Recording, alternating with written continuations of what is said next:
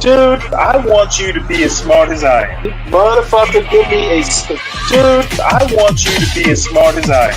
Motherfucker, give me a. Dude, I want you to be as smart as I am. Motherfucker, give me a.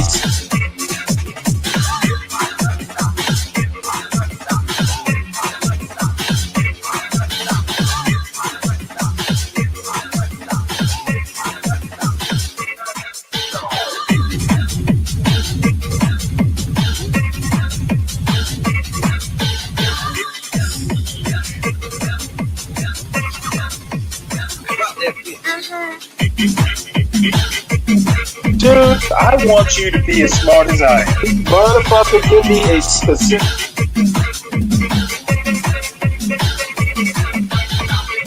Dude, I want you to be as smart as I am. Motherfucker.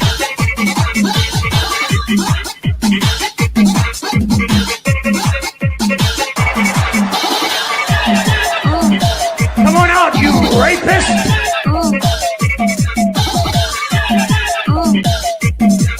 Dude, I want you to be as smart as I am. Let us pray for our 47th president. Heavenly Father, we're so grateful that you gave our 45th and now our 47th president a millimeter miracle. We are grateful that you are the one that have called him for such a time as this, that America would begin to dream again. We pray that we would fulfill the true meaning of our creed, that we hold these truths to be self-evident, that all men are created equal. We pray that you use our president, that we will live in a nation where we will not be judged by the color of our skin, but by the content of our character. Heavenly Father, in the name of Jesus, we are so grateful today that you will use our 47th president so we would sing with new meaning, my country, 'tis of thee. Sweet land of liberty, of thee I sing. Land where my fathers died, land of the pilgrim's pride, from every mountainside. Let freedom ring, and because America is called to be a great nation, we believe that you will make this come true. So let freedom ring. From the prodigious hilltops of New Hampshire, let freedom ring. Or from the mighty mountains of New York, let freedom ring. From the heightening Alleghenies of Pennsylvania, let freedom ring. From the snow-capped Rockies of Colorado, let freedom ring. From the curvaceous hilltops of California, but God, we're asking you not only that, let freedom ring from Stone Mountain, Georgia. Let freedom ring from Lookout Mountain of Tennessee. Let freedom ring from every hill and every molehill in Mississippi, from every state, every city, every village, and every hamlet. And when we let freedom ring, we will be able to speed up that day where all of your children, black men and white men, Protestant and Catholic, Jew and Gentile, will be able to sing in the meaning of that old Negro spiritual, free at last. Free at last. Thank you, God Almighty. We are free at last. If you believe where the Spirit of the Lord is, there is liberty. Come on, put your hands together and give your great God great glory.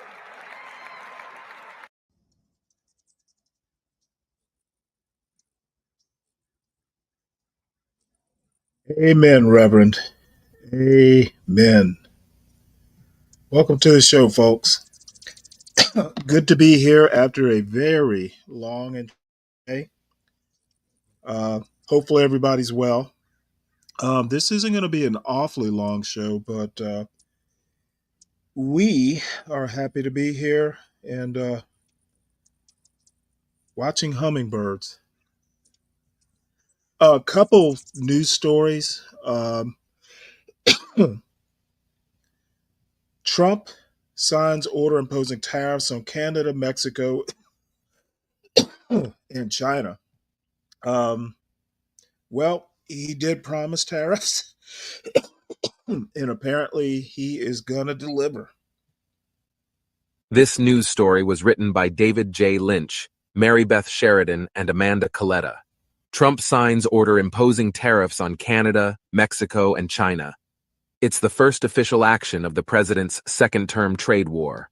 President Donald Trump on Saturday imposed tariffs on imports from Canada, Mexico, and China, the nation's three largest trading partners, invoking emergency economic powers in a high-stakes bid to compel them to crack down on illegal immigration and drugs reaching the United States. The president signed 3 executive orders establishing the measures, the first official actions of his second-term trade war, according to a White House official who briefed reporters. They drew immediate opposition from business and labor groups, who warned of profound upheaval throughout the economy.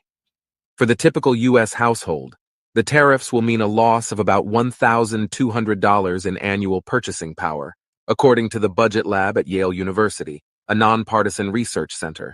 Effective Tuesday at 12:01 a.m. Eastern Time, American importers will pay a new 25% tax on goods from Canada and Mexico and a 10% levy on products from China, the president said. Most products from Canada and Mexico currently face no tariffs under a trade deal Trump signed during his first term, while many Chinese goods incur taxes of up to 25%. The new tariffs are in addition to those fees. Energy products, including crude oil from Canada, will suffer a 10% charge. If any of the 3 countries retaliate with their own tariffs on U.S. exports, as is likely, the president threatened to increase the applicable tariff rate in response. A nation without borders is not a nation at all. I will not stand by and allow our sovereignty to be eroded, our laws to be trampled, our citizens to be endangered, or our borders to be disrespected anymore, the president wrote. The president claimed that Chinese fentanyl shipments make their way to the United States via Mexico and Canada because those 2 nations fail to adequately police their borders. He criticized the Chinese government for breaking its promises to reduce fentanyl output and accused the ruling Chinese Communist Party of having subsidized and otherwise incentivized companies to ship fentanyl and related chemicals to the United States. In blunt and almost hostile terms, Trump also assailed 2 of the closest U.S. allies for their role in facilitating the drug trade. Canada's failure to take tougher action against fentanyl operations, he said, constituted an unusual and extraordinary threat to the United States, while the Mexican government maintained an intolerable alliance with the drug cartels in that country. The tariffs will remain in place until the president determines that the 3 countries have taken sufficient action to address the U.S. complaints. In Donald Trump's golden age, we will have only legal immigration, and we will have 0 Americans dying from Chinese/Mexican/Canadian fentanyl, the White House official said. The president also suspended de minimis rules for Canada that allow small packages valued at less than $800 to enter the United States on a duty-free basis, which officials have said is another route for illicit drugs to reach U.S. streets. U.S. companies and consumers last year purchased from the 3 countries about $1.3 trillion worth of merchandise, including food, electronics, cars and car parts, and clothing, according to the Census Bureau. Representatives of business and labor were quick to object to the president's dramatic actions. The USW has long called for systemic reform of our broken trade system, but lashing out at key allies like Canada is not the way forward, said David McCall, president of the United Steelworkers Union. These tariffs don't just hurt Canada. They threaten the stability of industries on both sides of the border. The National Foreign Trade Council and the Consumer Brands Association warned of higher prices for everyday products. Mexico is the top provider of imported beer, while Canada supplies nearly 60% of U.S. crude oil imports. The new tariffs will inject massive costs into our inflation-weary economy, while exposing us to a damaging tit-for-tat tariff war that will harm key export markets that U.S. farmers and manufacturers need, said Steve Lamar, president of the American Apparel and Footwear Association. The sweeping presidential actions were welcomed, however, by longtime critics of U.S. trade policies that concentrated on removing barriers to cross-border commerce. President Trump's decision to impose universal tariffs is a bold and necessary step toward reversing decades of failed trade policies and rebuilding America's manufacturing and agricultural industries, said Zach Model, chairman of the Coalition for a Prosperous America. Saturday's actions focused on Trump's concerns about illegal immigration and drugs flowing across U.S. borders. But his complaints about Canada and Mexico are far broader. In the past, he has lashed out over the large U.S. trade deficits with each country and suggested that steep U.S. tariffs would spur manufacturers to make their products in the United States with American workers rather than ship them here from abroad. Many economists are skeptical. In Trump's first term, factory employment rose by 462,000 before flatlining in the year before the pandemic. Trump's abrupt imposition of steep tariffs on goods moving across U.S. borders threatens significant disruption for regional supply chains that have become deeply intertwined over the past 3 decades. The auto industry in particular could encounter tremendous turbulence.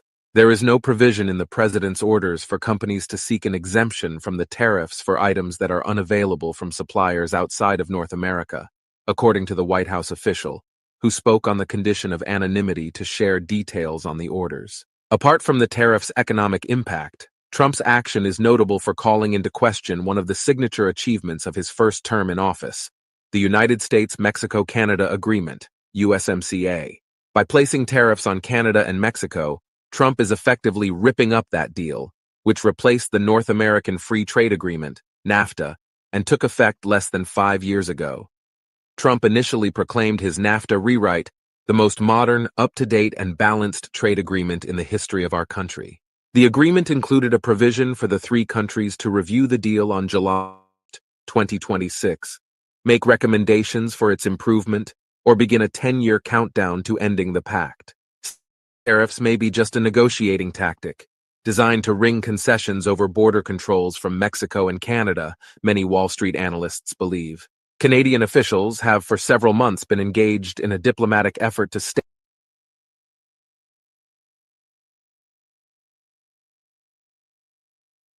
off the levies and to safeguard the $900 billion in trade Sorry that about crosses that. the border each year.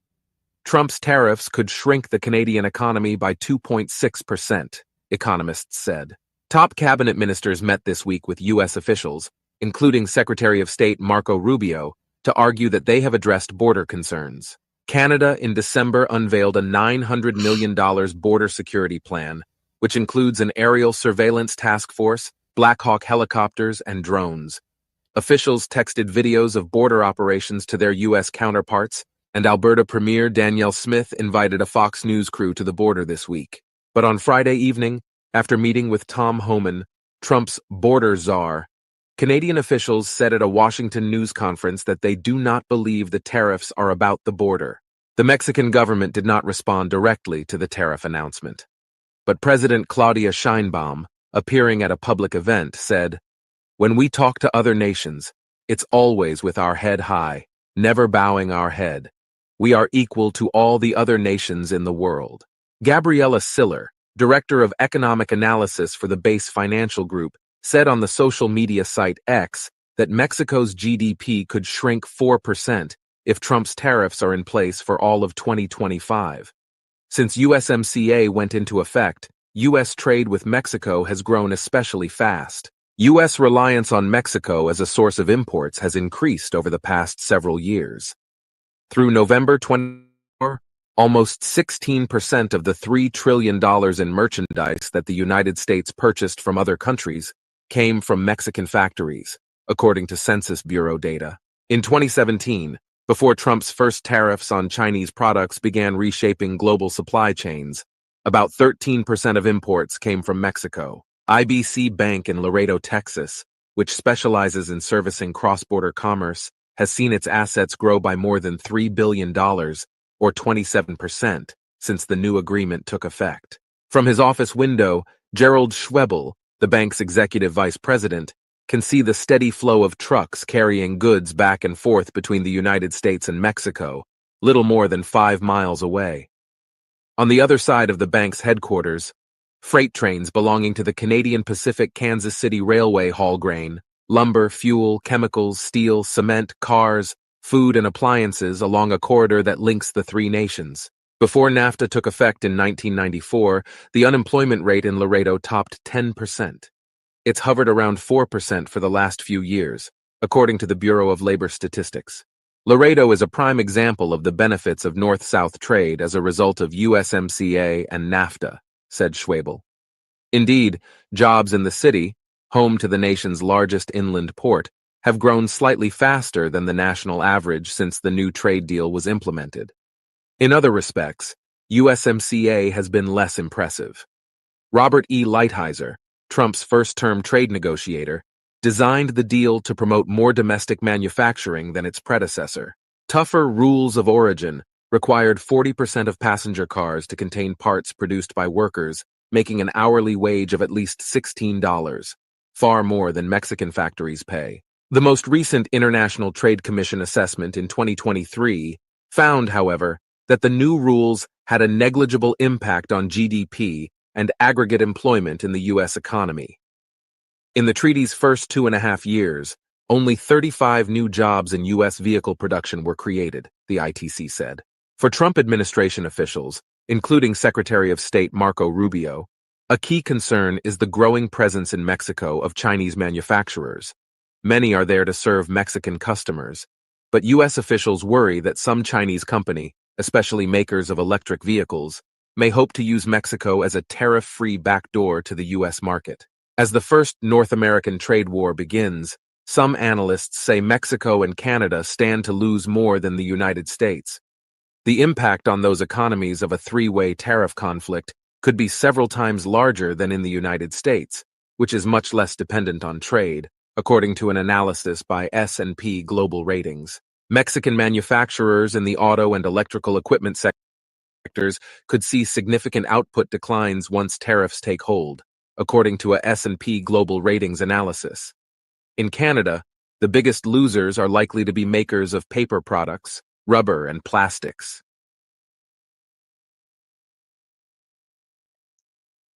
Let's see. This next article uh, is basically going to concentrate on what could get more expensive with the new tariffs. This news story was written by Luis Melgar and Rachel Lerman. Here's what could get more expensive with Trump's new tariffs signed today. President Donald Trump's tariffs against Canada, Mexico, and China could target over 40% of all imports. President Donald Trump signed orders imposing tariffs on products from Mexico, Canada, and China on Saturday, a move that could significantly increase prices on goods from three of America's most important trading partners. Since taking office, Trump has threatened tariffs on an array of trading partners, including Europe, Russia, Brazil, and India. His threatened tariffs of up to 50% on Colombian goods, after Bogotá's government refused to allow U.S. military aircraft carrying deported migrants to land, got the Colombian government to agree to his terms. The three executive orders signed Saturday are the first tariffs officially enacted by the president in his second term. Tomatoes, t-shirts, crude oil, and cars are among the items that could get more expensive with the new tariffs, according to a Washington Post analysis of international trade data from the Census Bureau. Mexico is the largest source of imports to the United States, followed by China and Canada. Together, they account for 43% of the $3.1 trillion in goods that are imported. Trump's tariffs impose a 25% tax on most Mexican and Canadian goods and an additional 10% levy on Chinese goods, targeting products across all major categories of imports from machinery to food. Most imports from Mexico and Canada didn't incur any tariffs, while many imports from China already did. The result, economists say, will likely be higher prices for everyday Americans. These types of increases on import taxes are almost always going to be passed through to the consumer, said Joe Brusuelas, chief economist at tax and consulting firm RSM US. Here are the products that could be affected by Trump's tariffs. Cell phones, clothes, and household goods. China is the main source of imported consumer goods, sending about $210 billion worth of everyday household items into the United States last year. That means electronics like cell phones, Apparel like cotton shirts or shoes and children's toys could be subject to Glass. higher tariffs than they are now. Industry groups have warned these taxes could increase prices. The Consumer Technology Association, modeling an earlier tariff proposal from Trump, said that smartphones could cost about $213 more. There's very little in the consumer electronics space that is not imported, Best Buy CEO Corey Berry said on the company's earnings call last week. Companies making everything from shoes to hardware have already said they plan to pass the cost of higher taxes on to customers. Produce, beer, and juice. One of the first places shoppers may feel the impact of increased tariffs is in the grocery aisle. The United States imported $9.9 billion worth of vegetables and more than $11 billion worth of fruit and frozen juices from Mexico last year. The proposed tariffs would have a significant impact on food prices, David Ortega, a food economist and professor at Michigan State University, said before the tariffs were officially enacted. Price hikes would come after years of high inflation in grocery aisles, a top concern for Americans in the last election. The majority of America's avocado supply comes from Mexico, as well as a sizable amount of tequila and most of the imported beer Americans drink. Like many products, Mexican beer is often made in partnership with the United States, using barley from Idaho or Montana, for example. It wouldn't be easy to quickly replicate the food supply domestically, Ortega said. Fruit trees, for example, take years to mature. Labor costs are often higher in the United States, and drought and weather could hinder growing. Vehicles and car parts. More than half of goods classified as automotive vehicles, parts and engines come from Canada and Mexico. Canada was also the main exporter of industrial supplies to the United States, including building supplies, oil and metal materials used to manufacture other products. Cars are often made between the United States and its closest neighbors, and parts go back and forth across the border during the manufacturing process. There's no such thing as an American-made car. We have an integrated North American supply chain, Brusuela said. About $173 billion worth of automotive vehicles, parts, and engines came from Mexico alone last year. The proposed tariffs will make it more attractive to manufacture and assemble cars in the United States, said Eric Gordon, a clinical assistant professor of entrepreneurial studies at University of Michigan. He expects car companies might have to readjust their strategy, perhaps making versions of cars with fewer bells and whistles to keep costs under control. Many other industries also rely on parts and materials made internationally, even if the final product is made in the United States. For example, the country imported $93 billion worth of crude oil from Canada last year. There are very few things you could pull apart and say it's made 100% in the USA, said KPMG chief economist Diane Swank. Alvaro Valino and David J. Lynch contributed to this report. The Washington Post analyzed 2023 international trade data from the Census Bureau, which publishes monthly data on value of imported goods to the United States. The analysis relies on the end-use classification system that focuses on merchandise's final utility instead of its characteristics. Each section shows products where Canada, China, and Mexico represented more than 35% of total merchandise value, or where one of them exported more than 30% worth of products in that category in 2023. For categories with more than 10 products, the graphics show just the top 10. The cell phones, healthcare devices, others category includes mostly cell phones, but also myriad products that ranges from hearing aids, pacemakers, and thermometers to suitcases, photo albums, and waterbed mattresses. Editing by Kate Rabinowitz, Carly Dom Sadoff, and Jennifer Liberto. Copy editing by Ann Kenderdine. Well, we are going to see, terrifying me.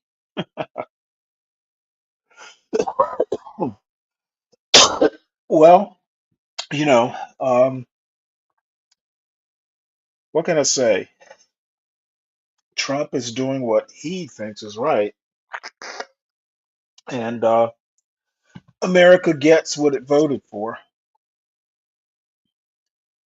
Um, the third soldier in the accident that happened last week, the pilot, the female pilot, his been identified. Her parents requested privacy for a bit, but apparently they and the Army have worked it out. Um, we'll go ahead and play it. This news story was written by Dan Lamoth. Army identifies third soldier killed in D.C. air collision. Friends remembered Captain Rebecca Lobach as a gracious mentor who shared her love of flying helicopters with others.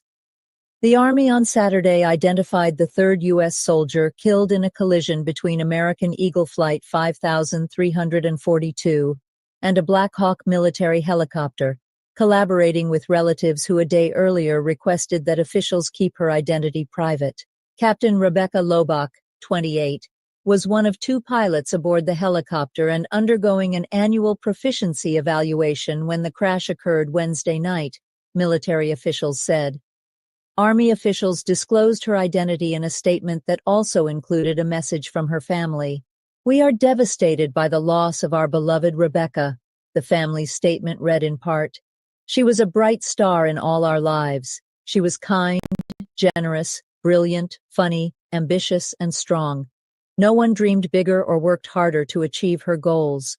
Lobach was aboard the helicopter with Chief Warrant Officer 2 Andrew Eves, 39, a fellow pilot, and Staff Sergeant Ryan O'Hara, 28, a crew member who also died and were identified by the Army on Friday. The soldiers were traveling south along the Potomac River on Wednesday night when the Black Hawk and the airliner crashed near Reagan National Airport, launching a fireball into the sky and debris into the river. All 64 people aboard the passenger jet are presumed dead. The remains of dozens have been recovered. A U.S. defense official, speaking on the condition of anonymity because of the sensitivity of the issue, said Saturday it is believed that the remains of all three soldiers have been recovered. Assessments were underway to verify that is the case. The soldiers were members of the 12th Aviation Battalion, based about 15 miles south of Washington at Davison Army Airfield at Fort Belvoir, Virginia. Lobach joined the unit in 2019 after graduating from the University of North Carolina at Chapel Hill. She spent time as a military aide at the White House, volunteering for ceremonial events that included President Joe Biden recognizing a U.S. service member with a Medal of Honor and awarding others with the Presidential Medal of Freedom in January. The family's earlier reluctance to disclose Lobach's name came after unfounded conspiracy theories proliferated online, insisting that the crash could not have been accident. President Donald Trump Thursday blamed the crash in part on diversity, equity, and inclusion programs. He criticized the pilots, saying they should have seen the airliner coming and were flying higher than a 200-foot limit imposed on the aerial corridor, known as Route 4 among pilots that they were using. Air traffic controllers warned the helicopter crew about the presence of the incoming jet, according to radio transmissions, raising questions about whether the pilots may have seen another airliner and thought they were safe. Army officials said that Lobach was undergoing an annual proficiency evaluation that required a mission at night.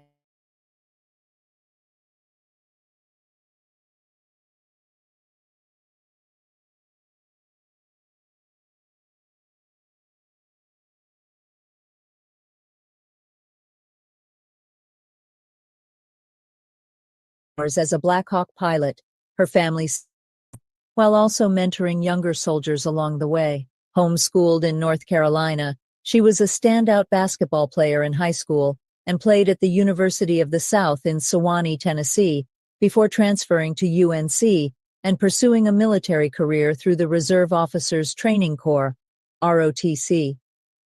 As she completed college, she was named a Distinguished Military Graduate, recognition that goes to the top 20% of ROTC cadets across the country, the family's statement said. Chief Warrant Officer 2 Sabrina Bell, who served with Lobach at Fort Belvoir, said the captain easily made friends and took joy in flying over the nation's capital in the Black Hawk, a workhorse Army helicopter that is used for everything from medical evacuations in combat to fighting fires. DC has an awe factor from the ground, Bell said. You can only imagine what it's like from the air. Lobach was among the few U.S. service members at the White House who were selected as lieutenants and balanced her volunteer assignments in that role with her duties with the 12th Aviation Battalion, Bell said. Now assigned to another unit in Alaska, Bell said she had made plans with Lobach just a couple of hours before the disaster to have lunch this weekend, while Bell is on a temporary training assignment at Fort Gregg Adams, about 130 miles south of the district. It has been difficult seeing complete strangers criticize her friend, she said. She was just so accomplished, Bell said. She has earned her way through life. She was never given anything. You know, she is more than some people will ever be. Second Lieutenant Lexi Freese, a member of the D.C. National Guard, said she counted Lobach as a mentor. After Freese graduated from UNC last year, Lobach invited her to see Davison Army Airfield and noted that if Freese followed her dream of flying helicopters as a member of the D.C. Guard, they'd share an airfield. She was like, "It's a great place to be. If you want to fly, flying around here is the best thing to do," Freese said. Freese said she has been accepted to flight school this year and is struggling with the concept of not sharing that experience with Lobach.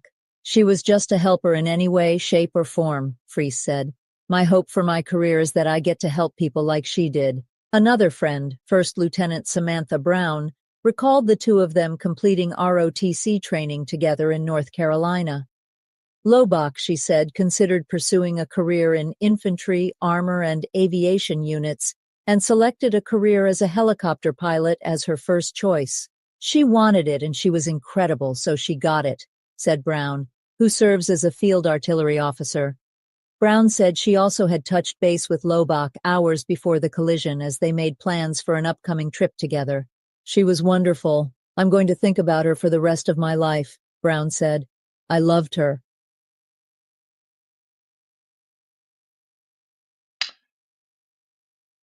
Well, tragic accident, and I see the chat is full of sympathy. Impressive. Um, this is a story that I meant to get to yesterday and didn't get around to.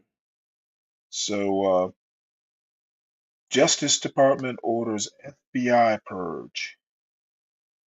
Trump is Trump is just having a hootenanny up there in the White House.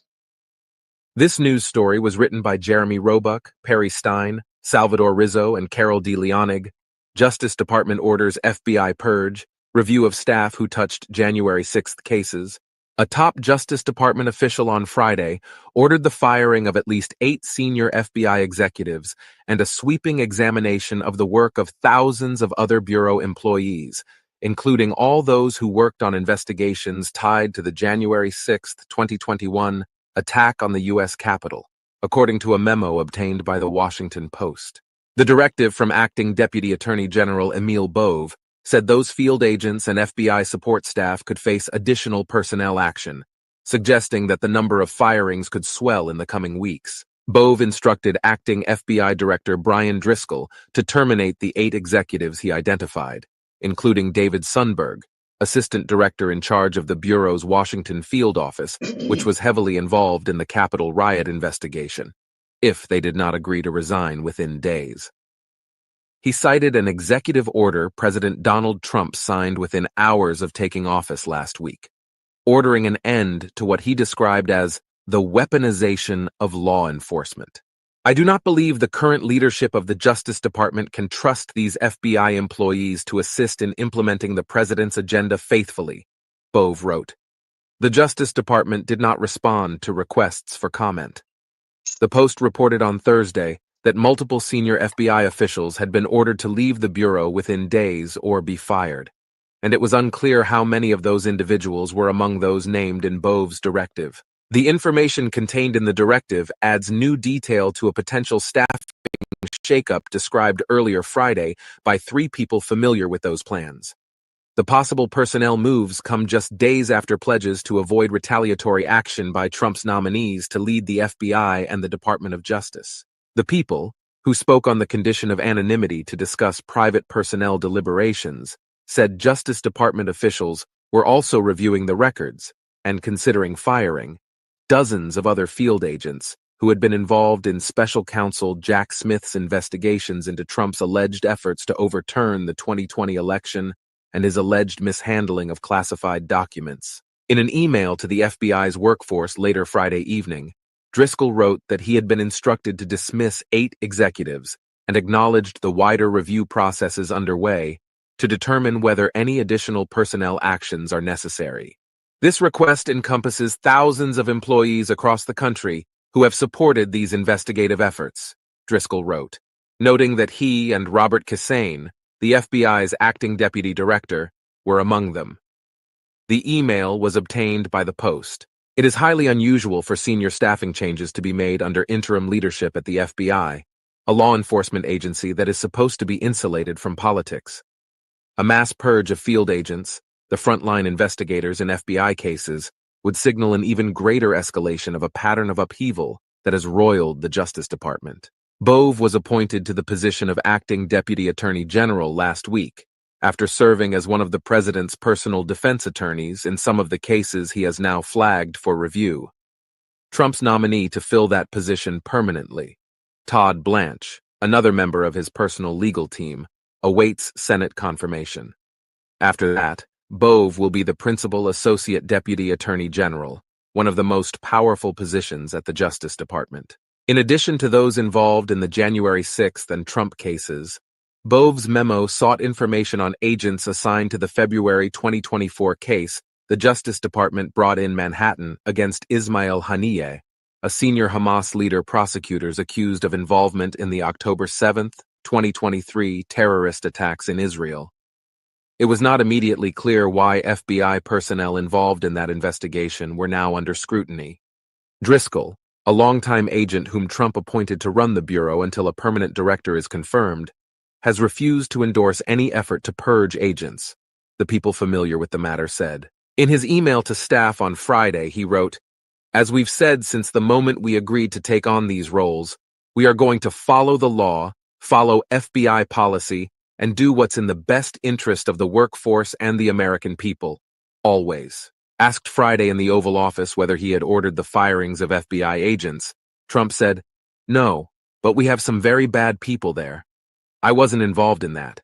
But if they want to fire some people, it is fine with me." Senator Dick Durbin, Democrat, Illinois, the ranking member of the Senate Judiciary Committee, which provides oversight to both the Justice Department and the FBI, called the possible looming purge a major blow to the integrity and effectiveness of both agencies and a brazen assault on the rule of law.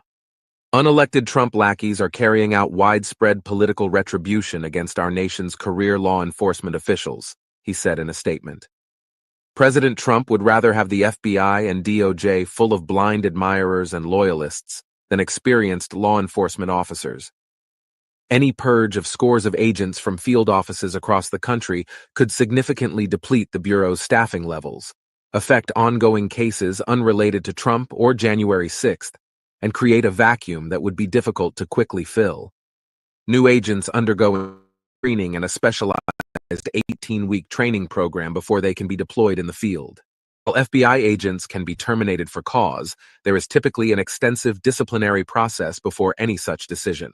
Mark Zaid, a veteran attorney specializing in federal employment law, said FBI employees are entitled to receive a proposed punishment or discipline action in writing, and also a written justification outlining the security rules or standards of employee conduct they are accused of violating.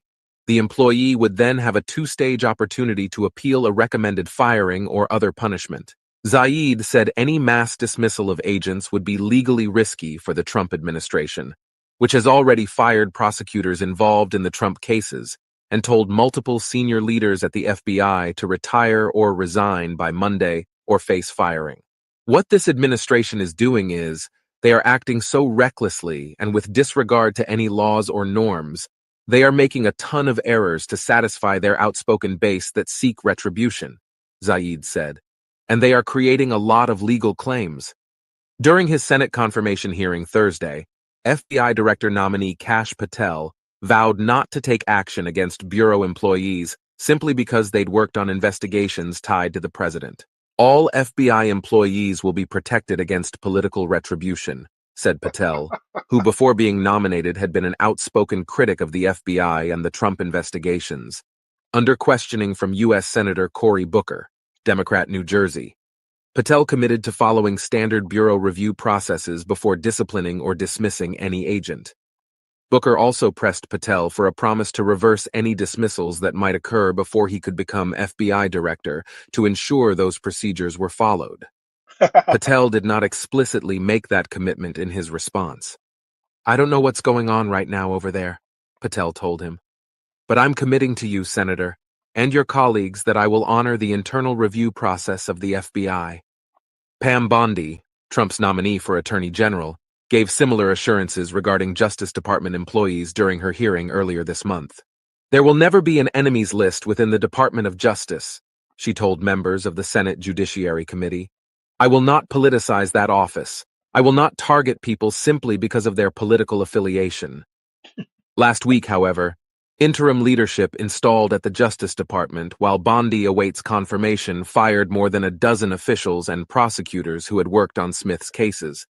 And the Washington Post reported Friday that interim U.S. Attorney for D.C. Ed Martin has dismissed about 30 federal prosecutors who worked on cases against participants in the January 6th riot at the Capitol over the past 4 years. The FBI Agents Association, a non-profit advocacy group that represents FBI personnel, said the plan for firings, if true, would be fundamentally at odds with Trump's law enforcement objectives. The group said it had received assurances from Patel that agents would not face retribution based on the cases to which they were assigned. Dismissing potentially hundreds of agents would severely weaken the Bureau's ability to protect the country from national security and criminal threats, and will ultimately risk setting up the Bureau and its new leadership for failure, the association said in a statement. The agents assigned to the Trump election interference investigation, for instance, did not volunteer to be put on the case, but were assigned by top FBI officials, according to a person familiar with the investigation who asked to remain anonymous to discuss a sensitive matter. The person said this assignment process was intended to ensure the investigative team was not politically biased.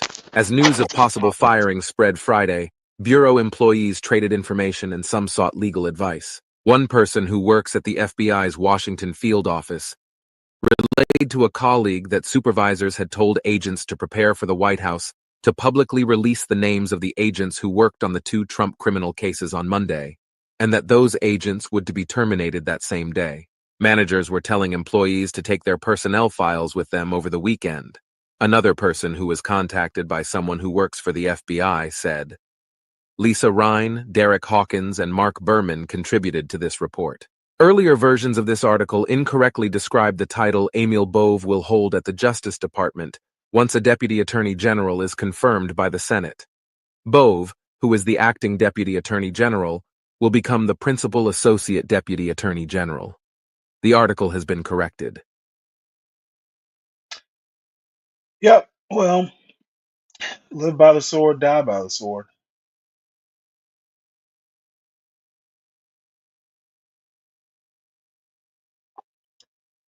I was actually thinking, since Hood Conservative spent some time over on our channel, I would go back. I hear tell he did a show about me, and I was just curious.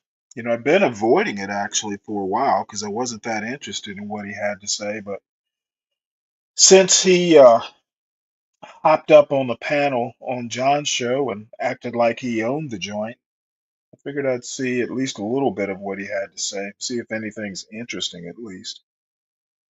Um, Anyone in the chat, hit the link if you want to come up. Pretty much from here on out, I don't really have anything structured.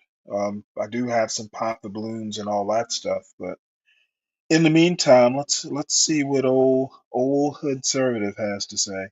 This is called Big Gay Stanley Won't Stop Talking About Me. That poor boy has a problem. He is a troubled young man. To someone, but just not normal human beings. American man, you're a good person. So is conservative. I disagree with your politics. It's not personal. Stop taking it personal like the pussies y'all seem to be. I criticize your politics, not your personhood. fucking get over it. Let's see how that might Silly piss boys. somebody off. Okay. The infiltration of the nigger soul, the infiltration of the way of the living and feeling the way of the defending themselves in their spirits. To step past the boundary and take away a man's feeling of his being and connection to his ancestry. To step in and not give him anything in return, but to steal one of the few things he had is unacceptable. Kikes has stepped into nigger culture to the point where it's more than unacceptable. There's no point in being sensitive or outraged or offended. Have I? Well, I've conservative would be. I there. have proclaimed. Oh, just happened to drop by. It is a proclamation, guy. Some stupid shit in the chat, and of course I'm going to check him. I don't like black people to be so obviously stupid. It's a reflex. I'm like my mother. I don't like to see black people be dumb. Hood Conservative has some work to do. He can start a channel about me. And, actually, now I'm curious. And I'm not fussing at you, 12th man. Please don't think that. I'm glad you let me know. I am kind of surprised. I know you're a little grumpy sometimes. That's okay. No, so is everybody. No, I'm just fucking grumpy because people. Tropes, no, actually, Conservative is playing it at a speed. I guess I could slow it down, but I don't know. I'm not that interested. I know what I said, but apparently,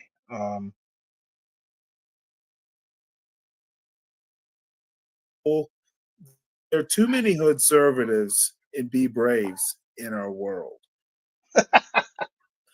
Our world is miseducation, bad parenting, and I guess I could go much more acerbic or toxic, but we agree on that stuff a lot more than we don't, Stanley. Right. On what you just said. It is kind of funny that Hood Conservative started a whole goddamn show about what I said to him. Yeah. I did not start a show. I was going to leave it alone. I was going to leave it alone, bro, but I knew what was happening. Much more interesting. And I need witnesses now. Oh, fuck witnesses. I agree. Think of the HR, man. Pussy. I keep getting bullied by I don't understand it. I mean, it's not like you got a million viewers over here. I fucking piss him off, and it's a. You obviously written free space in his head, Stanley. Well, it's like shooting little squirrels. Not supposed to have gay bullying in the Trump era. This is not supposed to be. You don't even use a 22. You fucking use a pellet gun or something. Yeah. So I have one just for that, a pellet gun, high-powered 22 air gun. Squirrels in Alaska? Oh, yeah. They're tiny, too. They're hard to hit, but they're vicious. No, I figured there would be none because they're easy snacks. Interesting. Yeah, they got into my bread box one night, which I keep outside. Now I have to keep a little padlock on it because the little bastards got smart enough to raise the door and get in there. I'm taking a stand against aggressive homosexuals, okay? I just don't appreciate this. Well, your choice. Should we listen to whatever Conservative does or an accomplished person? Like, I vote listen to Universal. It's up to you. Your show, Stanley. Oh, is it? Yeah, really? Stanley, I'd say whatever you thought. I think we listen to Universal. He's much more accomplished. Now, I am curious what's creeping under the door. I got now 12th man will get this joke. I have a little bit of Gordon Lightfoot. What's creeping around my back door? You don't remember the song, really? You have it, 12th man. I never was much into him. Sorry, Stanley. Well, Sundown. You remember Sundown? Let's skip ahead a little bit. And that you have subsumed yourself into all this he was talking about the incel guy, and you know, speaking of crash outs, chaotic, I was making the case, right? I have a backup channel that I'm actually double streaming on right now, but I wasn't gonna continue streaming tonight because I have better things to do. At least I thought I did. And then I saw this, but at the end of my show a little while ago, I was explaining how this whole incel shooter guy is basically analogous to Elliot Rodger, in that the initial, because this is the NIGSEL shooter, mind you, not the incel, the NIGSEL shooter, right? That's the first moniker. People will accuse you of being pro-black, and my response is I'm not anti-black. Too many motherfuckers are simply anti-black. It's like black people can do no right. And here's a question. It is literally question, guys. Can you be so pro-black that you become gay?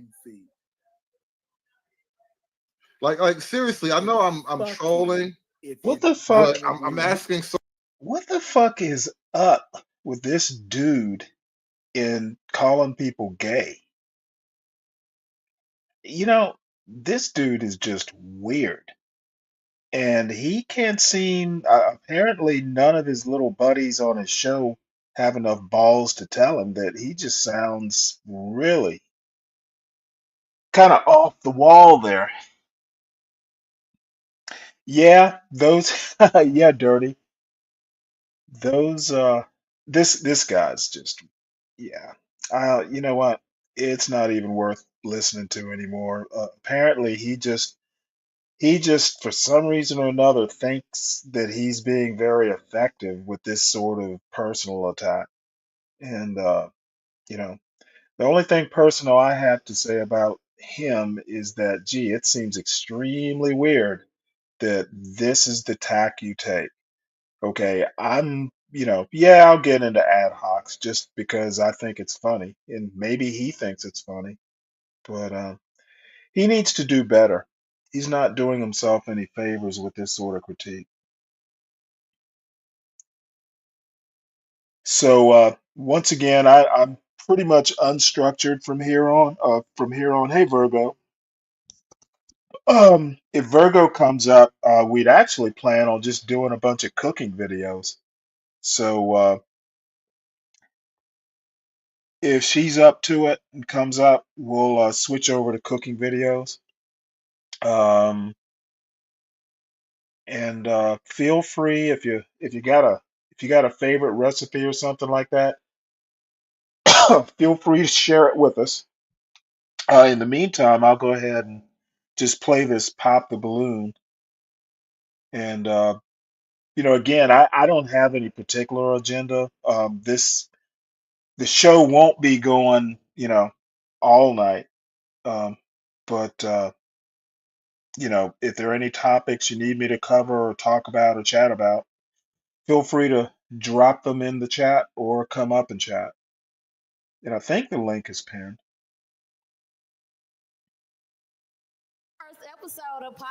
Oh, by the way, this is my new favorite version of of Pop the Balloon. It's Pop the Balloon, Augusta, Georgia, where country meets ratchet.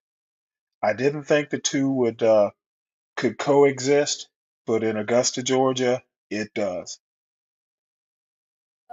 Right here in Augusta, Georgia. I'm your host, Lisa, and today we got the beautiful ladies lined up. Give it up for yourself.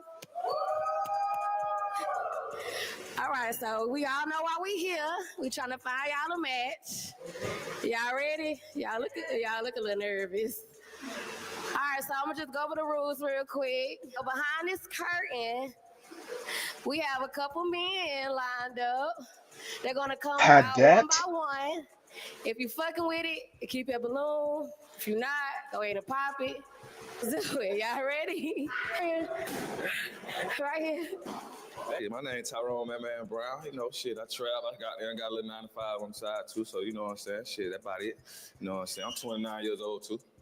Okay, man. What kind of girls you like? Shit, chocolate, you know what I'm saying? Like, shit, you know, shit, anything that like me, Ooh. to be honest, shit, I ain't really got that trip. You know what I'm saying? It is what it is.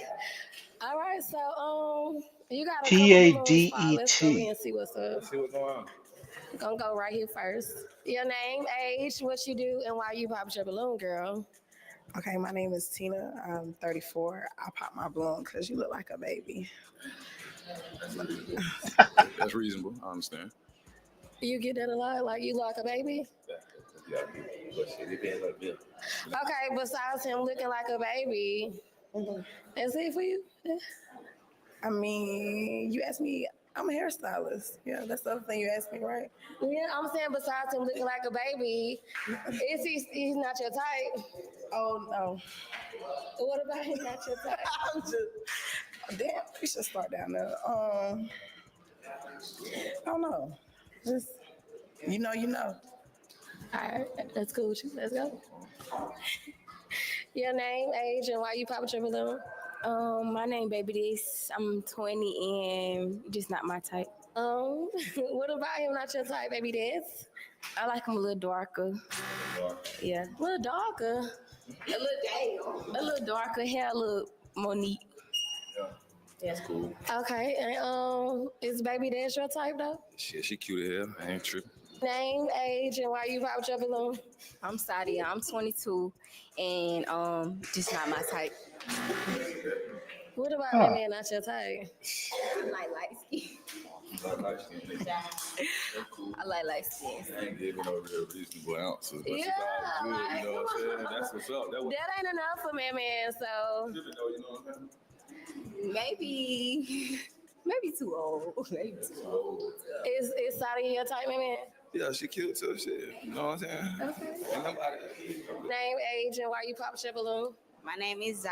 I'm 22. I popped my balloon because I wasn't physically attracted. Yeah. What about him you not physically attracted to? Nothing. Okay. So, is that your type? She cute. I ain't gonna say shit. She cute as Hey, Claris. One point that the news article made was that if apparently if Canada, Mexico, or China retaliate, uh, Trump has threatened to move the tariff higher. So basically, if Canada gets aggressive and wants to counter tariff, uh, Trump Trump has an answer for that. So it's going to be interesting. I can't see. Uh, I don't know. It's this is going to be interesting. I want to see how this works out. So I'm kind of reserving judgment. I understand why Trump wants to do it, but starting an economic war, um, at this particular time, where grocery store prices are going to go up because of it. Don't know that that's. I'm supposing he's taken that into consideration. Name, age, and why you popped your balloon? My name is Naya. I'm 23, and he like anything that like him. I don't like that. You should know what you want, regardless of what they pop. I wanted to give you a chance, but you just seem Okay, but is Anaya your type? She cute, yeah. I'm gonna feel like you like my man a little bit though. Okay. Is he in there all All sweaty? right, let's come back up here. So you do still have one unpopped balloon. What you talking about? Name, age, and why you still got your balloon for me, man? I'm Star. I'm actually just turned 37 yesterday. Okay. But you know what I'm saying? He over 25 and he was a cutie. I ain't heard what else he was trying to say. You know, I'm trying to give him a chance to see what's going on. That's all. So I wanted to know a little bit more about you. Got kids? Yeah, I got a little boy. Okay, so you active. Huh? You active, good father? Yeah, well, definitely good father. Okay, how old is he? He's 4. 4. Okay, and what's your plans for the future? What's your long-term goals? I'm just trying to get rich and live a little life, a little bit, take a little trips, you know what I'm saying? See life for what it is for real. Okay. I can take somebody along with the journey, that can be what it be. Okay, that sounds pretty good, man. Okay. Do you have any questions for her? Not really. Not really. Not really. That's the same shit. Kids, same shit. What she want out of life, all that. Oh, is she your type? Yeah, she fit. No, I ain't tripping. Skinny, you know what I'm saying? You want him to ask you a question? He called me skinny. I'm petite, baby. Where you going? Troll, he saying Trump needs better and legit long-term solutions, not just tariff threats. Um, I mean, that's apparent. I mean, that's like goes without saying. I don't know why I have to say it. Somebody needs to say it to him. And you know what? Oddly enough, I understand the basics. I do know that tariffs in the distant past, his idea is that tariffs are going to replace income taxes. That's just crazy. I know he kind of said that or made, said something like that out on the campaign trail. Um, you know, I don't think what he's doing right now, to get the message across about the border, I don't know that it's that bad a thing, but um, I don't know. If he escalates, I'll have some problems. I don't particularly have a problem. You know what? He's probing, he's testing, seeing what he can do. That's what a new president does. Um, I'm willing to give him a little bit of time, but doesn't. Let's see. Like I said, I hope he does a good job. I don't think he will. I think his history basically is that things go along good until he fucks it up. But who knows? Maybe he won't. I think firing 300 FBI agents is a mistake, but you know, it'll wind up in court, and we'll see what happens. Where you going? Man. That's all the balloons. So unfortunately, we didn't find you a match.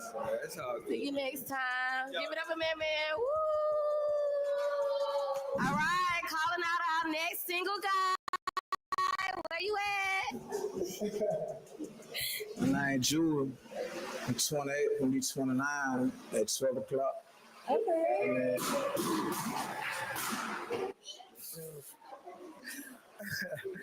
About it. Okay, you do have a few balloons that's been popped, so let's go see what's up. My name is Tina. I'm 34, and I popped my balloon because I thought you was a little older than 28. I mean, my birthday at 12 though. I'm gonna be 29. Besides his age, is he your type? He's cute, you know. Why you looking at him like that? Oh, okay. What about him is your type? You know, I like his physique. Yeah. Okay. So is Tina your type? I mean, I get to know her. I mean, I really can't say. I get to know her though. Okay, then Tina look like she want another balloon. You want another? You want another balloon? Get Tina another balloon. Maybe this, I'm 20, and you just not my type. What about Jiffy not your type, boo? Is baby that your type? Nah, I'm straight. iPad, not my type. That's bro. I put them on bitches. That's game. So we done? Your name, age, and why you popped your balloon? My name is Naya. I'm 23, and that's like a bro to me. Like I put him on bitches. That's bro. Okay. You feel like Naya, sir? Yeah, nah. Fuck no. Why you feel like he bro? Like he saying something different. I don't backtrack my homegirls. I'm just gonna keep it at that. Oh, okay. Say what? I don't backtrack my homegirls. I'm gonna keep it at that. Homegirl. I don't know nothing about that.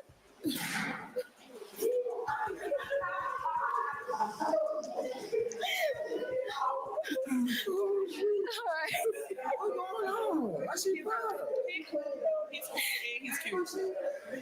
She said, besides the homegirl, you cool and you cute though, so. He fine as fuck and he cute. Damn, I'm just loyal. Okay, say that again. He cute and he cool. I'm just loyal. He fine as fuck. Okay. All right. So we did have another balloon pop down here. What's up, Kelvin? It can always get more ratchet. You got too much going on for me, young man. I mean, I don't know nothing about none of that. I don't know nothing about none of that. I'm feeling a little something. What's going on? You sure you want? You want another balloon?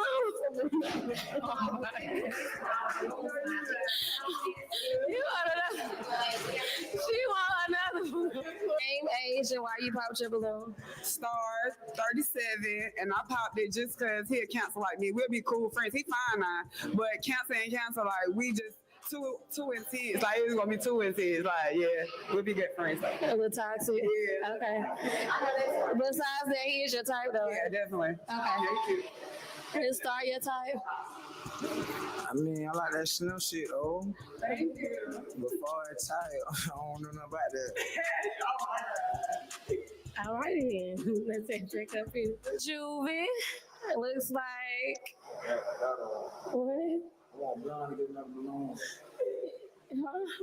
I want blonde to get another balloon. I think she flips. You want another balloon, Blondie? She don't want no balloon. You got something to say? All right, let's see what she's talking about. Not be getting that balloon, because you just said I want your type, so. Yeah, why you want me to get another balloon?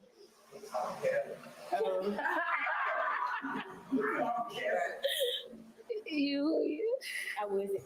Okay, all right. It's over with Juvie.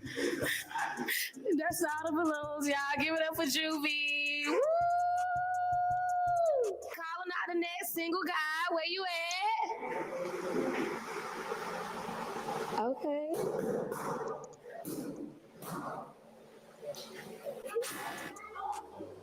Hey, Ricky. I'm 26, and I'm a construction worker. Okay, Ricky, what type of women you like? A God-fearing woman, a pretty woman, somebody that got something going for themselves. They don't mind going to church, going on dates, stuff like that. All right, well, you got a few pop balloons. Let's go see what's up with that. Star, I'm 37. He just not my type. That's why I pop. He just not my type. He a little short. Also, him being short, you like a little taller? Too short. Because you gotta climb this tree, baby. You gotta get up here. Okay, so besides him being short, and yeah, he's still not my type. Okay. Yeah. He's cute, but he just ain't my type. Yeah. Okay. Yeah. So, is Star your type? I do like thick women though, for sure. Okay. I like thick women. Okay. Your name, age, and why you popped your balloon? I'm Tina, 34, and I popped my balloon because it's a little too cool for me. Too cool. Glasses, hat, like. Oh, so you want to see his eyes? I mean, that would have been. You want to see his eyes? You know. Oh, yeah, see, I just piped him up a little bit, but you know. Okay. All right. So besides him, Oh boy, being too cool, Augusta, Georgia has some then issues. I would have popped it because he's 26. Oh, okay. So you got problems with age? Yeah, but you should keep the glasses on, hold your head up. Yeah, you all right. All right. So, is Tina your type, Ricky? Yeah, she got some hits on her, so yeah. Okay.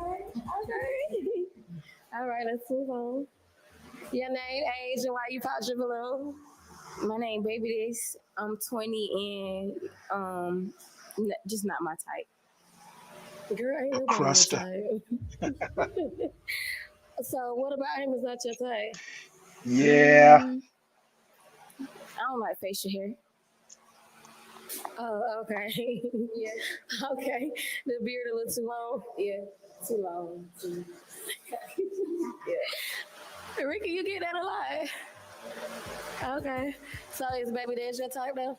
Yeah, she cute though. She pretty. She is. Yeah. Okay, let's move on. My baby, 22, and I pop because I just like them a little lighter. That's it. Okay. Without the hat though, because it's giving a little hot. Now they want to see your hair.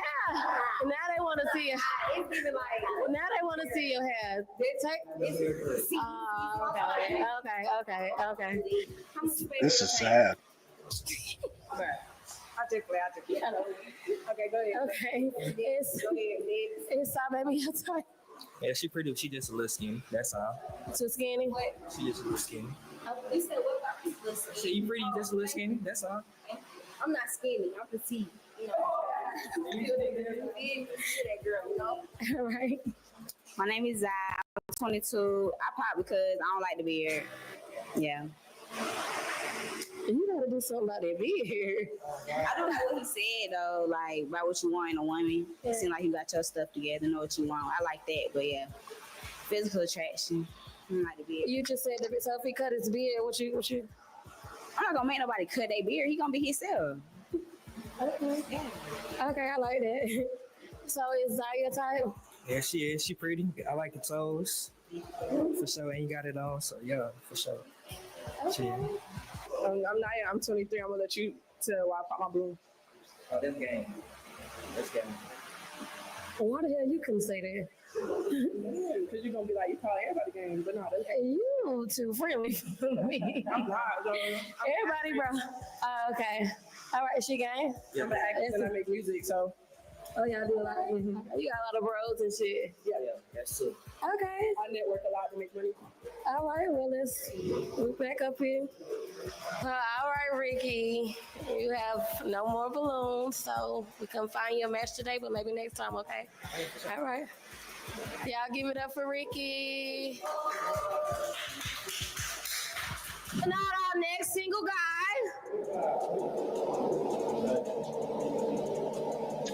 Man, this is moving slow. I work at a nuclear plant. Okay, Santo, what kind of women you like?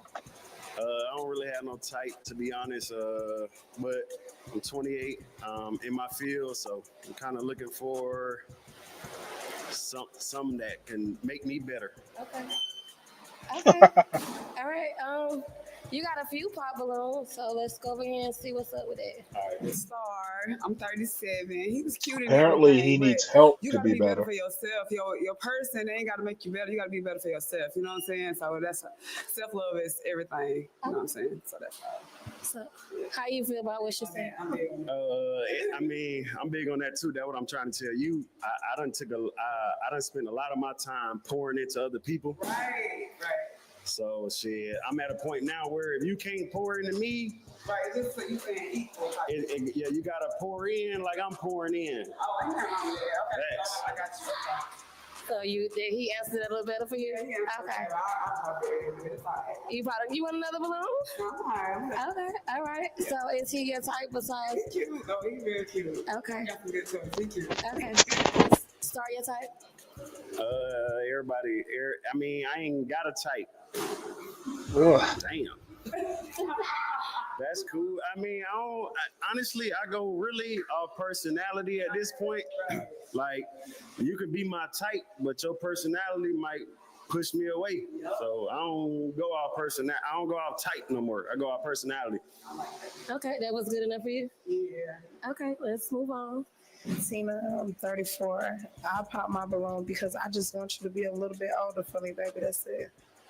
That's all. Okay. So it's just his age. He is your type of. I'm 34. I'm 28 and you 34. Yeah, I mean, it's been my experience that it's just not that maturity level. It just doesn't match. I'm saying, what you base your maturity level on, though? Like, I base my maturity level on what I've been through. Like, I can find you a 40-year-old who ain't been through what I've been through. So. Okay. How you feel about what he said? Am I your type? Hold up. I want a yes or no. I don't want no paragraph. if you my type depends on your personality. I just said I'm not basing my type off of you cute. Clarice, I think that's what she want to hear. I Yeah, if we don't have vibe. a question. I don't necessarily agree that, I mean, China's competent, the CCP is competent, I guess, but they're recovering from, a disastrous policy that, anybody could have seen what was going to happen. And I think if you have that kind of imbalance between men and women, um, believe me, unhappy young men turn. You don't want a bunch of unhappy young men floating around your country. Yeah, they're doing well in this deep thrill or whatever the hell the AI is that they've got. Yeah, that's all well and good, but I don't know. You say they're competent. I'm not. I'm just not so sure they are. And I'm not a China expert. You may know things that I don't about China. My critique is very surface level, but I just think that one problem, their one child policy has turned out to be fairly disastrous. And I'm not so sure how you sustain, an upward trajectory with um, a bunch of, a bunch of, potential incels, just kind of out there.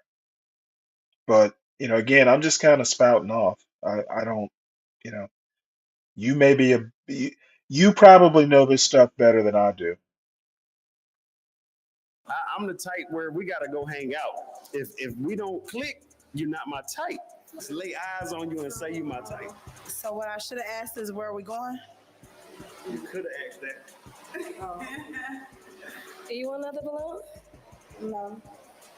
It's hypothetical. Okay. My name Baby This. I'm 20 and just not my type. Last one I already said about the facial hair and light skin. Like I'm not. That ain't my type. Dark skin, motion. Emotion. I don't gotta say nothing else. We good. Oh, she not your type? No, she could have been my type, but I go out personality, so she not my type. Alrighty then. I'm Sadia. I'm 22. I pop my balloon because it's just not my type. It's too old. I don't go too. I'm 22. I don't go too high. Haven't never. How can I say? I never dealt with nobody older, so it's like I ain't really trying to. This is I ain't really trying to country. get into that, That's cool. I can't even try and say much to that. But some advice to you, like age don't mean nothing. Like I can see if you on your shit, you got a lot going on. If you can, like I said, if you could make me better at 22, I'm 28. If you can make me better, you think I'm gonna care about 22? No, if you can make me better, I don't care about that. That's all I'm saying. So, but respect though. All right. So is Sadia your type though?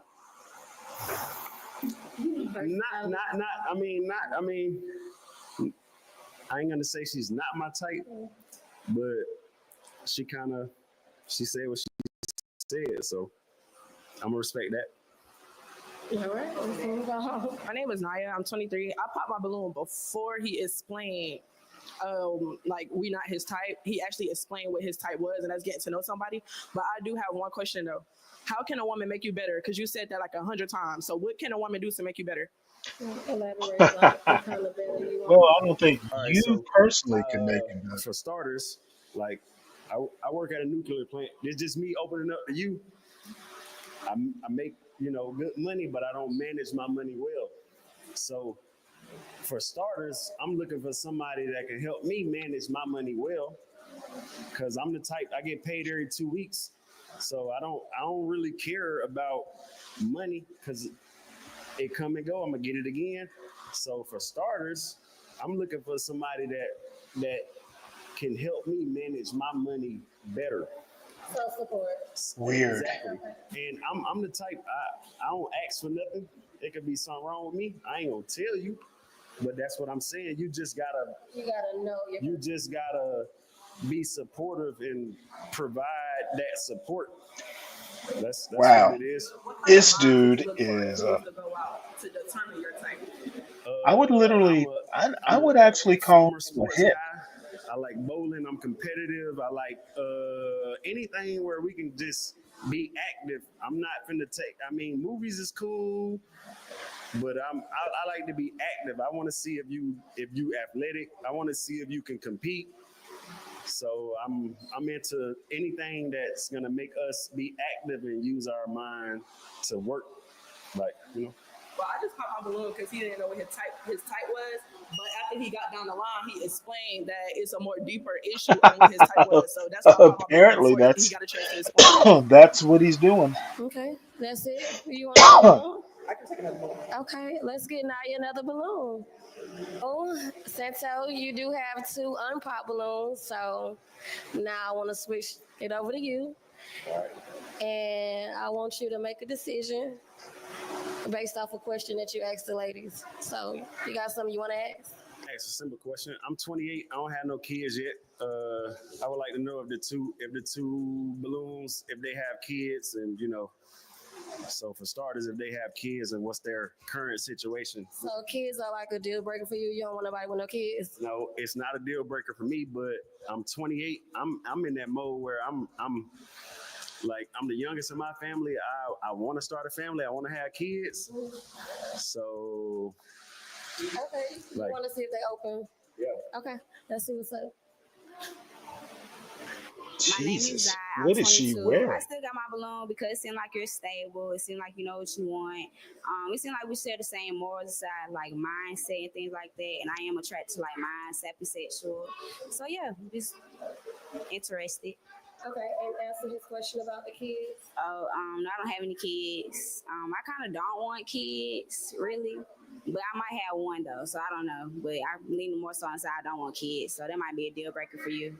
Yeah, it's a deal And I breaker. do have That's a the 3-year-old balloon. daughter. No baby daddy drama, no child support, nothing. I have my own Is that what everything, they so were I don't doing? depend on nobody They to were help doing me. more than If they help, they help. sliding. If they They don't, they were don't. slipping and That's sliding. what you heard. I want you to go and pop a balloon. All right, say less.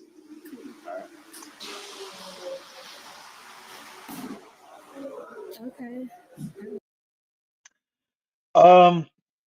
Jimmy, I yeah, he wants someone that compliments him. That's probably what he should be saying instead of, somebody to improve me. Maybe it's just he's not good with language.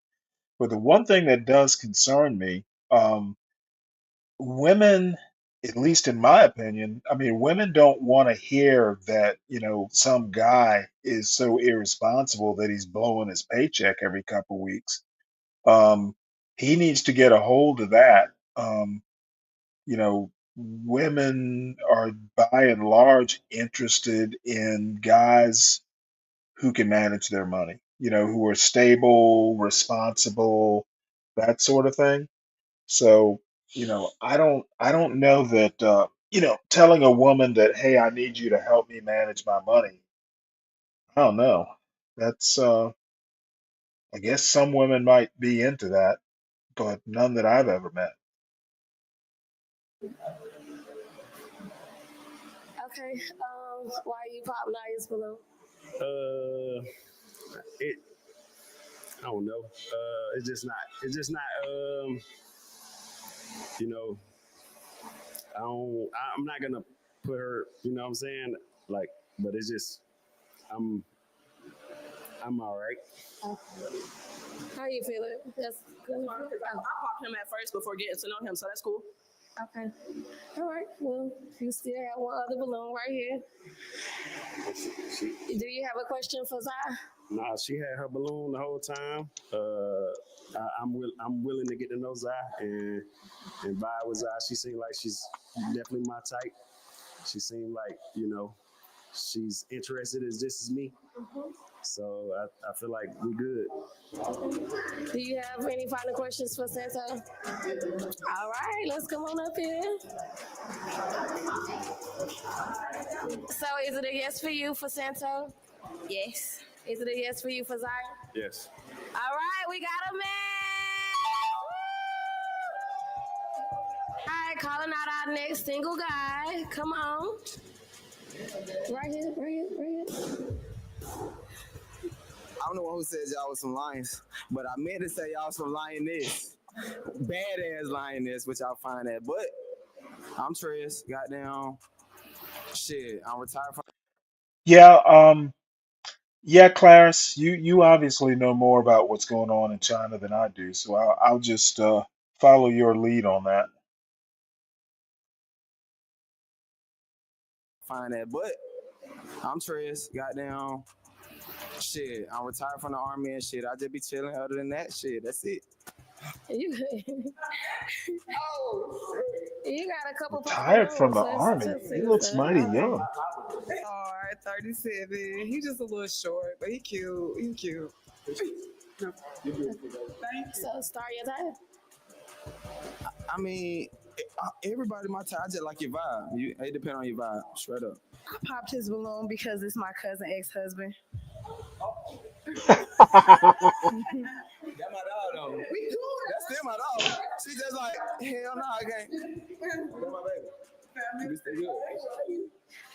My name Baby This. I'm 20 and you just not my type. Why you not your type? Wait, I just gotta say something. Cause why you call us some? Why you call us some lions? No. Oh, what? I thought you said liars. No, lions. No. You said lions. I don't know. That's why I know what y'all talking about. Oh, I'm a girl. I'm not a lion. I'm a lady. That's it. Oh my Lord. A lioness. Can you explain how y'all was coming for the niggas? That's all I was saying. Y'all was just so it was like okay. That's it. You wasn't no lion. I got you. Okay. So Desi is your type? Oh no, she cute. Shocking. Okay, I see you, man. Tight shit. Yeah. Tight shit. Tight shit. Sadia. I'm 22. Okay, I really didn't pop because of what you said. Because I kind of like people who talk shit a little bit. A little bit. I like people who make me laugh.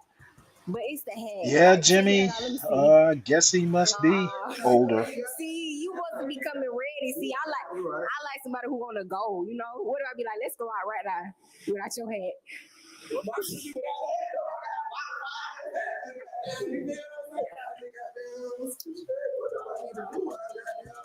Yeah, I like that bondage. Okay, bondage.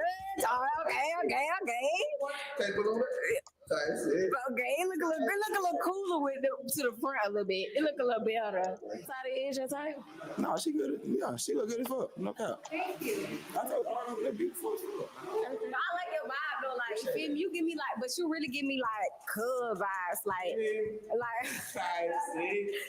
homeboy type of vibes. So it's like, you feel me? Like, you know, some people it's good to just be a friend with. Yeah. Yeah. All right. But what you say your name was? Trez. Okay. Yeah, I fuck with that. Naya 23, and I just kept looking at the height, but he seemed funny. So just the height? Yeah, he's funny though. He's your type? Not really. Okay. So is Naya your type? I know she look good. Yeah, I told you. They all gonna be my type. I just gotta know they vibe. Okay. Except for two, but that's my cousin. Okay. Other than that, though, beautiful ass females. Okay. Well, Trez, that's all the balloons. Unfortunately, we didn't find you a match today, but maybe next time. Y'all give it up for Trez. Okay. All right, calling out the next single guy. Okay, let's stay right here. Hey, Greg, I'm 23. I got 9 to 5. Okay, and what type of women you like? It don't matter. I don't discriminate. Okay. What you like to do for fun? Give us a little more. Shit, have fun. It don't matter. We can do whatever. I like to have fun. Shit. You got a couple balloons, Paul. I like to have fun shit. 37. He just young. He cute. Boy, if he was 37, you would have been my husband. I ain't lying. He's so cute. Yes, he's cute. He just young. Okay. Yeah. So is Star your type? Okay. My name is Tina. I'm 34, and I pop because it's just giving me like baby, like all across the board. Do you get that a lot, or? Sometimes, yeah, I do it. Oh, okay. I'm 22. I got you. It's giving like 19. Clarence. So it's You two of know, your one of type. these days I'm actually gonna have to watch a UFC fight. You know, Cool, she I cool. still see Yeah, we want to, you know what I'm saying, clips. age Yeah, I'm still difference. alive. Hey, Kimmy. All right, that's good enough for you. Okay, let's move forward. Okay, Greg, you still have 3 balloons that haven't been popped, so you're doing pretty I'm good. just So watching this Pop the now I want to Balloon switch it over to Augusta. you, and so just based off what you see, I want you to go pop somebody balloon. By the way, this is the very first episode. They've actually gotten somewhat better. I forget how many episodes they're up to now, but anyway, it gets a little bit better, you know, coordinated and stuff as time goes on.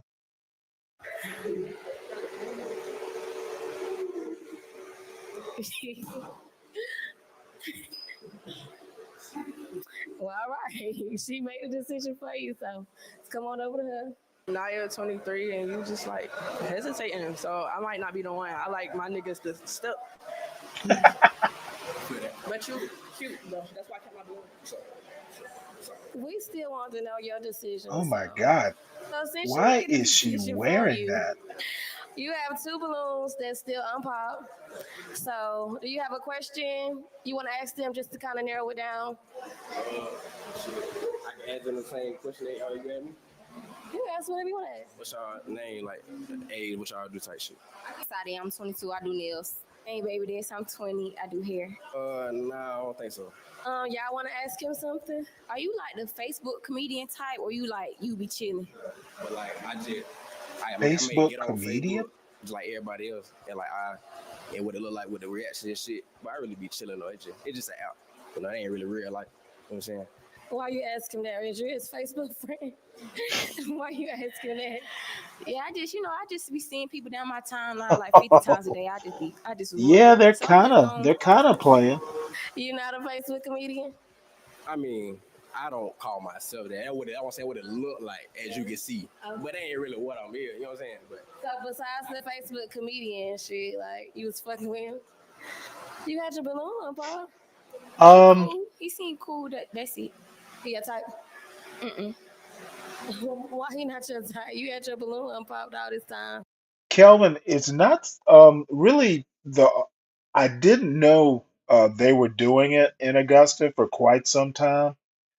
Um, really, because it's in Georgia, I live in Georgia. So, you know, what's happening, because there's one over in Buckhead and Atlanta. Um, you know, if it's happening in Georgia, of course I'm going to be interested in it.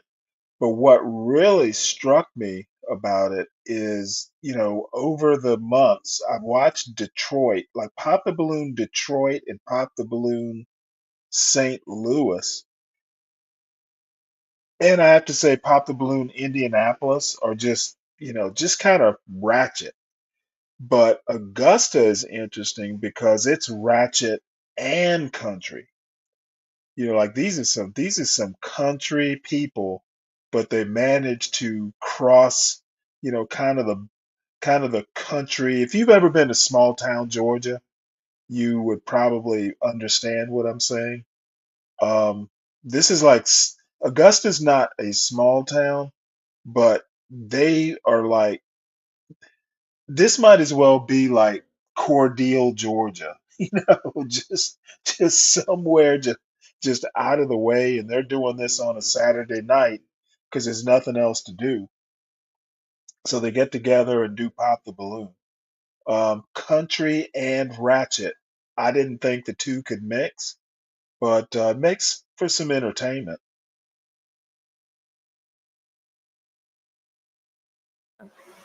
Cause he seemed cool. I ain't say what I like looks. He just seemed cool. You know I like dark skin. Okay. Baby, that's your type? Okay, Kimmy. Why baby, that's not your type? I don't know. Like, I like people that like, you know, don't go off of like what they say. Actually, like, you know what I'm saying, kind of like get to know somebody for you really. I get a perception of what you might see or what you think about. You know what I'm saying? Okay, fair enough. Well, we have one more girl. We'll have a little unpop. Do you have a question for Greg? No, I don't really got a question. I just got something to say. Okay, so I kept my balloon pop because it's like, I know you, but the only reason I'm going to pop the balloon is because I used to talk to your homeboy. You feel me? So if I didn't talk to him, you know, I would have but I'm a respectful person. So I just had to say that, you know. Do you know the homeboy Sadia you're talking about? I really don't. That crazy shit. But you know. So Sadia, your type though, if she didn't talk? It might go. I'll talk to you about it later. Girl, your No, you won't. But I told him why I was going to pop. That's the only reason why I popped it, though, because I used to talk to your homeboy. But you know, you think you're handsome. Show. I like a little laugh on Facebook. Okay, great. So unfortunately, we weren't able to find you. Would you now, but Kelvin? maybe next time, okay? Y'all give it up for Greg. Woo! All right, calling out our next single guy. Damn. Come back here. Step back. Hey, Jack, Yeah, he I'm cleared 23. the board. I'm a delivery driver. I'm also a drumline instructor, and I play the drums at the church. Jack, what type of women do you like? A women who could uplift me, support me. You feel me? Okay. So, Jack, you do have a couple balloons that's been popped. So, let's see what's going on. Let's just see what's up. You never know; they might want one back. Damn. Let's just see what's up. She is wearing the hell out of those jorts or skirts or whatever they are. So, besides his age, yeah, he cute. He a cutie. You cute for sure. Okay. Is Star your type? Nah. Too old. Okay. Oh, I'm Tina. I'm 34, and I just feel like, you know, you're a little baby. Okay. So besides him being a baby, is he handsome, just young. Okay. Is Tina someone you would? Nah. My name, baby, this. I'm 20, and that's game. That's game? Yes, game. That's game? Okay. All right. Let's move forward. Your name, age, and why you pop? I'm Sadia, 22. The reason I pop is because, like, man, we already dated. So it's like, but then my boy doesn't keep it up. Is this the homeboy you was talking about? Yeah. I'm 23, and I just instantly pop because the height. That's it. So other than the height? He's straight. He's straight? Mm-hmm. Okay. Is Maya your type? Nah, she tall. Too tall. Yeah. Okay. All right, Jack. Come on back up here. Unfortunately, we weren't able to find you a match today, so maybe next episode, okay? Y'all give it up for Jack. So that was the last of the boys. So unfortunately, this is the end of the show. Thank you all for coming. We will see y'all next time. All right, bro. It's your boy D-Lo, man. You know I'm about to bring one of my classes back for my girl Lisa. So let's get this shit going, man. It's 11 o'clock. I'm about to take y'all on the journey, all right? This is a story, so y'all gotta listen and follow along. So this what happened. It's 11 o'clock. Got a bitch in my car on the way to the park. Okay. I know ain't shit, cause I got me a bitch, but I'm out with this chick. Oh, God. It is what it is. Yeah. Cause if I get caught, it ain't nobody's fault but mine. But back to the script. Got this girl in my whip, we met at the strip. Okay. Look, we get to the park. Yeah. It's late and it's dark, y'all know how it is. She light up a blunt. Yeah. I put on a movie, then Netflix and chill. Okay. So minutes go by. We highlight the sky, we vibing and shit. Okay. Fire a little bit. Yeah. I'm feeling this bitch, got me smiling and shit. Okay. Look, I glance at the mirror. A car start approaching, I'm looking at shit. Two niggas I by. Yeah. With a gun at their waist, looking goofy as shit. Okay. I tell her sit back. I'ma handle this shit, so I reach for my Glock. And that's when I thought, I ain't got my shit, so I know they don't fuck. They knock on the glass, they got on the mask, they on my ass. The bitch started laughing, I can only imagine. They wanted my rollie, they wanted my chain, so I let them have it. The bitch I bought, she left with the bumps. The shit here tragic. This so got me. What is you watching, nigga? Thinking I should have trust her, but yeah, that shit my fault. I should have been packing. She caught me lagging, yeah. This so got me fucked up. This shit got me thinking I should have trust her, but yeah, that shit my fault. I should have been packing. She's so distracting, yeah. What is this? Gotta hit up my bros, gotta put them on game. You know that I'm pissed. Got finessed by a Sorry, bitch, it's but I ain't no the snitch. end of Pop the Balloon, Augusta, Georgia, and Why is he he's rapping? he's the local talent. Apparently, he's closing the show out. Oh, okay. I see. They feel like they miss it. This blunt got me fucked up. I can't even think straight. I gotta tighten up. So I grab You never heard of the Augusta, Georgia sound? Nah. I have not. There's East Coast, there's West Coast, there's Dirty South, and then there's Augusta. I feel like a mouse. I spotted the bitch. Yeah, I guess. I pulled the trigger. I woke up and shit. You say so, nigga. And there's the bitch I was dreaming the shit. I guess that I learned. At the end of the day, I can't trust no bitch. This so got me fucked up. This shit got me thinking I shouldn't have trust her. But yeah, that shit my fault. I should have been packing. She caught me lacking. Yeah, this so got me fucked up. This shit got me thinking I shouldn't have trust her. But yeah, that shit my fault. I should have been packing. She so distracting. Yeah.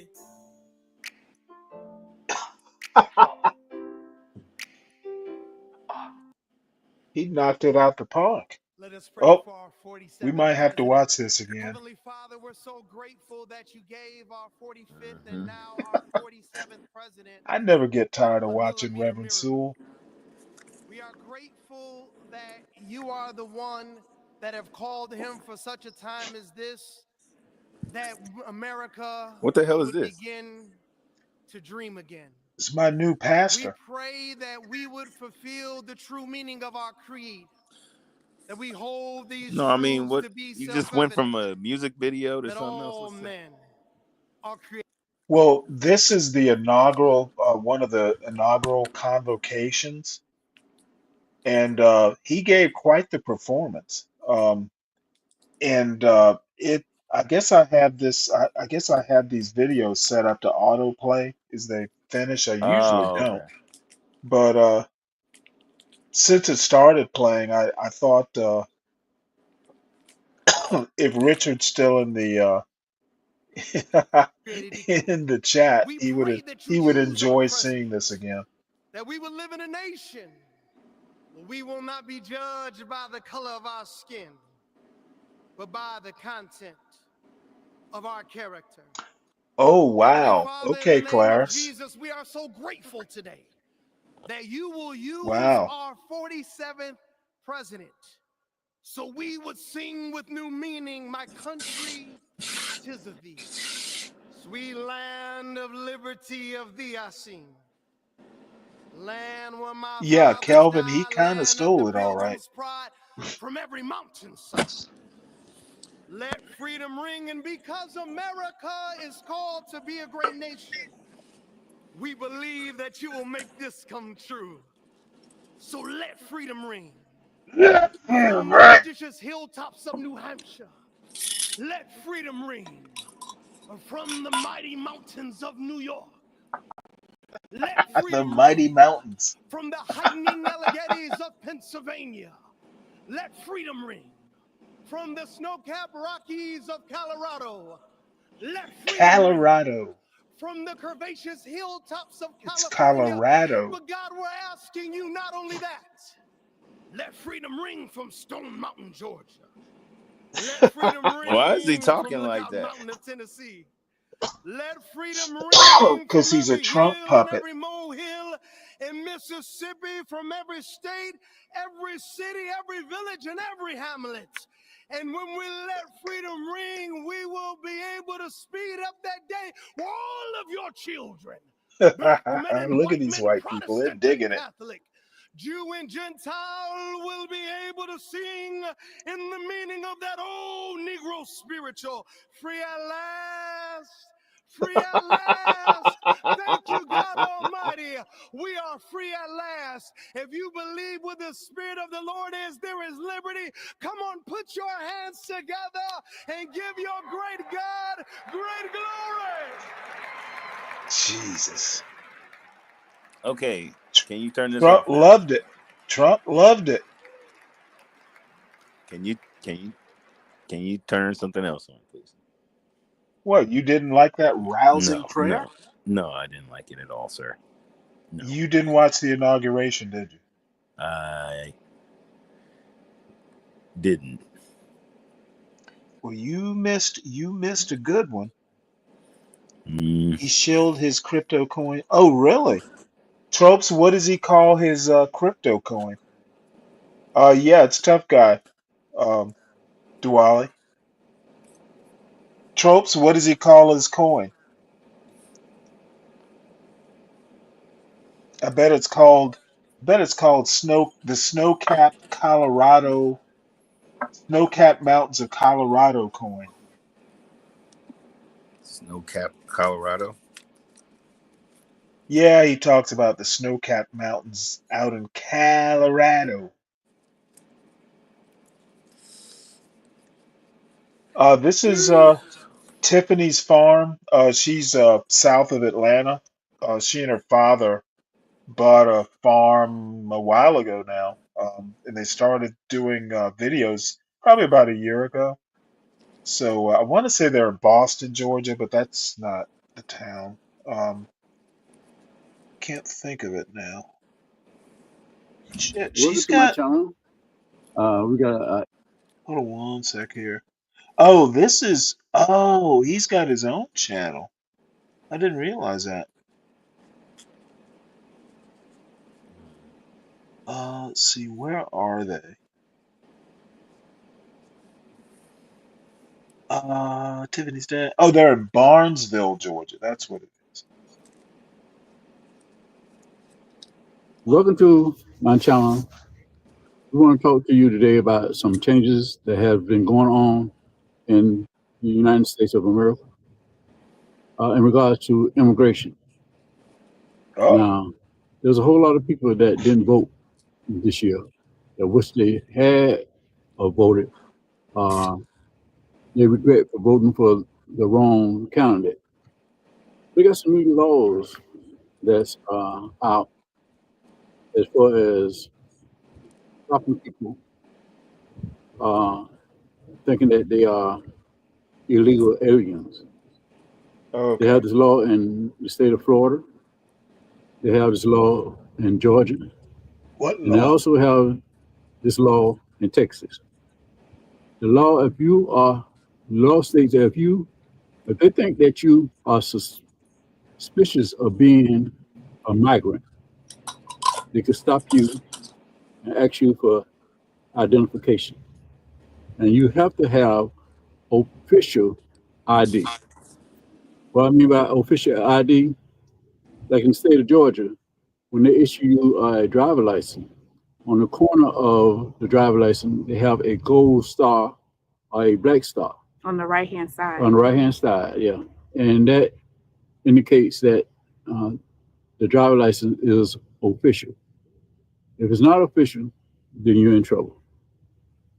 Yeah. You know, it's weird. I don't know if we should break it up, but we were at FedEx. Yeah, you must be read my mind because I want to talk about that. I would be real, because I don't want to stitch on anybody, but we were in FedEx yesterday handling some scans in order to send for like business reasons. And the volume that we were doing, we needed to do it at a good location. So we went to FedEx. But there was a laminate machine and there was a guy that was at the laminate machine. You know that he was making a lot of fake IDs. I'm nosy, so I'm looking. And I was like, wow, that's real bold to be at the FedEx making IDs. And he was it was multiple IDs that he was laminating. And, you know, some of them, you know, look questionable, but some of them look legit. And I guess he's trying to help people stay in the country. I don't know. But it was a lot of fake IDs that he was laminating at the FedEx. But we're in some strange times right now, Very. and you don't want to get caught out there.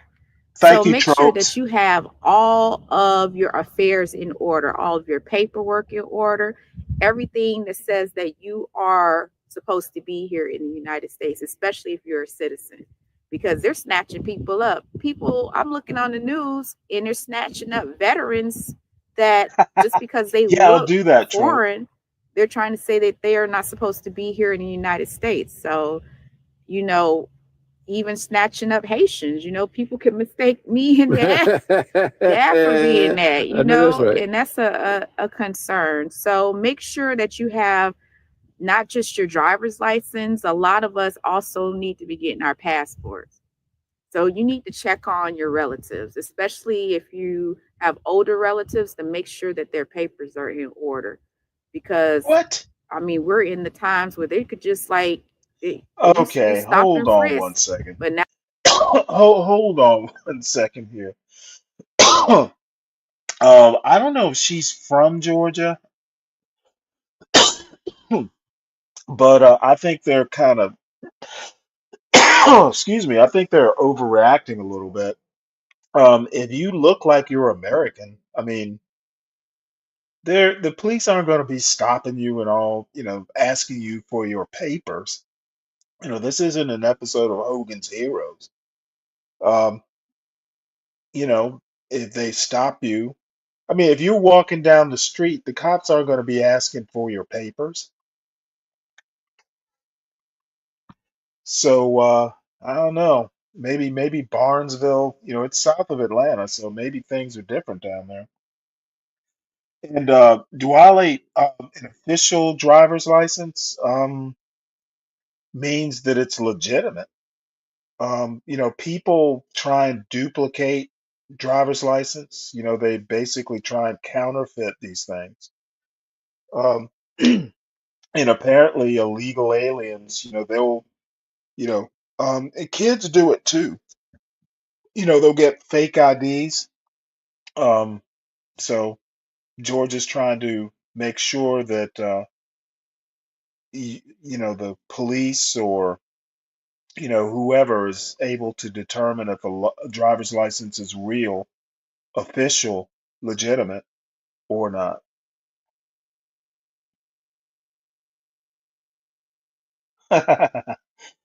Yeah, they're not going to be deporting me. I think I I don't think they'll deport me. But if I have to go to Africa, I want to go to Morocco. I've been wanting to go for quite some time. So hopefully that's where they deport me. I'd even do Tunisia. It's close enough to Europe. You can just catch a boat across when you want to visit. now they're doing stopping and identification and search, or if you don't have the right thing, you getting locked up. Like you're getting put in the back of vans, and they're coming into houses, they're coming into churches, and they're coming into the schools taking people. So you need to make sure that you have your identification. I would say what, four things, right? Your social security card, your birth certificate, your driver's license, and your US passport. And I say US passport because if things get a little bit shaky and get a little bit too chaotic, you need a means to be able to leave this country. You need to be able to exit stage left because God it's damn, what getting is she really, really expecting? crazy. And I'm not trying to put fear Holy in shit. anybody. Dad and I are not trying to put fear in anyone. We just want to make sure that people are safe. We just want to make sure people are aware of the current climate and use this information that we're providing to you to help yourself and your loved ones.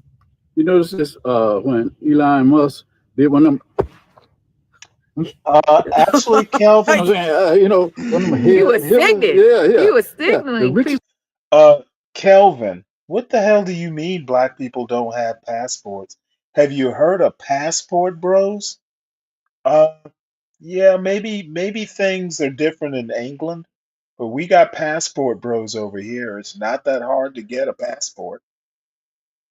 Black people don't have passports. richest man on the planet. He was signaling. They one of these, I put a little style in, you know what I'm saying? And if you say, oh well, he didn't mean this, he didn't mean that, They were trying to say our eyes were lying to us. Yeah. But what my daughter was saying also, I know you don't like to carry your birth certificate around with you, or your social security card around with you, But what you could do, you go to a notary and have both documents notarized, and have the notary to put these words on it. This is a certified duplicate of the original document. The original birth certificate or social security card. Yeah. Yes. And you don't have to worry about a passport, because in order to have a passport, you have to have your birth certificate in order to get a passport. Yes. So please be aware of this. This is I think everybody, all the children, everybody should be having their U.S. passports. Get it now before things get too chaotic. What the hell are they expecting to especially happen? for people of color. Yeah. Especially for people of color. I don't think they're going to be honest with you, searching anybody that is of a light complexion, that look American, but they're from, Europe or somewhere else. I don't think they're going to be checking for them like that. But they're definitely like taking a lot of other people that are of a brown to darker skin complexion. So, I just want everybody to be safe and secure, and to not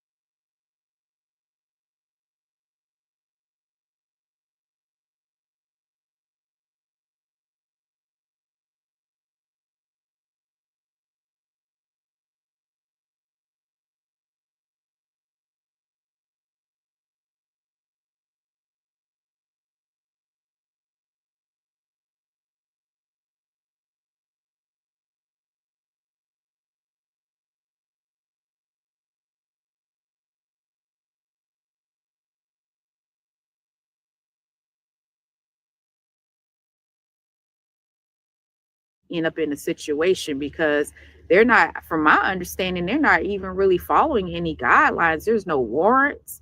They're just coming up in buildings like a SWAT team of people just coming up in buildings. Sorry about snatching that. I was folks. muted. Yep. Kelvin, I don't think it I don't think you really know what you're talking about. So I'll give you an excuse way over there in England. Passport bros, etc. If it's well known that black people don't have passports, or most Americans don't have passports, most Americans never leave the country, frankly. So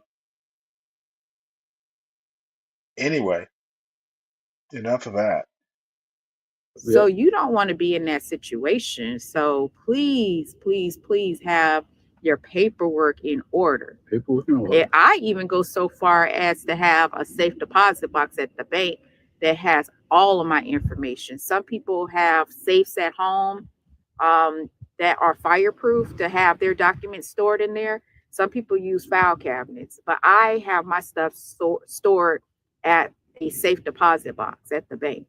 So wherever you can just make sure your papers are safe, and then do copies so that you have them on you, please do so, because you do not want to end up in a situation where you can't identify who you are. Because like I said, it's getting rough out here. Everything that this president said he was going to do, he done did it. A lot of people thought he was playing. Yeah, and joking. It was like he's just playing. He headed towards the 14th Amendment also. Yeah. And he also headed towards individuals that are in jail that have a bad criminal record. They want to ship them to a third world country and clean out the prisons like how other countries have been cleaning out their prisons. They'll be in and sending South them over America. Here. He's gonna send them all work to camps. Work camps and all that, you know. And he said he's gonna do it. If he said he's gonna do it, he's gonna do it, you know. And when I did had he told say people he this back in the supporting 70s. Americans They thought it was a joke, you Guantanamo? know. But now everything I done told them, you know, came to reality, you know. So we're not telling you this to put fear in your heart. What we are telling you, just get prepared, and when the police or ICE agents stop you, you have your documents on you. This kind of reminds me of Germany, you know. Oh my Yeah. God. You have to have that star on that driver's license here in Georgia now. Are you in trouble? Boy, let me tell you something. How time the 360 degrees, how things came back, you know.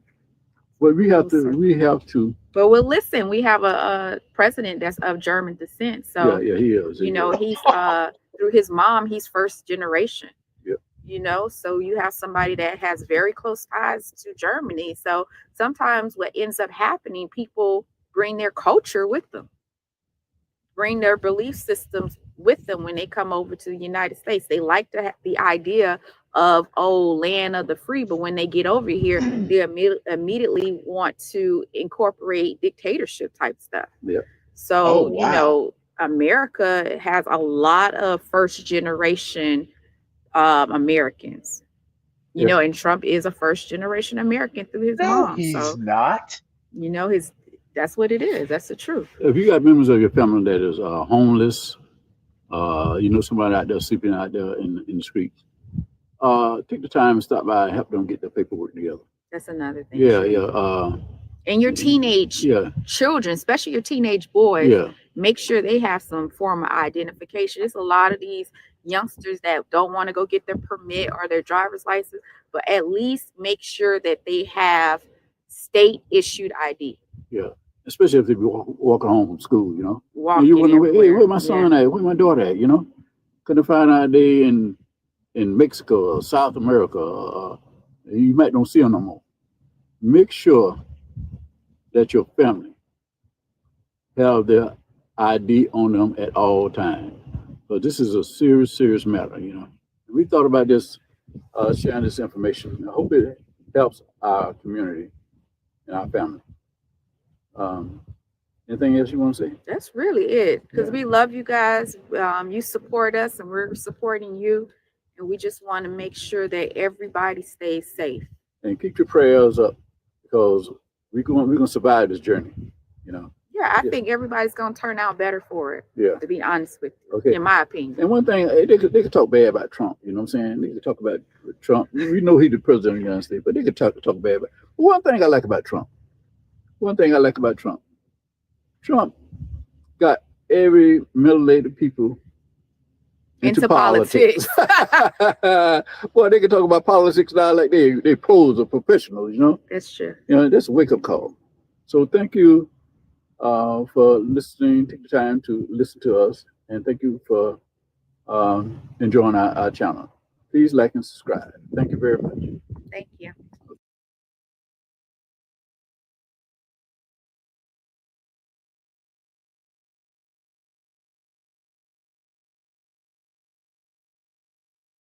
Well, I'm not sure what to say about that. There's a lot going on there. You know what? Actually, I don't have a lot to say. I'd like to know where they're getting their news from.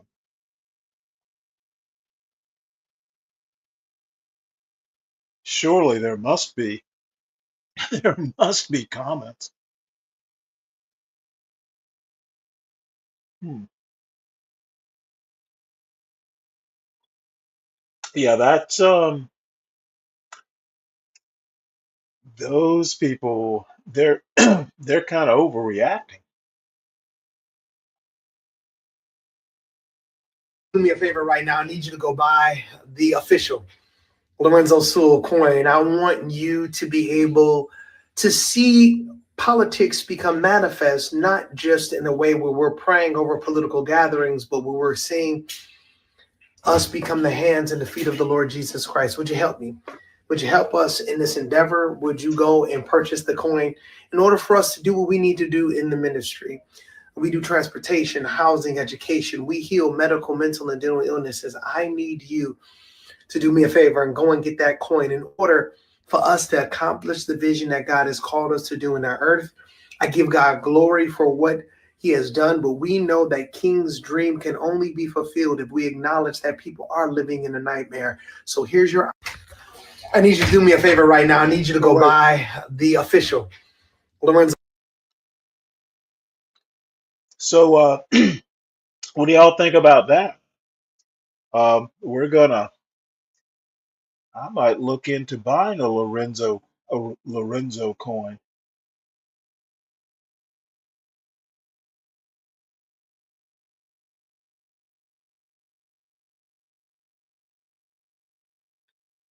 Oh, that's just a picture.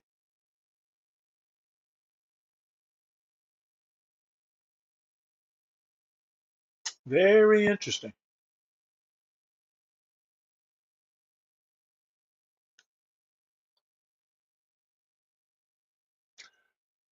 Any anyone gonna pick up some not sure what the Bible would say about blockchain crypto.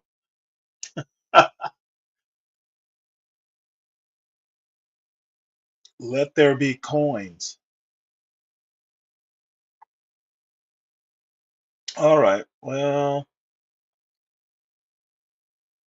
let's just see what is going on.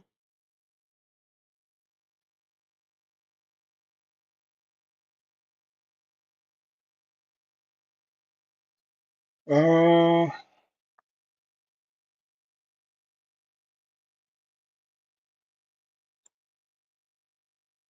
I'm not sure where to go next.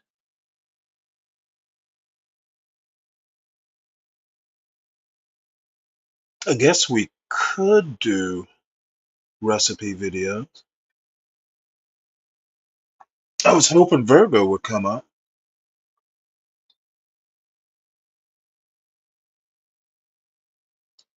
We could do fishing videos. Let's just go ahead and do this. What the hell?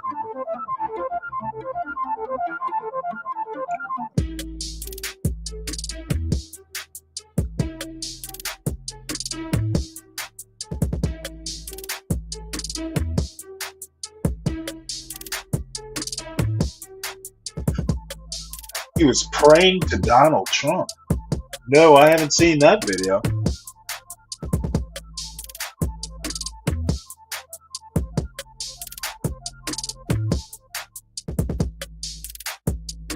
It's a pretty decent looking one.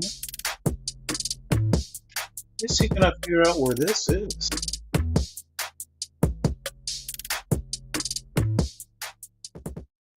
Hi, everybody. Welcome to Pop the Balloon or Find Love, New York City. I'm your host, Tiara James.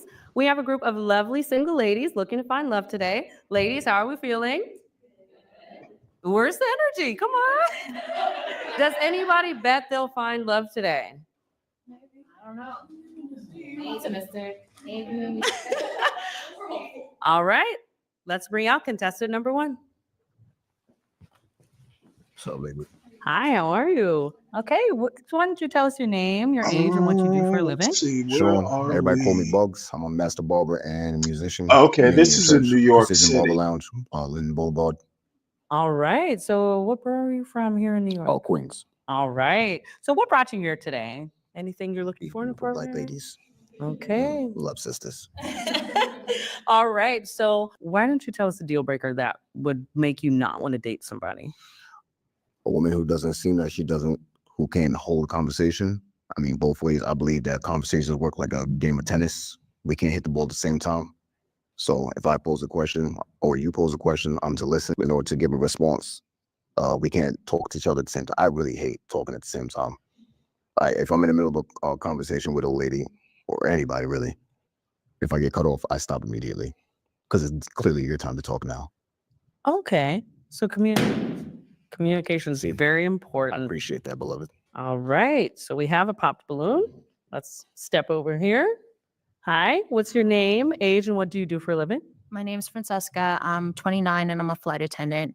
I have a very energetic mind, so sometimes, unfortunately, I do cut off people unintentionally. So I just get it's a very vibrant conversation. I get excited, and it's not intentional. It's not to make somebody feel like it's my time to talk. It's just I get excited. So yeah, I want you to feel like you can speak.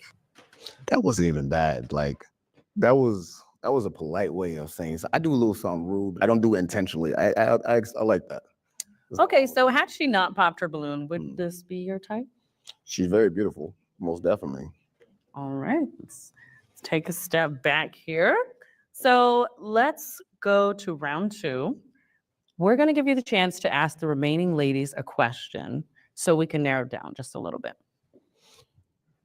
Are any of you guys God-fearing? Oh, I like how fast that answer came. It was like, of course. Okay.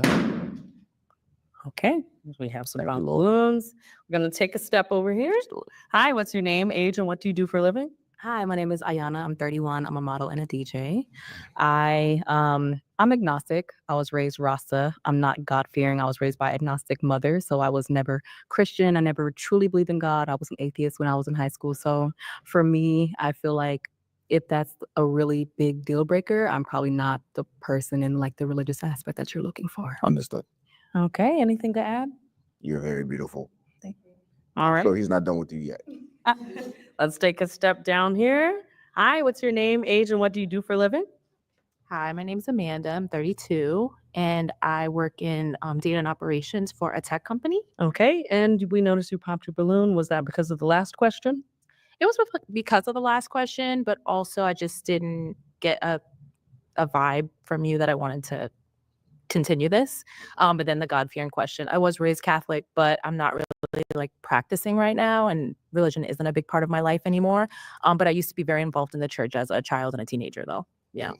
Okay, anything to add? Just open to the camera. Maybe I was a little misleading too. I do believe in God and I want to work on my relationship, but don't think I'm the most holiest. Please don't think that. I'm still a work in progress as well. Okay, we're going to take a step back down here. So we have some remaining balloons. Ladies, now I'm going to give you the chance, if you have any questions, to ask him. Gonna take a step here. How old you are, and if you could describe yourself in 3 words. But before you answer that, name, age, and what do you do for a living? I'm Shadina. I'm 36, and I'm a teaching artist, and I'm also a director. Okay, thank you. 36. I'll be 37 next month. I'm be honest, I'm aggressive. What I believe in, I go strongly for. Passionate, extremely passionate, overly passionate. It's a problem. So we have aggressive, passionate. Okay. Aggressive, passionate. One last word? No, that's it. Aggressive and passionate. Okay, so we noticed you popped your balloon. I think we have a bit of the same temperament. I don't think I have an issue with you being aggressive. I'm also aggressive. I'm from New York, and I'm passionate about certain things. So I know that we were probably exactly the same. So it may complement. Yeah, but you're an amazing, amazing person. All right, let's move on down here. We had some more popped balloons. Hi, what's your name, age, and what do you do for a living? So my name is Davina. I'm a pharmacy technician and also a patient coordinator for a hospital. I popped my balloon just because of the aggressiveness. I'm not aggressive, but I am passionate the same way. So I kind of need somebody to balance that out. I need somebody that's a little bit more like easygoing, somebody that's going to offer me that security. She needs a pushover. You can't be like, so like, I don't want to say crazy because I'm a little crazy. We just have to balance each other out, you know? So 2 super passionate people, I'm just afraid we might butt heads. Anything to add to that? Into the microphone. I'm pretty sure that comes from your experience. Okay. I can't talk against your experience. If you've had a passionate okay, understood.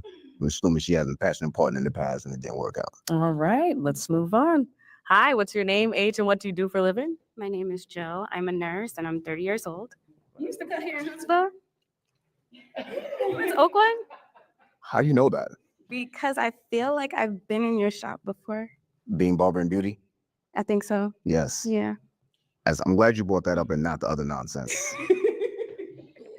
You ever heard Should of we know about the other nonsense? You ever heard of a show called Love and Marriage Huntsville? Yeah. There's a lot of drama from that. I'm that barber. And you know you do not want to be with him. Wait, what you know about me? I don't know anything about you. I just recognize you and I just know that I'm okay. Okay, so let's walk it back. Unfortunately, there are no matches in this group. We'd like to thank you for your participation, and we're going to go ahead and bring out the next contestant. Definitely. Ladies, y'all have a great day. Thank you. Likewise. All right, let's bring out contestant number 2. Hi. Hello, hello, hello. What's your name, age, and what you do for a living? Okay, Joker, Joka, age 37, and what I do, I'm an entrepreneur, A-R-T, entrepreneur. So yeah, so I produce, so I do music, I do events, so, but I say entrepreneur because, just put my own twist on it. And All right, so why don't you tell us what brought you here today, what you're looking for in a partner? what brought me here? Of course, the beautiful ladies, but what I'm looking for in a partner, number one, nowadays, I need some morals, man. You gotta have some morals, some a conscience, some attachment there to a higher being, and that's number one. Second, fun. Let's have some fun. Life can get serious, so. Okay, what kind of things do you do for fun? Oh man, what don't I do? I'm embracing my inner Caucasian now, so I like to do white water raft, like outdoorsy stuff. Like I'll go. Well, I guess not.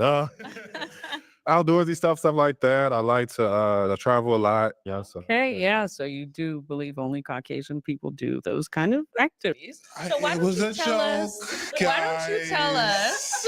Jesus Christ. Why don't you tell He's a- us he's a what a potential deal John breaker Galt would be for channel someone that you wouldn't want to date them? member. I'm scared. They already got a balloon popped. You can't be scared here. He sounds All right, like I'm gonna say it. conservative. Like extra hair, oh, but dang. Like, no, y'all didn't even let me say it. Okay. Okay, you can elaborate, and then we're gonna go in. Like extra hair, like here, just there, here. Yeah, this is conservative. Dang. Oh, right. So I gotta like hair. Y'all rough, man. Dang. we're gonna go down. We're gonna figure out why we're balloons. So let's start. Wow. Sherrick, and tell him your name, age, and what you do for a living. My name is Ayana. I'm 31. I'm a model and a DJ. Nice to meet you. Okay, Ayana, why is it that you popped your balloon? I wanted to wait when he was mentioning the body hair. I feel like I have a lot of conversations about body hair. I think that it's okay to have a preference. Like I literally had a whole conversation with this guy about like hair under women's armpits, and I was like, "That's why you feel that way." But I don't know. I feel like when you started to like place where the hair might be, like I don't know if I wax the upper lip. I don't. If you look real close, maybe you might see some hair, and I'm just like, if it's that contentious for you, then it's probably just not. We're not here. That's no problem. I just like girly girl. Like my mom was a girly girl. Like I just like girly girls. Like girly girl. Like oh, okay. I'm sorry. I have to be careful what I say. Girly girl, like Yeah. all of these are girly girl. I'm talking about like family, get your hair done, nails done. Girly girls, like you get your tag, whatever girls do, wax, all that stuff. Like, I like all that. I feel Are you scared of bugs? Let me take out the garbage. Let me like girly girl stuff. I like that. Okay. It's This dude 2025. I has don't an know the Let's issue. not dig a deeper hole here. I'm already in the hole. Gonna move on. Please open it up to the camera. Hi. Okay, go ahead and tell him your name, age, and what you do for a living. Hi, my name's Francesca. I'm 29 and I'm a flight attendant. How you doing? I'm good. How are you? Good. Good. I popped my balloon because the hair thing. Like weave hairy wintertime especially, so don't judge. You like what you like. You like what you like too. And I like to be hairy sometimes. So Anything to add?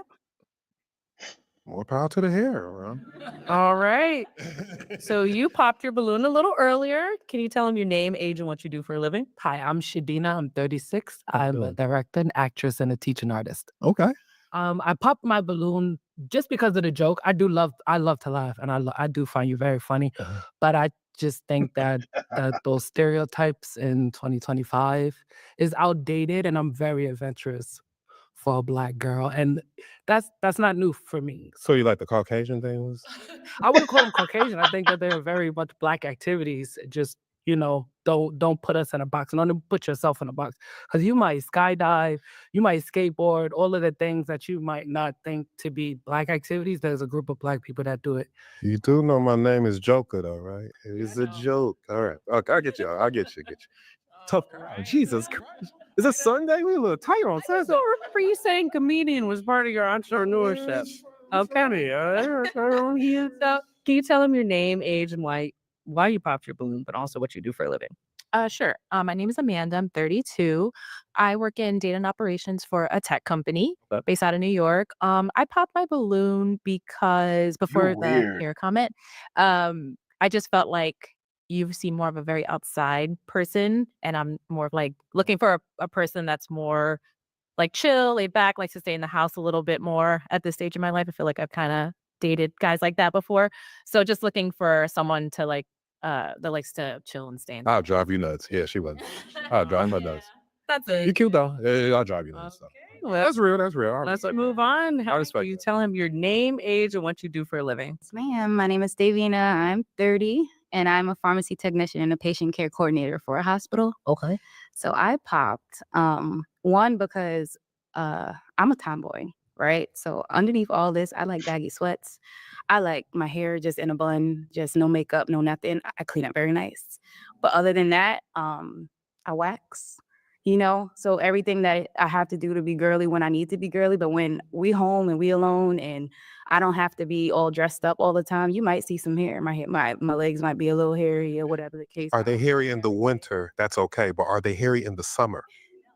Okay, that's my That's point. when I'm going outside. You know what I'm saying? I have to be presentable. But this is to find love, right? So love, you my man. We inside the house and I have a little bit of hair on my legs and you judging me.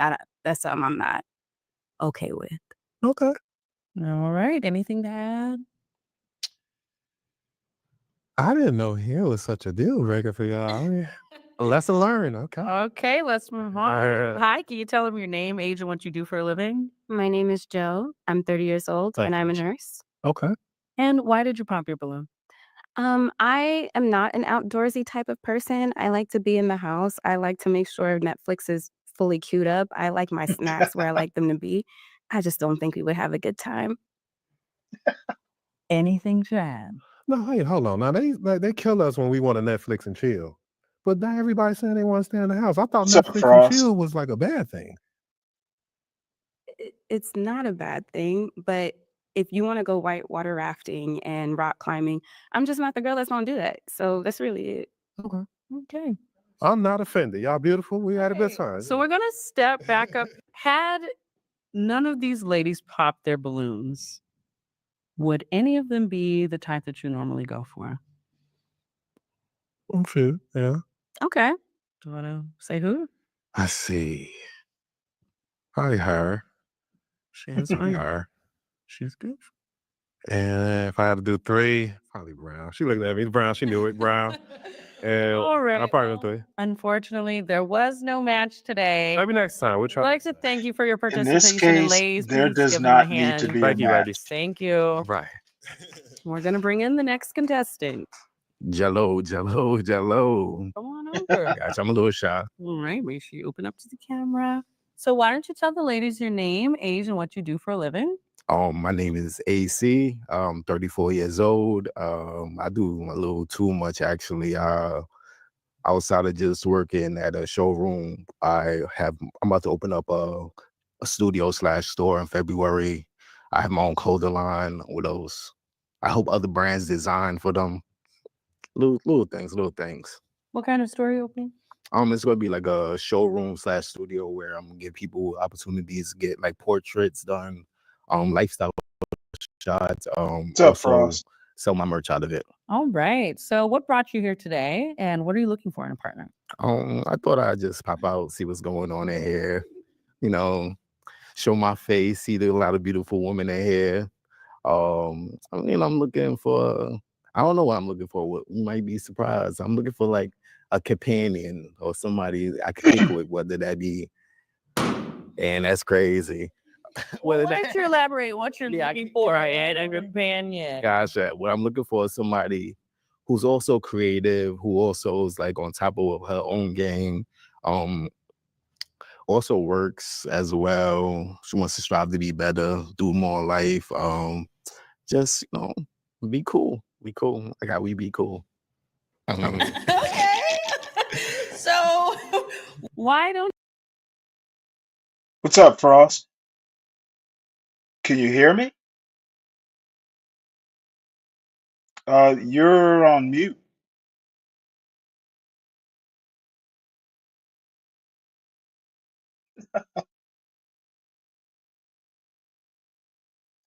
Okay, well, let's see. Can I unmute you? All right. Well, you're on mute, Frost. But when you decide to unmute, you're free to do it. That part. Still Stanley, guys. That part. Come on up. Yeah, your mic is a little spotty here.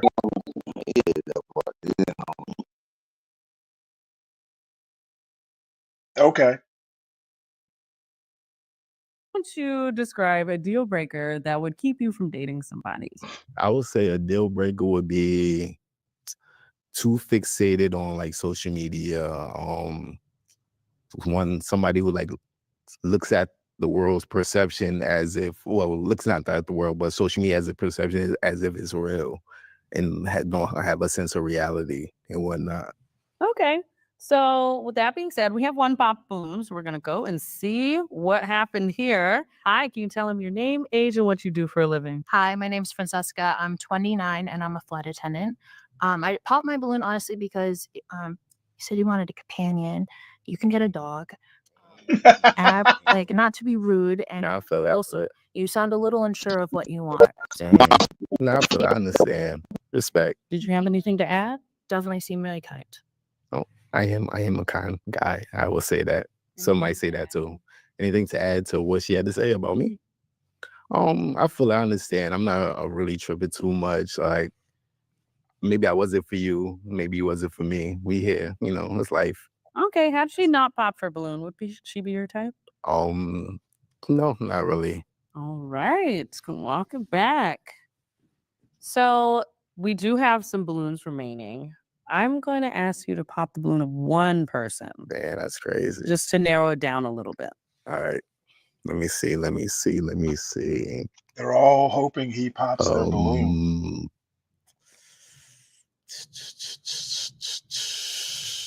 Some might pop your balloons. Okay. Okay. So we noticed you had your balloon unpopped, but first, can you give us your name, age, and what you do for a living? Space stick. My name is Amanda. I'm 32, and I work in data and operations for a tech company. Sorry, how old are you? 32. 32. Cool. Why did you have your balloon unpopped? What was keeping you interested? I just wanted to see what more he would say. I was still a little unsure, to be honest. You're not my physical type, but I just wanted to see because sometimes I can go off personality and things like that. So I was just trying to see. Gotcha. Okay, and why did you end up popping her balloon? Honestly, it was like nothing wrong with you at all. I just first over a Russian roulette in my head. I'm gonna keep it with you. It's all good. All right. So we're gonna go back one. I'll be all right. All right. Let's start from the beginning. Let's start. Let's go. Can you tell him your name, age, and what you do for a living? What's up? My name is Ayana. You look very familiar. You have a familiar face. I am a model and a DJ. I held on because I didn't want to be the first one to pop my balloon, but he's the homie. I know him. So I wouldn't date him. And he's a dope person. He's a dope artist, and I love his brand, and I've been to his events. So I was just like, let me not pop my balloon because that's the homie, but also I don't want to date your homie. I feel it. So eventually I was just like, let me just pop my balloon, but I fuck with AC. Where are you from? I'm from Louisa, New York City. And I live in Brooklyn, but I'm from Miami, and we run around the same circles of like I'm art. just maneuvering through the streets of New York. New York is big, but it is small. It's okay. Let's move on down. Can you tell him your name, age, and what you do for a living? How you doing? I'm Shadina. I'm a director, actress, and a teaching artist. Gotcha. I'm 36. I only pop my balloon because you don't seem like you know exactly what you want. Like I think you're amazing. I love that you create. I'm an artist too. Appreciate it. But I want someone who's certain that they know that they want a relationship, and that's the path that they're trying to take. It just kind of seemed like you. Do you Russian roulette with the ladies? A lot of like, No, you know, I just, you know, I popped out here. You know, I wasn't too familiar with what was going on, so I tried out. You know, I like you. You seem like you're a risk taker. So I do. I am. You know, leap of faith always. Okay, and had she not popped her balloon, would she be your type? You're gorgeous as well, but no, unfortunately. All right, let's keep going. Hi, can you tell him your name, age, and what you do for a living? My name is Davina. I'm 30. I'm a pharmacy technician and also a patient care coordinator for a hospital. Now, I pop because I'm just at a stage in my life where I need somebody intentional about me. Gotcha. You got to, you know what you want and show me, and you should know what you want beforehand. Gotcha. I do believe that you are a good person. I kind of see that, and you would be a great friend. I actually see the vibes. I think all y'all would be cool friends. Let's definitely connect after this. I smooth. Okay, and had she not popped her balloon, would she be somebody you're interested in? Yeah, I'll say that. Yeah. Okay. Let me keep pushing. Hi, can you tell him your name, age, and what you do for a living?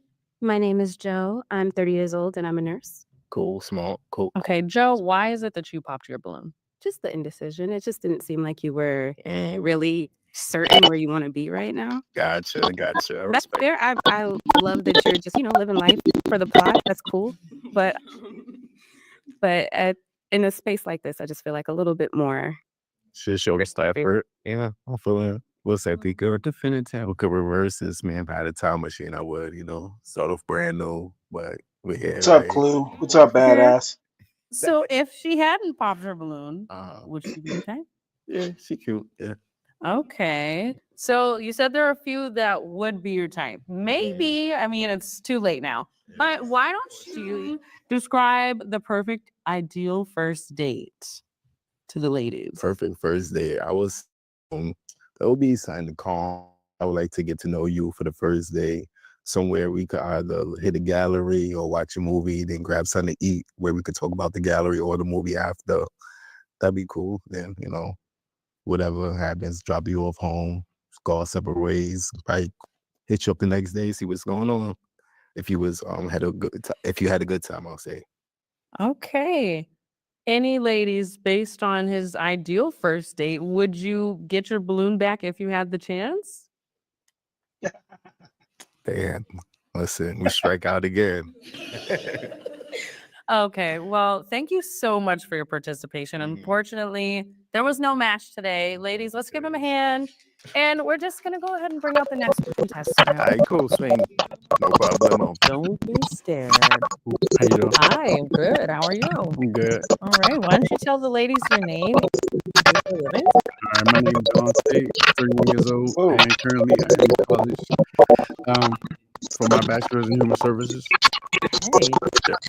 So why don't you tell the ladies why you came here? What are you doing, Cross? Well, I came here to hopefully find a match, but definitely looking for like a partner that I can. Hey, Frost, with whatever it is you're playing doesn't sound good on this someone end. Definitely that knows what they're looking for, and actually is looking for somebody. So I'm actually looking for that person. Okay, you're looking for short-term relationship, long-term relationship. I'm looking for consistency. So Short-term relationship, long-term. I would say long term. Okay. Yeah. So why don't you also describe a deal breaker that would be something that makes you not want to date somebody? I would say just negative energy, probably just. Hey, John, man, how you doing? Negative self-talk. Somebody that's kind of like always wants to be combative with you, like kind of like leash off of you. Like it's definitely like a lot of people like that. That's late because I'm so. Hey, are you playing music or TV or something, Frost? I cannot. We get a lot of feedback when you're off mute.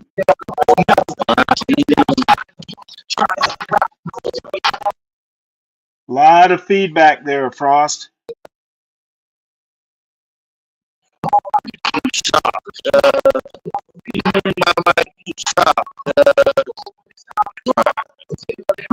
Dude, lot of feedback. You sharp like a motherfucker. Yeah. You what? When it comes to females, come on, cuz. You sharp like a motherfucker. Yeah. Yeah. Present your motherfucking image, cuz. Can you go out? Can you go out and come back in? I know you sharp. That's on the Oh, fuck. I know you sharp. Yeah. Don't no fuck with us. Long Beach hustle. Yeah. Frost, you need to go out and come back in. You got a lot of feedback. Go out and come back in. He's being You mean interesting like tonight. leech energy? Yeah. Okay. Yeah. Well, you are doing pretty well so far. You have no popped balloons. So, I'm going to give you the chance to pop one balloon just to narrow it down a little bit. Okay.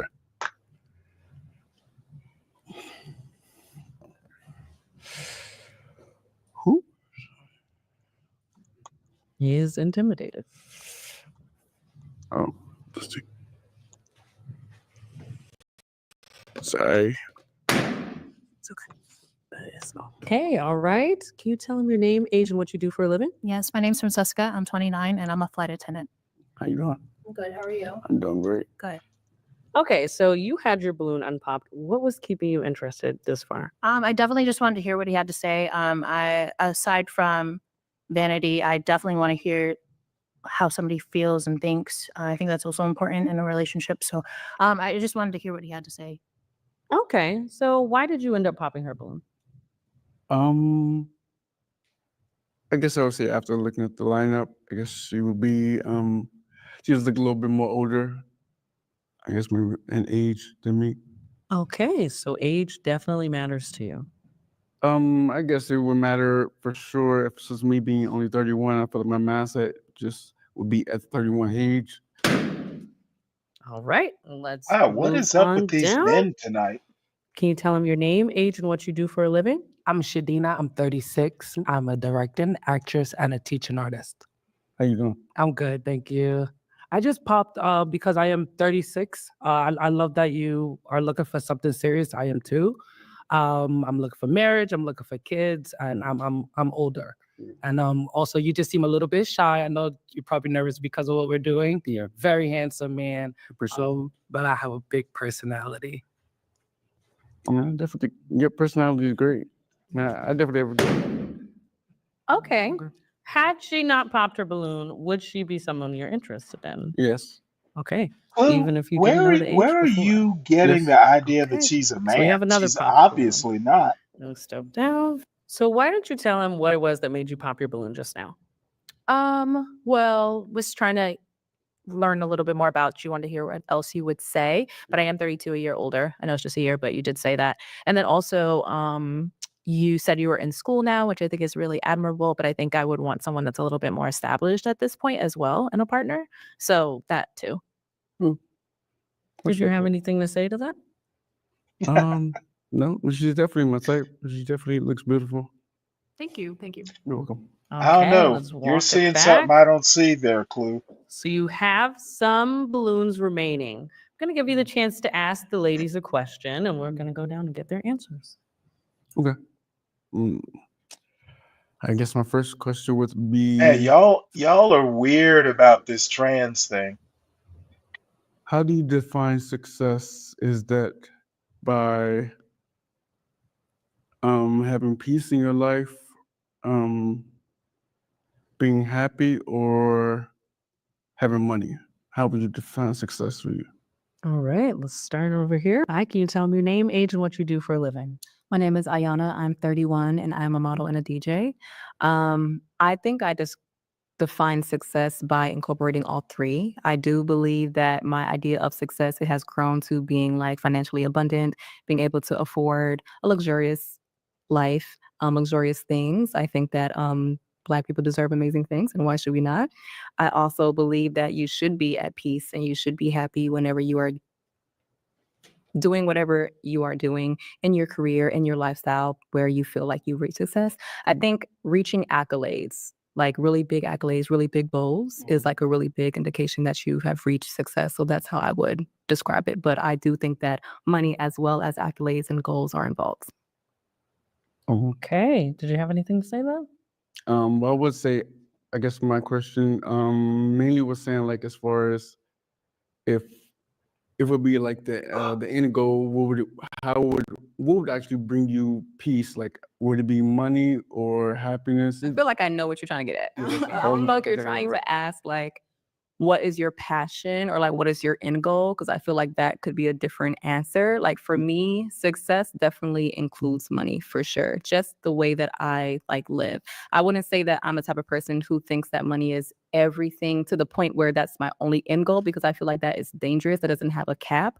And I feel like there should be some type of cap for peace in your life when you have an idea of success. So for me, I think that I definitely need money, but I wouldn't say that that is the only thing that I've ever strived for, because I navigate off of passion and ambition for the things that I love to do. So I'm always going to have She happiness would in my run life for your my house, success, Clue. but it's also going to include abundance in my definition of that. Did that answer your question? Yes. Okay, let's walk on down. Hi, can you tell them your name, age, and what you do for a living? So my name is Davina. I'm 30. I'm a pharmacy technician and then a patient care coordinator for a hospital. So success for me, I believe that it's when Okay, Clue. two people are actively chasing God, right? Because God will bring you all of those things. He will bring you peace. He will bring you love. He will bring you money, right? And as long as we are equally yoked and on the same page, I feel like that will lead you to success. Somebody that continuously chases to be a better person every single day, you need to wake up and look yourself in the mirror and want to be better than what you were yesterday. And because nobody's perfect and you'll never be perfect. You'll never get what is success for real, you know? Success for me is when I'm with somebody that understands that we're both going to wake up and be better than we were yesterday. And that's how you create the peace and the love. That's how the money flows to you. So that's success for me. Did that answer your question? I think it did, but I guess like I was saying, as far as like the end goal, I guess if you didn't, if money didn't matter, what exactly would be like? What would you define success as exactly? Would money be the need, or could you be with just being at peace, or like could it just be your passion, or whatever the I'm agreement gonna is? be honest, Could that be?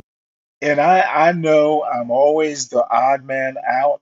I think the prettiest one there is actually the girl, the first girl in blue. She's got a beautiful. I think she's awesome. Yeah, the hair I would have to deal with, but I actually think face wise, I like her. She'd be in my house, Clue. You probably couldn't handle her, but I think I could. Hey, Virgo. Hey Stanley, what's going on? Oh, nothing much. There's nothing wrong with being a career chick.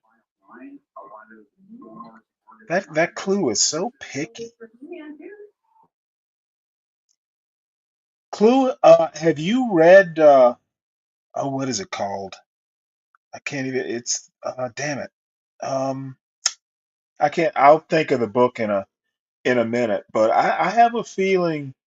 I have a feeling you need you need. Oh damn it. What's the name of the one? What's the name of the TV show where all the women are like pregnant and um damn it. What is the name of the show and the book? I'll think of it in a second. So what's been going on? Virgo. Oh, with me, no, nothing much. I got home from work this afternoon and just had to take a nap and got up, ate some dinner, took a shower, and I'm bright-eyed and bushy-tailed right now. Oh, good for you. We need bushy tails around here. Yeah, I'm probably the same deer that you're watching all the time. I'd probably be the one that stuck its nose in the camera. No, I've had a rough day. Oh, I was there for a little bit of it. Well, good. But we're not going to talk about that. Oh, no, I was hoping But, Aphrodite would come up, but no such luck. no, Stanley, we're going to let that go. Yeah, We're okay. going to woosah. I wish we didn't need money, right? But we just need money to survive. So it is a big part. It's not the only part. My version of success in my fairy tale land is just having a family that I could love on and provide for, nurture, and be, the matriarch of my family. That's success for me, but we obviously still need money. Like, it's still in the picture. So just the whole thing, the whole picture is success for me. Okay. Anything to add? No. All right, let's go. I would say it would be a combination of those things. I do require money. I She like to live a lavish requires money. lifestyle, and you can't do that with no money. I want kids. I want a house. I want cars. I want all of the things. And for me, Yeah. success is something that you are constantly striving for. So money, unfortunately, just plays a big role in that. But yeah, that's what I define success as. Does that answer your You want to question? watch Yep. something? Do you have anything to add? No, not right now. All right, let's walk it back up here. She fine, whoever that is. So based on I everyone's think all the answers, women on this would panel you are pop pretty any of their balloons? nice. I'd probably date The any first one one, of them. the Not first one not can over the get question. popped. I can't find the answer yet. No, I think Okay, she's so the best ladies, looking one now out we're of going to all give of them. you the chance to ask him any I just have question to that get you would used like. to If you the have bald questions. Does head. anybody have questions? Yeah, I can't do that. That's like, I Okay. don't know. So I have a daughter. She's 3. Well, see, this is why I don't know. I think pretty is pretty. I'm it could be a function of age, but I have a feeling she's so interesting looking that I would be drawn to her just because she's different. All the run of the mill, I like unusual, and she is pretty. How do you feel about that? Dating somebody with a child. I'm definitely open to it. I definitely want children myself. Stepdaddy. Yeah. Yeah. I mean, would you be open to having more children? It just depends. Like somebody would have to knock me off my feet to do that again. But if I get knocked off my feet, and married and stuff, I am open to having another child. But Now, pop her that's my balloon. question for you. Okay. Okay. Anybody else with any questions? All right. How important is marriage for you? Like, do you believe in marriage? Do you not believe in marriage? It's like you care more about having like a long-term relationship that means something without marriage, or is like something like marriage something that you feel like you need? I guess I would say from me growing up, I guess because my mother passed away at a young age, so I didn't really, I guess, get experience to see, I guess, how that life was. But as far as my grandparents, they stayed She's together not a for so control long, freak, I hope. even though it wasn't really that happy. So I don't know. It's kind of like a 50-50 thing with me. I Well, guess I all know. You depends know what? on just I remember the movie now. Clue, you're looking for like a Handmaid's Tale sort of situation, aren't you? finding that partner that you can actually go through everything with. And if not, then He said he's I looking don't for want to what? waste my life away either. Yeah. Does that answer your question? Okay. Yeah, I Gonna thought make so, this a Clue. little more difficult for you. We gotta narrow Hey, it down. So hey, I Stanley. want you. Hold on one sec. Never. Yes, ma'am. What time do you want to do the cooking? We can do it right after this if you want. Okay.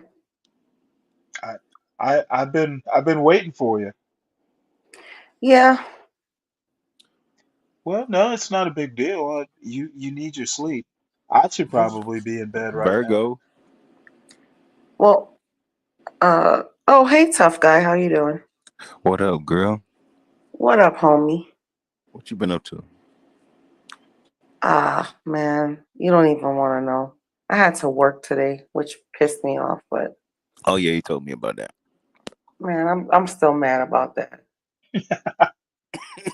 I think I'm gonna be mad for like, but I tell you what, I'm taking a Friday off. Uh, Is did it rain next. down there today? It was very gloomy. Yes. Well, see, at least it was gloomy. You probably wouldn't have wanted to be outside anyway. I would choose if It's I not. had. It's not about being outside. It's about me waking up when the hell I want to and doing what I want to, not being at the job. I mean, it was On a totally Saturday. unnecessary. It was unnecessary today. Whatever was done today could have been done on Monday, and it pissed me Ooh. off. So when my boss came in, let me tell you something. When my boss came in, I was there. I strolled in there. It was like almost 10 o'clock, and she strolled in there like maybe like an hour after me. So she comes in going, "Good morning." I said, "Good evening." And she just gave me that look. I don't care. Well, was it evening? It wasn't evening, but I was trying to make a point. What was the point? The point is, you wanted everybody to come in and do all of this stuff, and you're not even here. She's the boss. I don't care. So am I. Ooh, okay.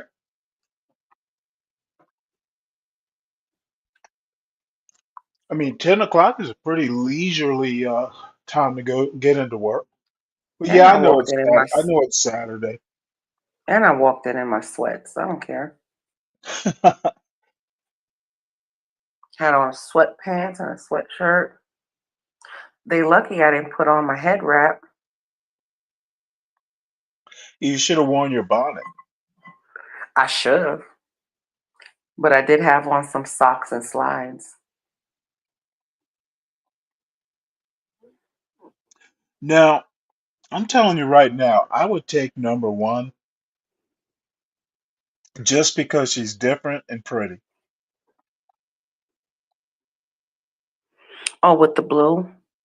Yeah, I don't have a problem with her head. I mean, Actually, I would prefer she have hair, but I I'll put it actually to you like this way. that Stanley, you outfit. said you don't got problem with the head. So Not really. if she was if she was giving you head, you have to grip her head Yeah, with no well, hair. I wasn't thinking of going there, but you know. I mean, she ain't got no hair, man, at all, So man. what? Now, what it is, you know what? I'm not going to even go there. I've had enough anti-blackness for the week I've today. been with a girl that's bald headed. This is weird, man. I can't do that again. It was just weird. Well, all I have to say is She had a nice I body remember though. Would when you I was a kid, would you race, rather have a lace front tough guy? yeah, No, you would. no, I don't like those either. I like natural hair, natural bodies. I really Well, do, I think and I like good attitude. So that dwindles me down a lot. if she's bold enough to do her own thing and she can carry it, I don't have a problem. Yeah, I want you to grow some hair at some point, but if I saw her on the street, I would I bet she draws looks when she walks into a room. So and I was gonna talk to Clue about The Handmaid's Tale, but I'm not gonna I'm not gonna even go there. I'm not gonna egg him on.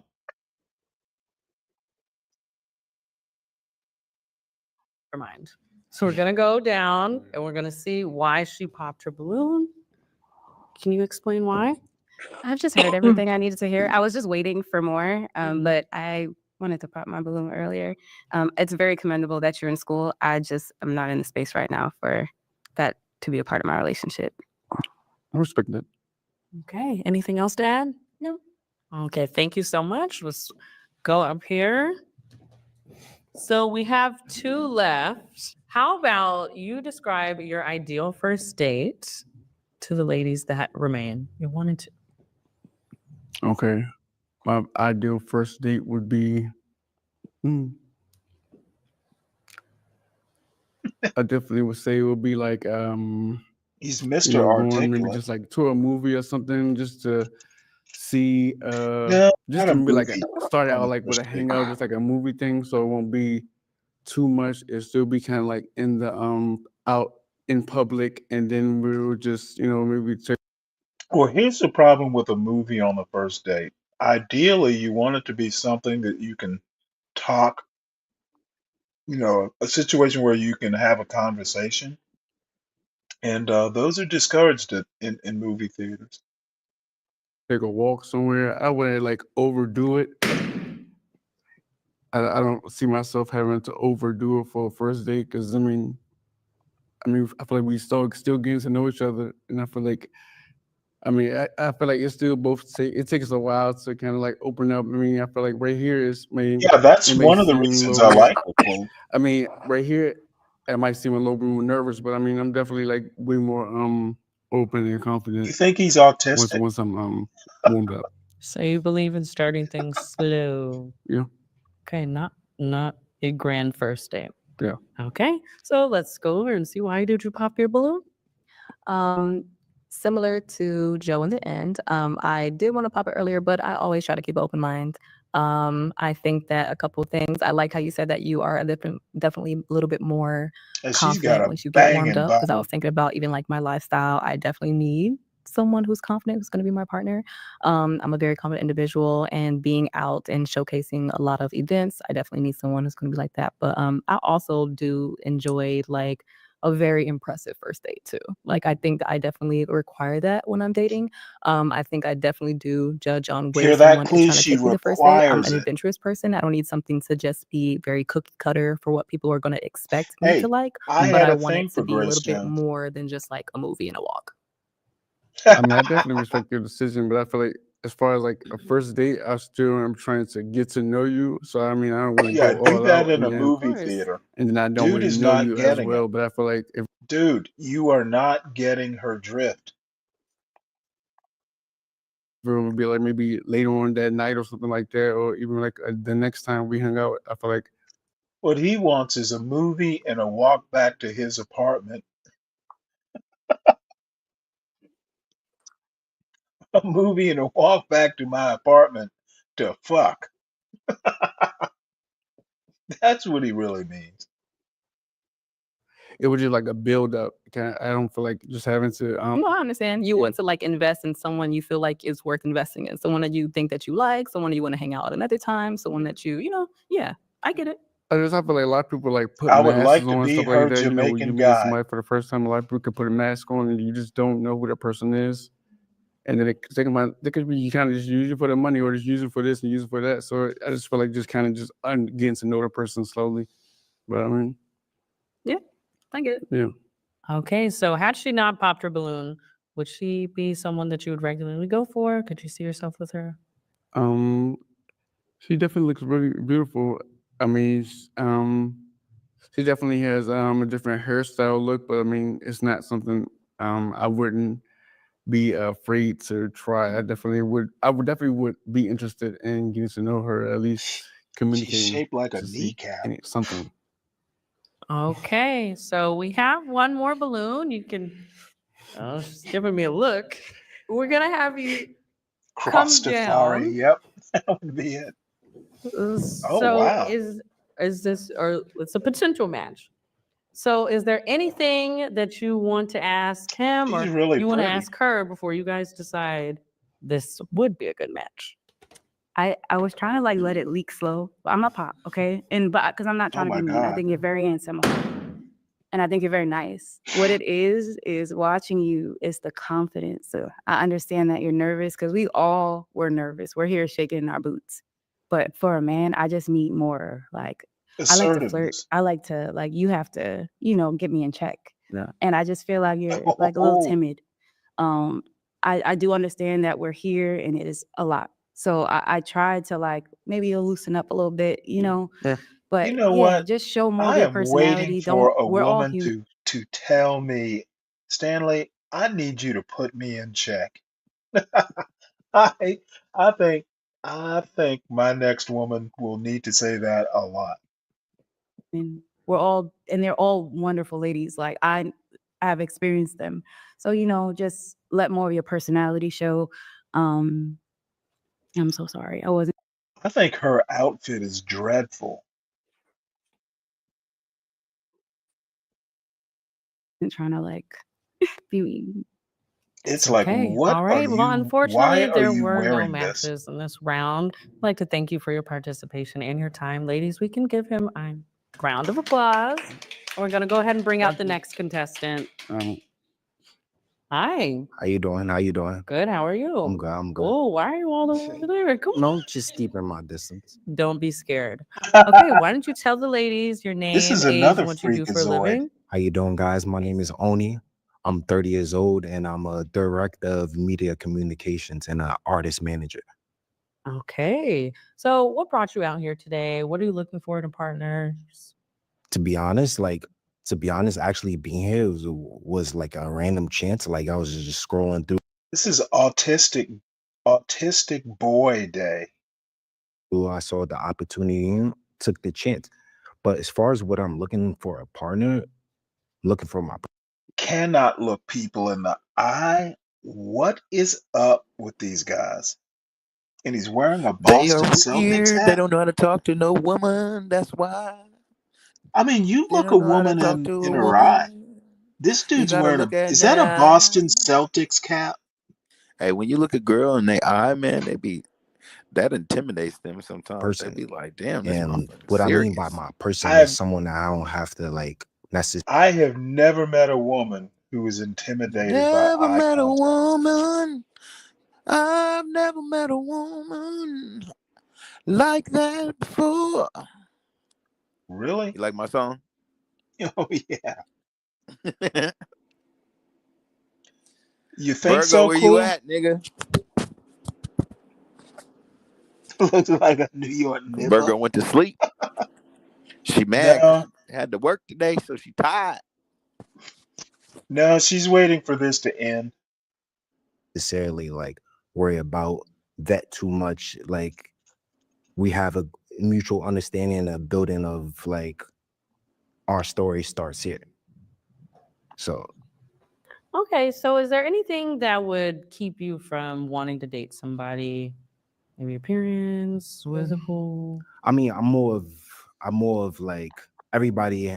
Of course, like aesthetics is one thing, but like everybody can look good, but part of my language to like be a piece inside. So it's just more like what's inside, what's in your head, what's in Did your he heart. really have to say Okay, any that? deal breakers? Just inconsistencies and like just lying, I guess. That Like makes not him being being true to himself. yourself. What's wrong with that? All right, you are doing Yeah, well, you know what? He needs to go self. Don't say that. pretty Well, it's good. not what you say, it's There are how you no say it. pop Yeah, I think he could have. I don't know. I'm just being persnickety here. balloons. So to narrow it down just a little bit, I want you to go and pop a balloon of just one person. Damn, that's a hard one. It's tough. They're all so beautiful. Look at this dude. Damn. He is I'm sorry. weird. That's okay. Don't be sorry. Hold on. Wait a second. Can you tell me your name, age, and what you do for a living? Sure. My name's Francesca. I'm 29 and I'm a flight attendant. All right. That's dope. So why did you pop her balloon? Honestly, like it's just like it kind of giving me like a friend vibe. So it's just like not that anything wrong This with dude you. is It's just like weird. more of a friend. All the How is girls it a like him friend though. vibe if we did not hear her speak? Do they? They ain't pop I'm their more of balloon. like empathic in the sense, like so like Somebody needs to slap that Celtics hat off his head. I just Ain't check none of the them girls vibes pop off, no like the balloons, aura nigga. is give me. Yeah, well, So we have some unpopped balloons still. So I want you to ask the ladies a He question. popped a We're gonna balloon. get their answers, and then maybe you can narrow it down from there too. let's see if he was doing a pop the balloon Jamaica, all of them would have popped because he's got dirty sneakers. Well, he's tall. What's one Is he? quality you're looking for Well, he's that's taller than the most of them. like something that you stand on? Non-negotiables. Yeah, non-negotiable. Okay, let's start here. Can you start with your name, age, and what you do for a living? My name is Ayana. I'm 31. I'm a model and a DJ. Okay. I would say one quality that is non-negotiable. Feel like I'm gonna list. One I would say is someone who is optimistic. I think someone who is like more positive as opposed to more pessimistic either brings out the best in like me and the best in life in general. Okay. I respect that. Okay. I'm more of like in the lane of like realism. Like, of course, I'm gonna be positive, but we're also gonna look at like what could happen. But overall, elevation is key. Okay. All right. Let's go here. Can you start with your name, age, and what you do for a living? I'm Shadina. I'm 36. I'm a director, and actress, and a teaching artist. Hey Virgo, and if you're still in the audience, Kim, does this woman look like a where'd Virgo go? Kimmy, are you still in the Why does audience? she sound? It sounds like a trans. The fuck is it with you guys? You guys are weird. That's a trans woman. No, I don't think she's a trans woman. Listen Y'all to are her talk. okay. Y'all are fucking weird. Listen to her talk. I can hear her talk. Okay, press play. One quality, just one. Yeah. Okay. If I had to choose one quality, I'm going to say honesty. Just be honest and be available to date. Like be actually available to date. That'll see the quality I would like. Okay. Did you want her to elaborate on that? I kind of get it from there. How about you elaborate? Well, just meaning, are you available to date? Is there someone out here that might think that they have a relationship with you? Stuff like that. Nah, that's one thing. Like, honestly, I'm not a block spinner. So like quote unquote, I'm not a block spinner. So like, once I feel like Block spinner? our journey has reached the end, like that's the end of this journey. Like, Well, you did say that you came here just to experience it. Are you actually looking for a relationship, or what's your intentions in the dating world right now? actually, yeah, I am. It's just like like something like this is actually like, ironically, something I wouldn't do, but like the more like I'm in a free range right now. Where it's like, hey, you never know where you can find your person. So Okay, thank you. yeah. Okay, let's move on down. Hi, can you tell them your name, age, and what you do for a living? Sure. My name is Amanda. I'm 32, and I work in data and operations for a tech company based out of New York. Okay. And can you She answer seems this cool. question, the qualities? Sure. I have like She what? I said she seemed cool. Let me hear her talk. Yeah, she's got a little bit of a belly. maybe like two things. I would say communication is a big thing for me. So meaning like just talking through our issues instead of like saving it and then exploding later. Also texting and calling. I don't want to be like chasing you to answer the phone or respond to stuff, especially if like you're traveling or whatever you're doing out there. Just need to talk and communicate. Also looking for someone that has the time to date and She hang sound like out one and of get them together black girls that's like white, a couple times a week more so. and she's like a Versus bitch. like a month. You Just can hear someone it. who has like She's a bitch. Y'all get a lot from voices. Man, I just hear how they talking, man. You have indicators of certain shit, man. I think y'all are just being hypersensitive. I don't No. know. I just think maybe it's just an age thing. I meet See, people this is where the they whole are. thing. This is the whole thing I'm looking at. Do I want to argue with this person? Is that how Is you this the type gauge of person? someone? Is this type of person that You I'm going to shouldn't be want to arguing argue with? with anyone. But what I'm saying is, you have to understand some people are confrontational, or some people are set in their ways, like myself. Right? I'm not saying I'm not open to change, but you really got to be convincing to change me. Like, you know what I'm saying? I go off of facts and what I've seen, I reality, have a, I think you experience. live a fact-free life. A fact-free life? Yes. You stupid as hell. the time to have me in their life. And that's the actually important thing for me is like I feel like that's something I want and that's something I want to pursue. Like I'm gonna make the time for it. For me, like I mean, yeah, we're all busy, we're all adults, we all have like things to handle, but like Right. like time is like one of the things that's like of the essence. So like Okay. yeah. So let's move on down. Can you tell them your name, age, and what you do for a living? Yes, my name is Davina. I'm 30. I'm a pharmacy technician and also a patient care coordinator for a hospital. So I have a lot of hard no's. I'm gonna give you 2. If you're not okay with dating somebody that has a child, I have a 3-year-old daughter. And 2 is gonna be I really watch for disrespect, and it doesn't have to be towards me. We could be at a restaurant and you're disrespecting the waitress. It's a automatic no. Or we're driving in the street and the road really just so uncontainable and you're just angry. I don't like a disrespectful man. But I have a lot more. You know what? Hey, how about the She is trouble. non-negotiables? She has too many requirements. She got kids too. Non-negotiable. She has one. Smells. Okay. I do not like somebody that smells. I can't do it. Yeah, I can't do it. Even if we vibe, even if our conversation is great, I can't do it. That's just one or more. Yeah, just one. He's gotta smell good. Okay. All right. Move on down. Can you Yes. tell them your name, age, and what you do for a living? Hi, my name is Joe. I am 30 years old and I'm a nurse. Okay.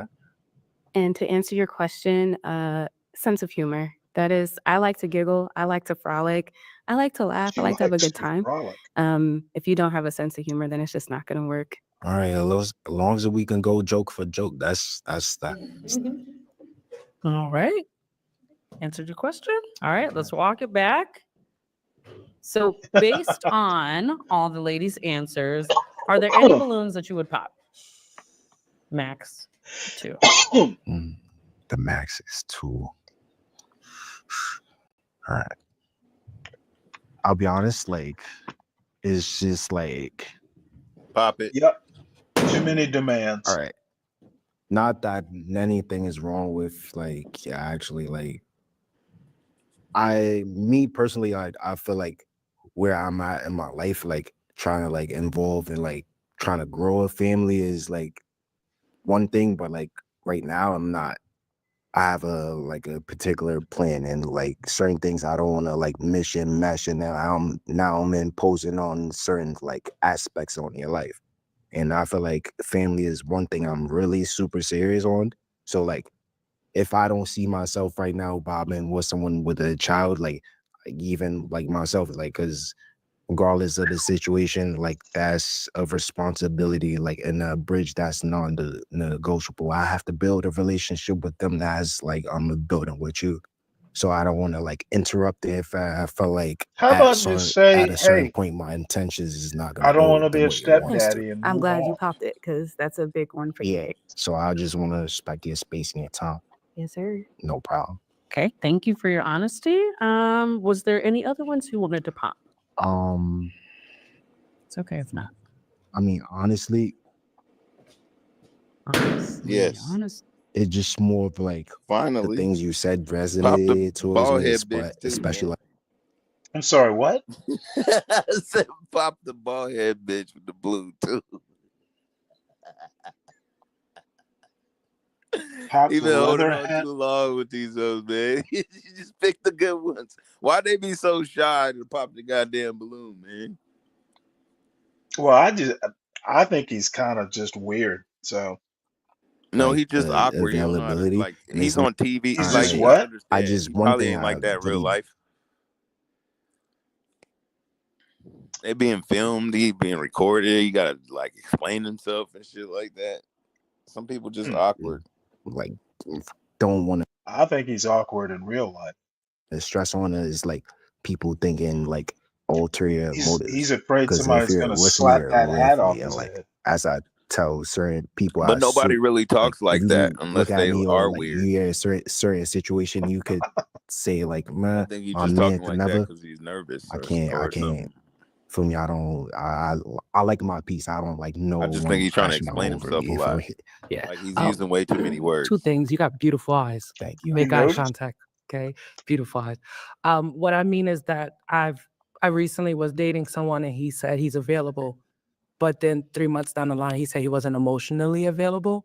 So I meant available all. Like, Yeah, nah, if that makes I sense. feel you on that. It's just like I just like You're a man. someone that knows coming off the gate, like even off the off the probationary period of figuring us out. Like, bitch, I ain't fucking with you. Just like honesty and truthfulness all the way. Yeah, just be honest and That's truthful. that's nigga. just that. Probationary period. As far as like figuring each I other ain't out, fucking like with you.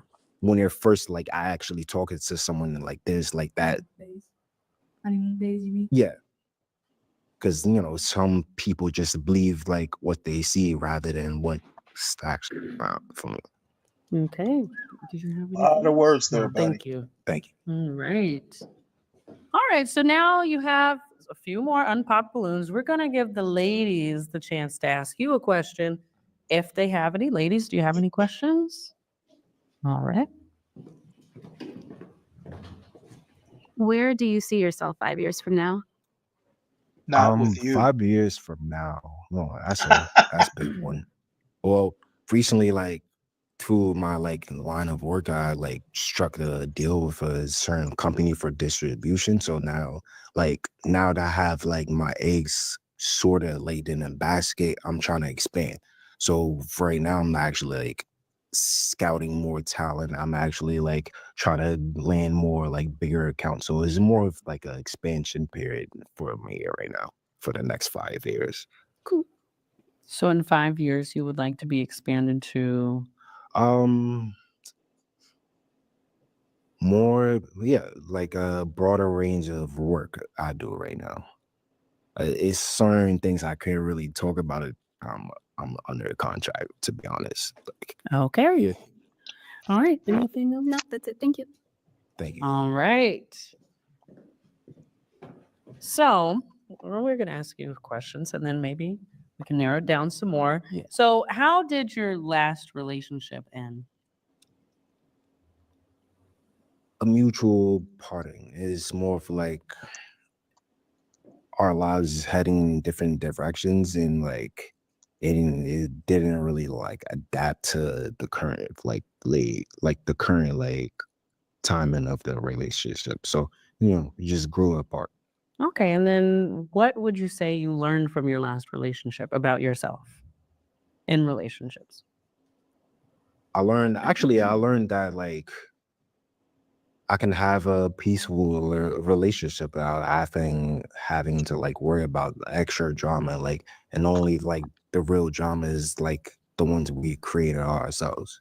So like nothing like extra He influences, says like people trying to like slide like, back or like insecure arguments. Like it was like, pretty peaceful. It's just more or less like, we're going different directions.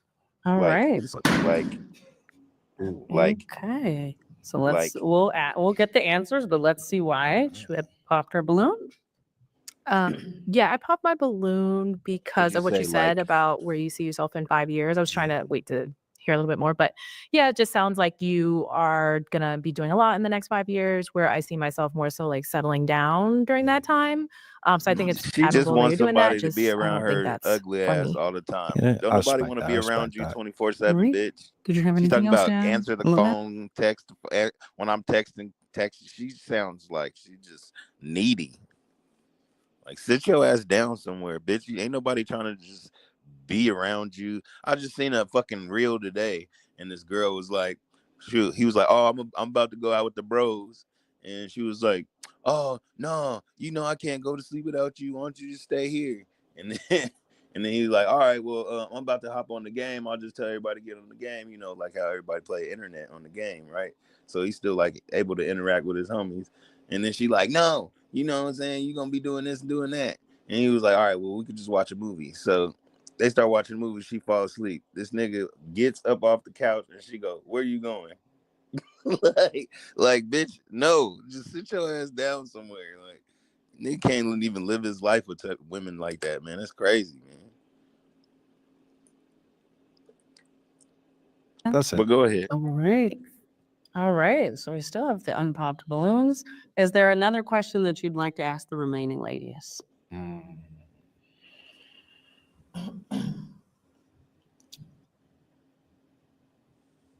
Ooh, I want to break the ice with this one. Steak temperatures. Ooh, that's a great question. Because I'm a vegan.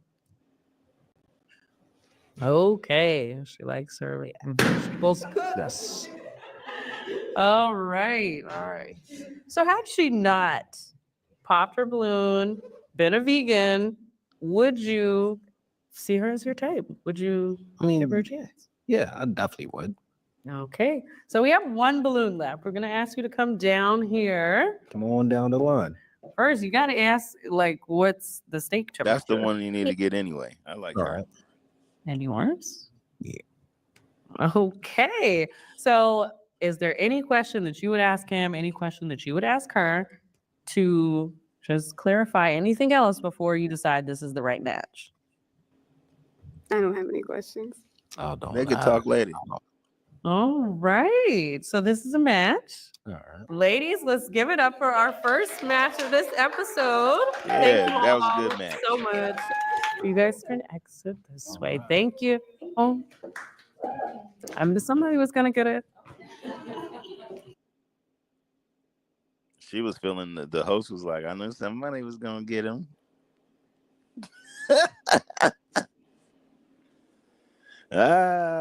Man, these bitches is weird, man. They like weirdos, man.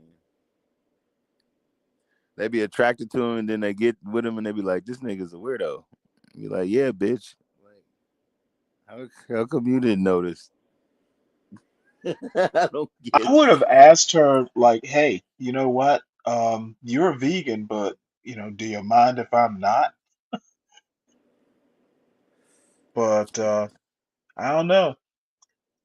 I would have to at least date her. It might not be people like a are weird. permanent thing. I People would are have to weird, man. date her just to see what she's all about. She ain't about nothing. I think she's about something. She ain't about nothing. All right, well, Virgo disappeared. I was gonna do cooking videos. Virgo, if you're out in the chat, come on back. We can do cooking videos. I'm not gonna do them till you come back. There was. Let's see what's in the old.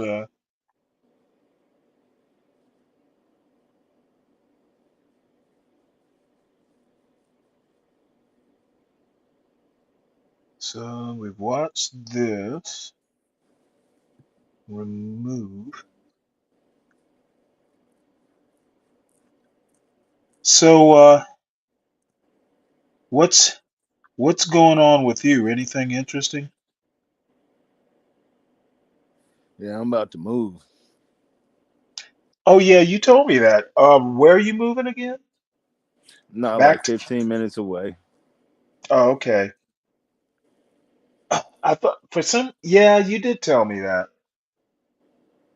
Now I'm you about to said you come. were going to be a property manager. Something like that. Yeah. Yep. Clue, surely, We'll check surely it your. out. See how it goes. I don't Was think I? it's your. I don't think it's your politics that would drive women away. I think. I think it would be. Well, I'll be kind. Plus, you're Was married. You've. There is someone for everyone, and God bless your wife, sir. She has a big job.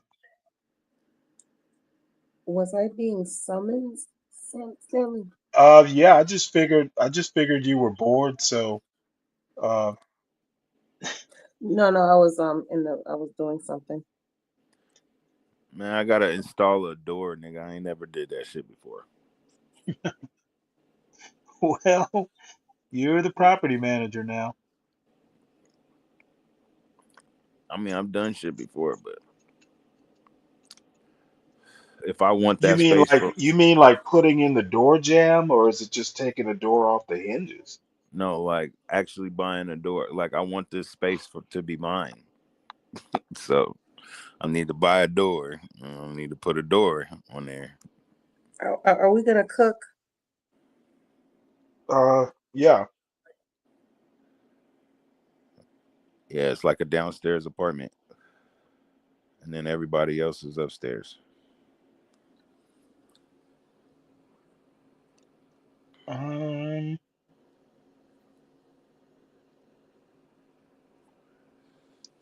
I've been looking for a dope spot like this. You'll see the view. I'll show you my view. I love it. It's dope.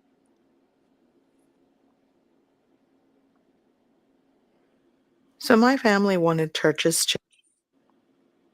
Oh,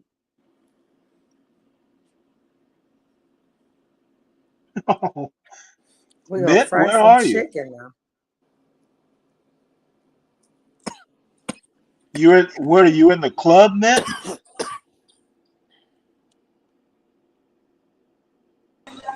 Okay. What's going on? Tropes, why you keep trying to put me on one of these shows? Your mic I is ain't trying to go on bad. damn shows. No, he's in the club. Trope always trying to get me to go on one of these shows. I ain't trying to go on one of these shows.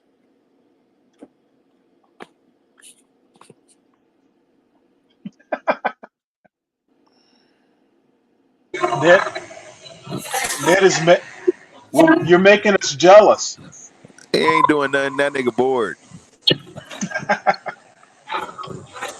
He's trying to find it. Yeah, he bored, man. He having a drink, but he ain't doing nothing. He ain't talking no Is that a girl. Long He's Island he's iced tea? looking he's looking for he's looking for a lot lizard.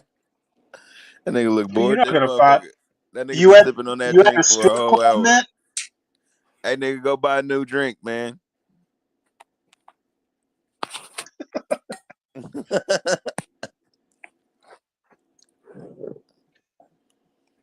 He just Hey, came out of how come people buy one drink and they be holding that bitch for like 3 hours? because they're expensive and they don't want to get real drunk. I guess I'll pour They me have some Church's wine. fried chicken in That should Florida. be I'm warm as pretty sure hell. they do, don't All the ice be Virgo? melted. Virgo, do they have Church's fried chicken in Florida? Yeah, we have a couple of churches. Not around me, but I think the closest one is probably in Tampa or something. I see. I know definitely when you go up North Florida, like Tallahassee or like And nigga said, Gainesville, yo, whoop de Jackson. wop. It's that whoop-de-wop.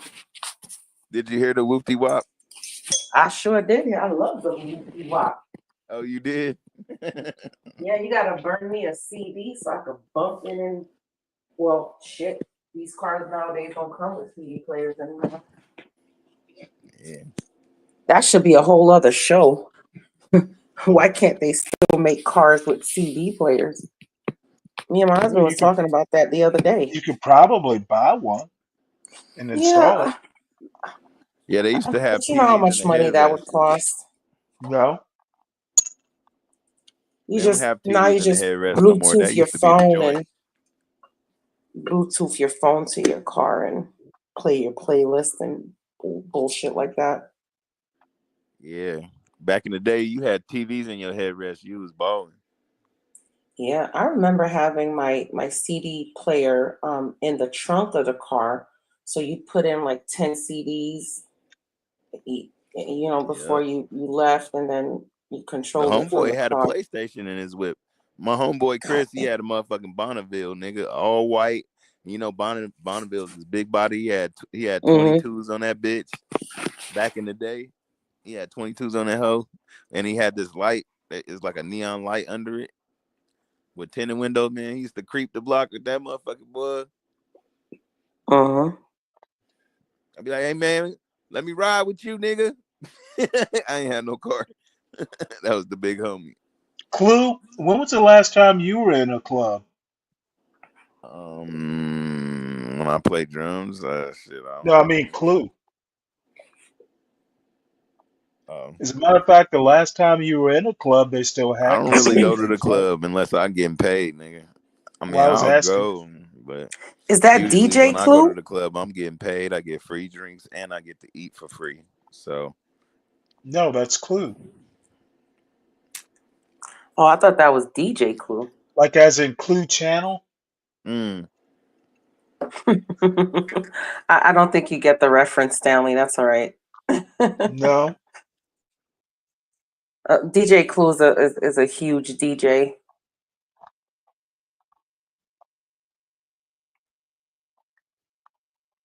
Well, no, you know what? I didn't Tropes know get. what I'm talking about. Apparently, he does. All right. Well, here's the chicken. Chicken.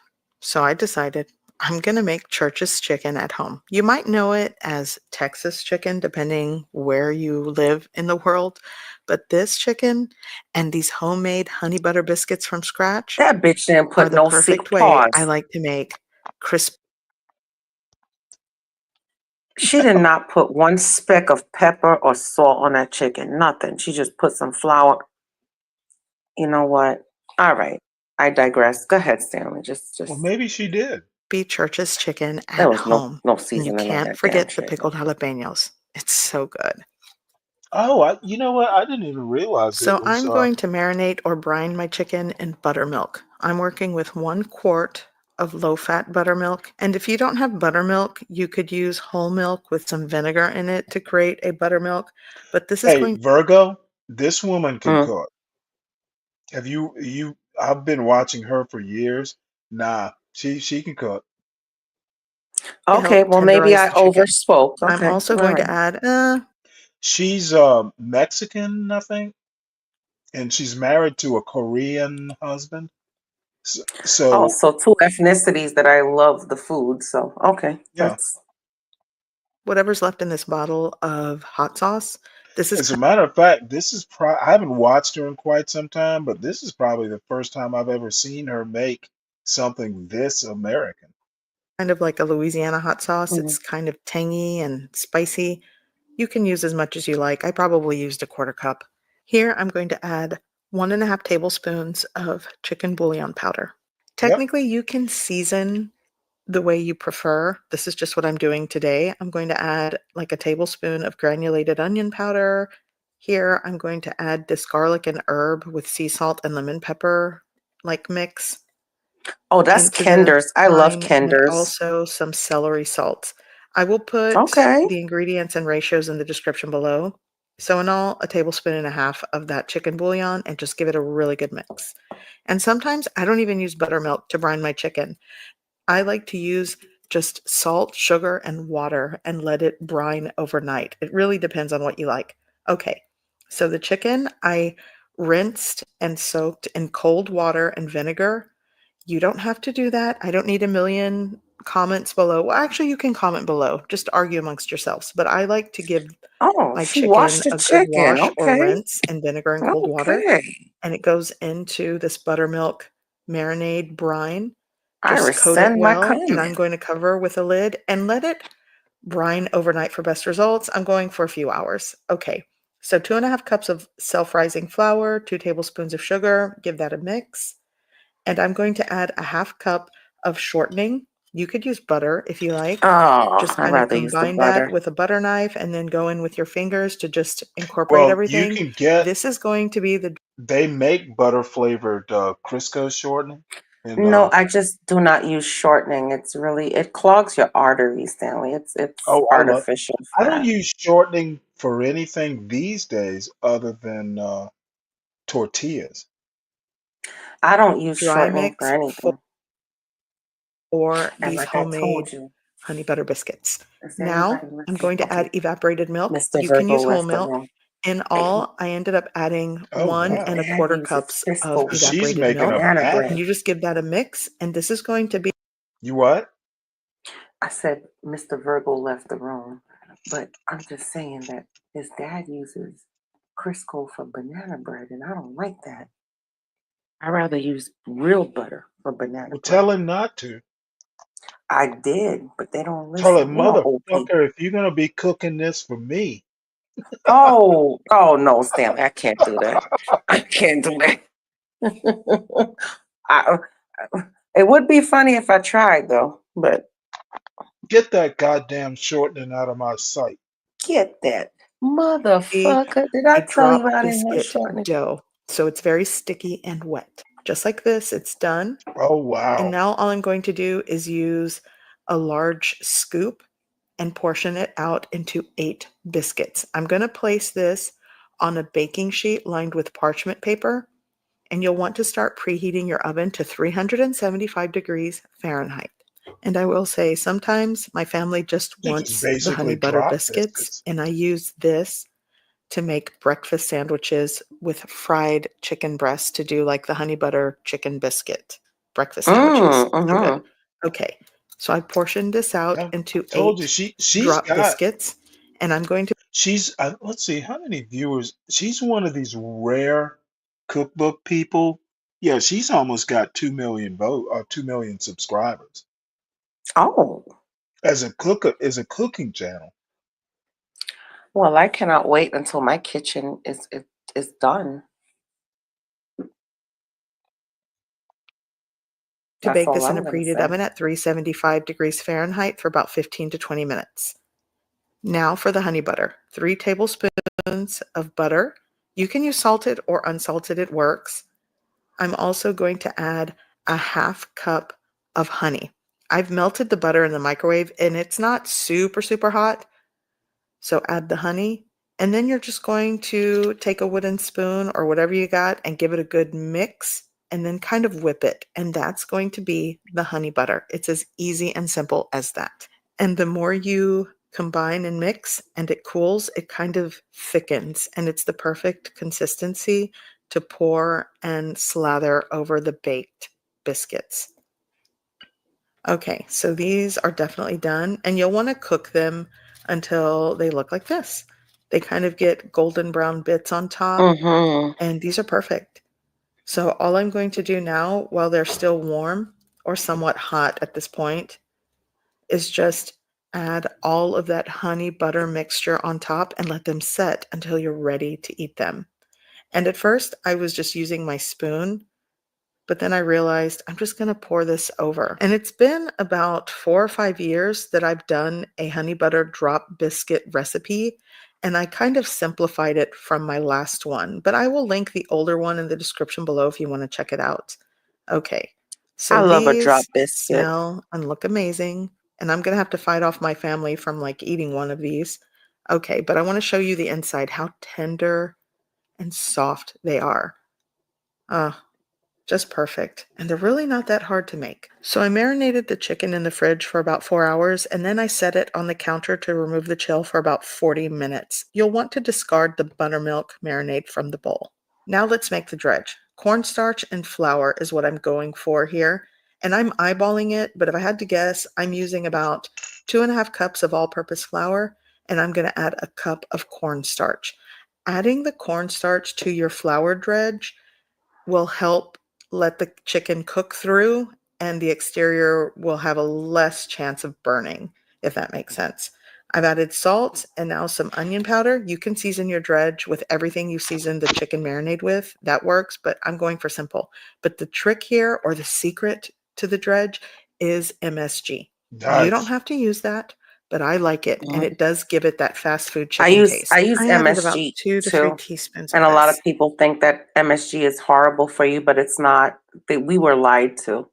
MSG is actually good for you. I use Accent, which is MSG. Yeah, which is another form of MSG, but I go when I get MSG, I do it from the Oriental store. So I get like a big The gigantic bottle of Oriental store. hmm You mean the Asian store? yeah. They don't Well, they it's don't it's use it's called the Oriental, whatever, Asian market, Oriental market, whatever, you know. Hmm. And I get like MSG, And and this is it. that's Like I said, season how you like. It's I just probably went for cheaper than simple. Accent. And once that's combined, what I'm going to do is set up a dredging station. I'm also going to opt to use water instead of egg to coat Really? the chicken in the dredging process. Okay, so I poured out most of that buttermilk. So now what I'm going to do is take each piece of chicken. You want to By the way, the other thing that cornstarch does is it binds um it either binds the flour to the chicken, and then if you were using breadcrumbs, the flour actually binds the breadcrumbs. I think let that's some how of it that works. excess buttermilk kind of drip off and then add it to your flour dredge and just coat it. One other thing, I don't know if she cut this chicken up. She probably bought it in pieces. Usually, you know how people will cut up a chicken into 8 pieces? I hmm cut the breasts in half so you get 10 pieces. Oh yeah, because well, it depends on the size of the chicken too, Stanley. I mean, if you have a huge chicken, yes, cutting the breast in half is great. But if you have a smaller chicken, I just leave that breast whole. But Like I a get what you're Cornish hen? saying. Well, no, no, no. Even like regular hens, it just depends. Like sometimes you'll get like a 6 pound, 6 pound chicken or Because whatever. that's But if you usually get, about what I get, about a 6 pound, like four to yeah, 6 pounds, but I still but split the breast. but usually if I leave the breast whole, then that's basically what the person eats, just a piece of the breast. But I get it. But Well, here's the thing with part of it is just splitting it like that makes them it's quicker to cook instead of the whole breast. yeah, that is true too. Yeah. Because you cannot, well, yeah, because when you're cooking, like when you're frying a whole chicken and you cut it up, you basically have to cook each part separately. So the legs could be Right, done with the thighs, and then the wings, of course, is going to take less time, and the breast takes the longest. right. But yeah, cutting it in half will, definitely.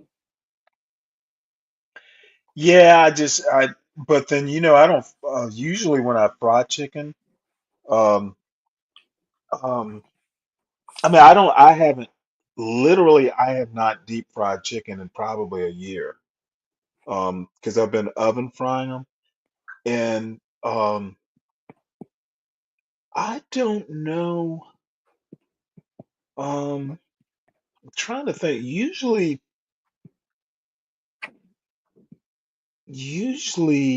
I'm trying to think the last time I cut up a chicken, what I did. Um, as a matter of fact, I might have cut it up and just made chicken and rice. I bet that's what I did. As much as I want to do like a wet hand, dry hand method, it's just going to be a big mess. So I'm just going in. So once you do the flour, it goes into the cold water really quick. And then you go back into the flour to give it a double coat of flour. And that's it. And then into the fryer. I want to See, mention that there are I don't do so all many that double coat methods for bullshit. frying chicken. I have seen methods where Double frying? No, I don't do all that double coat bullshit with my fried chicken. Well, Honestly, honestly, I've found that double coating it, I think kids kind of like it double crunchy like that. I don't. I think it's the well, double. here's how you do it double crunchy. I'm gonna give you a quick piece of advice here. You fry it, right? And then you take it Oh, out and let it rest on a rack, and then you fry it right. again at a higher temperature, and it will get Yeah. crunchy. And once you have like that cornstarch, like I don't double dredge anything. Like everybody's like, oh, you coat it in flour and dip it in egg and then pan coat. No, no. What I do is I'm old school. I put the flour, the seasoned flour in a bag. I put the chicken in a bag and I shake that bitch like I'm like whatever. And then I fry it. And then after you fry it and it's cooked, you take it out, let it rest. And then once you're done doing like all of them, you now refry it for a second Damn, we round. lost a bunch of people doing recipes. Really? Oh, fuck them. It's like, of course it is almost 1 o'clock. Or maybe they don't like I fried don't, chicken. uh, I don't, I don't need it double crunchy for starters. And, the double frying and all that, too much work. And I'm telling you this much, it's just as good in the air fryer. Yeah. I mean, when I fry chicken, like I pan fry it in Do you the. bread it like you don't bread it like this in an air fryer, do you? Oh yes, I do. I prepare it just the way that I would prepare it to deep fry it. The Interesting. only difference is as I put it in the air fryer and just spray a little, like you said, a little Pam on there. What's up, Diwali? Yeah, and then the other thing, now I would run it through a dredge like this, and then I'll Hmm. put it on a rack. I have the baking sheet with the rack. I bought them in sets. I'll put that in the refrigerator and let it sit just to dry out. Hmm. That way because the thing is that letting it dry out, it actually, in my opinion, it actually fries better. You don't get Yeah, like taking it right from the dredge into the fryer. To me, it's just, I don't know. yeah, because Basically, you if you give it a put it in the chance. refrigerator, it sets. Yeah, because you give it a chance for the flour and everything else to adhere to the um to the meat. Right, So right. absolutely, yeah, I agree. They just flour it, dunk it in the water, and straight into the fry oil. Use the method that you Oh, prefer. So good I'm for going to her. go in I think she's for a gonna leg this refrigerate them. time. Also, this recipe works great for like a whole fryer or a whole chicken that you break down. So if you have like a 4 to 5 pound chicken, use that with this recipe. It'll totally work. I just had a pack of like 2 bone-in chicken breasts and 4 legs or drumsticks. So that's what I'm working with. But in all, it's about 4 pounds of chicken. Okay, so the leg is coated. And now it's time to go into my preheated cooking oil. I preheated this to about 350 degrees Fahrenheit. Oh, And the I'm just other going to let thing, I these. think I told you this. I stopped using the Dutch oven like she's using and Mhm. started using my wok. I've got a big wok that I'll fill with oil, and I find that the wok works way better for frying than that Dutch oven because it's Oh, so slow to heat up. The let me wok tell is you, just woks are excellent for not just making right, Asian food, but it right. is good for a lot of things. Once you get to learn how to use a wok, I swear, I think that's the only pan that I would have, you know, aside from using the traditional um, pots, like Caribbean pots to make like rice and peas and stuff, you Uh-huh. know, but a wok is all you need, to be honest with you. I feel that if you are on a budget and you don't have Right, money to buy like a lot of different like pans and stuff like that, a wok is perfect. right. I mean, you can fry an egg in it. There's so much stuff you can do in a wok.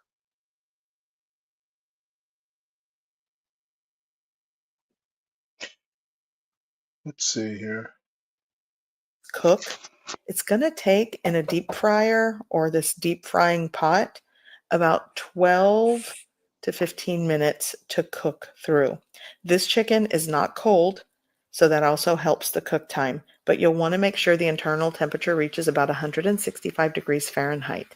And I'm just going to let this deep fry until it's golden brown and crispy, just like this. This drumstick cooked about 13 minutes, and I feel like the chicken breast with the bone in, it's a lot thicker to cook through, so it might take a little more time. But it smells Well, amazing, you and know you'll what? notice the golden brown color. If you find that that's not done, just pop it in the microwave to Or you finish can it put it off. in the oven. You can Right. put it in like a sheet pan with some foil over it and pop it in the oven at a low temperature, like maybe like 300 degrees, Hmm. and just let it cook through.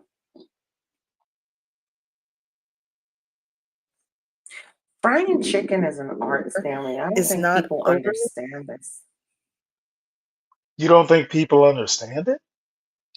Yeah, the first time I fried chicken, Well, Stanley, they let me don't tell you. understand it when they fuck it up the first time. Well, let me tell you. The first time I've ever fried chicken, right? I was about like maybe 15, 16 years old, and I had like chicken legs and chicken thighs, and like washed the chicken and cleaned it up and everything, and I seasoned it to perfection, but when it came down to frying it, it kind of got like dark on the outside, and then when we cut Right. into it, it was nothing but like red and raw. My mom got so mad at me, Stanley. Let me tell you. She was like, I wasted food. Well, Caribbean climates could be was this very before? I mean, harsh. you had a microwave growing up, right? Oh, yeah, yeah, yeah, definitely. You just put it in the microwave. Ah, my mom was already disgusted. And you know what? I don't know how many times that it took me after that disaster to perfect it. But, I must admit, Virgo was not always the great chef. Yeah, but I had I to don't learn. know though.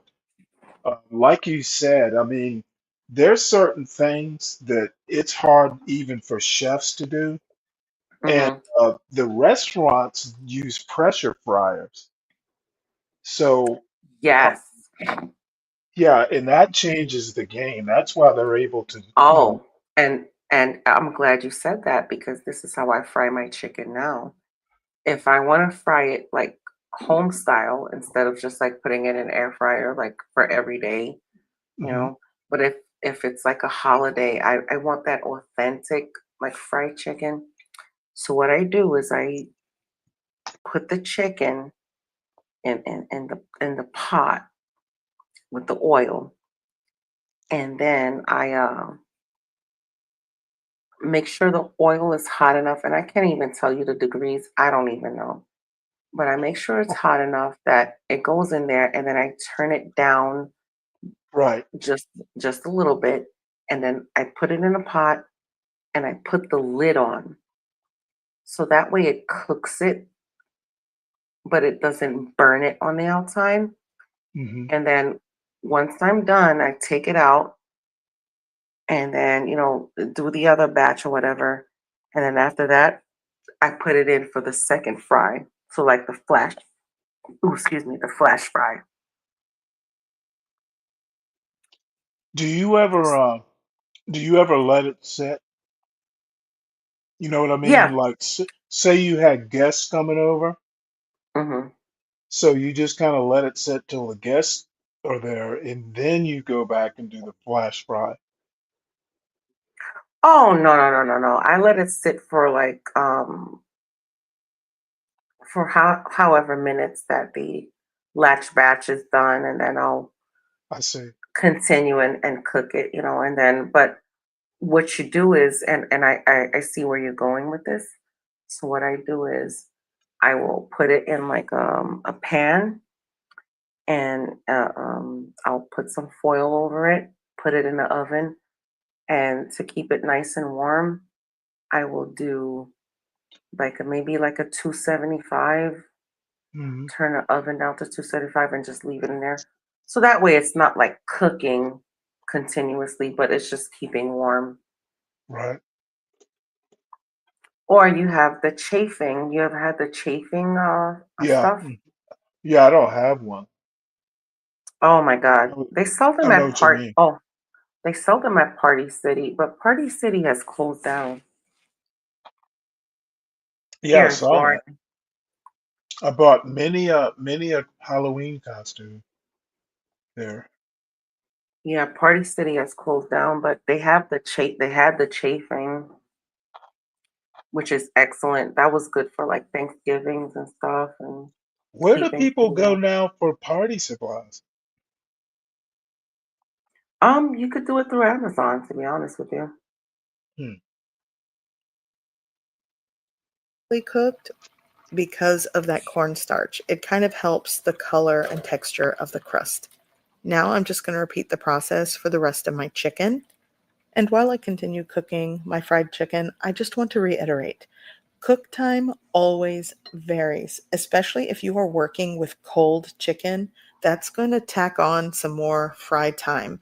And if you are doing a shallow fry, like in a cast iron skillet, and not deep frying, the cook time also will vary and it'll take a longer time to cook. When I do pan fried chicken in a cast iron skillet, for bone-in chicken, it takes closer to like 15 to 20 minutes to cook through. So there's something to think about. So to continue my church's chicken dinner, I'm opting for instant mashed potatoes. By the way, you can use What? fresh russet potatoes and boil those, but I'm going for instant. And for the brown gravy, I'm using a packet of chicken gravy and brown gravy. Now, see, this is sacrilege. Oh, I absolutely agree. I mean, you're gonna take all this time to make this wonderful, flavorful chicken and homemade biscuits, and then you're just gonna desecrate it with packaged potatoes That's and that's and pretty much what she's doing. I mean, even the and gravy. I mean, what are you and doing? sodium-filled gravy. Jesus Christ! All you need to do is take some of that grease from uh, the pot where you fried the chicken and the little bits that falls under, and just add a little bit more flour. Maybe saute some mushrooms in there and add a little bit of stock, and you got a gravy. Jesus Right. Christ! Gravy mixed to give that authentic fast food chain gravy. So I'm just going to put this in a Oh, I see large what measuring cup she's trying to imitate. and boiling Okay, let's not imitate. Let's elevate. Yes, no water goes imitation. into Let's instant do mashed potatoes, elevation. but I have a hot water dispenser, so that's what I'm using. Really? Very simple, very efficient. And these instant mashed potatoes come salted and seasoned, so I'm not going to add Anything else, just the hot boiling water and instant mashed potato flakes. Some of you Oh, might but hold up, cringe, Stanley. but Hold for up. those of you that know the taste of Yeah, fast that's food just fried chicken, yeah. Here's the thing, right? So I'll tell you something really funny. My daughter hates mashed potatoes. Like, Even the if I real make no, she hates like real mashed potatoes. who And hates mashed potatoes? I know my crazy daughter. That's who. And like, so anything with mashed potatoes, she hates. Like shepherd's pie, she will not eat. And like anything with mashed potatoes, she won't eat. So anytime we make anything with mashed potatoes, we have to make her like some, I'll put a potato aside for her and bake it, and she'll eat it Right. baked. But here's the thing. This is how crazy my daughter is, right? She hates mashed potatoes, but she loves like a KFC mashed potatoes, which is like from the bag. But if I try to make the bag one, she still won't eat it. But there's something about the KFC mashed potatoes. She's weird. She gets it from her mom, I guess. But Yeah, yeah, I don't know. I wouldn't call she's so that weird. weird. I would just call that crazy. Well, yeah, I can admit my daughter is crazy. She won't she won't eat it, but you know. And I'm telling you, know that we they make mashed potatoes way better than like I really don't like the KFC mashed potatoes or any fast food because it's the packaged stuff, you know? Right. Anyway, go ahead. they are definitely using instant mashed potatoes, so I'm going with that. Okay, so for the gravy, I'm adding both packets into a small pot, and I do not have the stove range on just yet, and I'm going in with 2 cups of cold water. It's a cup of cold water for each packet, and you'll want to combine and mix that really well. Just try to get all those lumps out, and then you want to turn on your heat, and then just continue whisking. I'm going to add like a half teaspoon of freshly cracked black pepper and just whisk over a medium-low heat until it thickens and simmers, and then it's done, just like that. And the chicken is done. This is just crunchy, crispy chicken perfection. Actually, this breast kind of got away from me. I walked away, but look at this. Super crispy, tender, marinated chicken. I can't wait. So the gravy has thickened. That is gravy perfection, in my opinion. And my honey butter biscuits are also done. So it's time to serve a plate. So you can't forget the pickled jalapenos. Here I have the mashed potatoes. Those are done. And this is what a plate looks like. All that's missing is some gravy onto the mashed potatoes, and it's time to dig in. Now, if I had fried okra, that would complete my typical Texas Church's chicken order. That's what we prefer. But this came together so well, and this is my homemade from scratch version of Church's Texas fried chicken. I love to dunk it into the gravy and take a bite. So I hope you I, give this recipe a try. I hope you like it. I've never And done thanks that. for watching. Okay. I would definitely sit down and have some dinner or lunch or whatever that was with her. Yeah. I'm not gonna complain, but the pickle I do not like pickled jalapenos, but I Oh, would really? definitely do some roasted jalapenos. Interesting. Yeah, I would do some roasted jalapenos, but pickled, I'm not a fan of pickled jalapenos. Um, let's see here.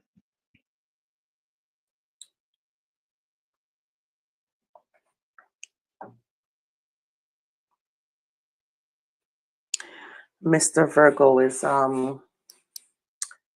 He loves pickled everything. Like For the past there's few so much years, different I make kinds chicken of pot pie. relishes and pickles in the fridge. It's not even funny. All kinds of pickles that I've never even heard of. What he Pickled has. okra. Pickled okra. No, he won't eat pickled okra. He doesn't like okra. Babe, what is it? The gherkins you guys like? Yeah. The gherkins, relish, How about pickles. pickled watermelon rinds? I've never tried that, and I'm sure he hasn't. Babe, have you ever had pickled watermelon rinds? Watermelon rinds? Yeah. No, he hasn't. But I personally like deli pickles, because I think that's like a New York thing. So I don't like the jarred pickles that, or either that or you make it on your own, to be honest with you.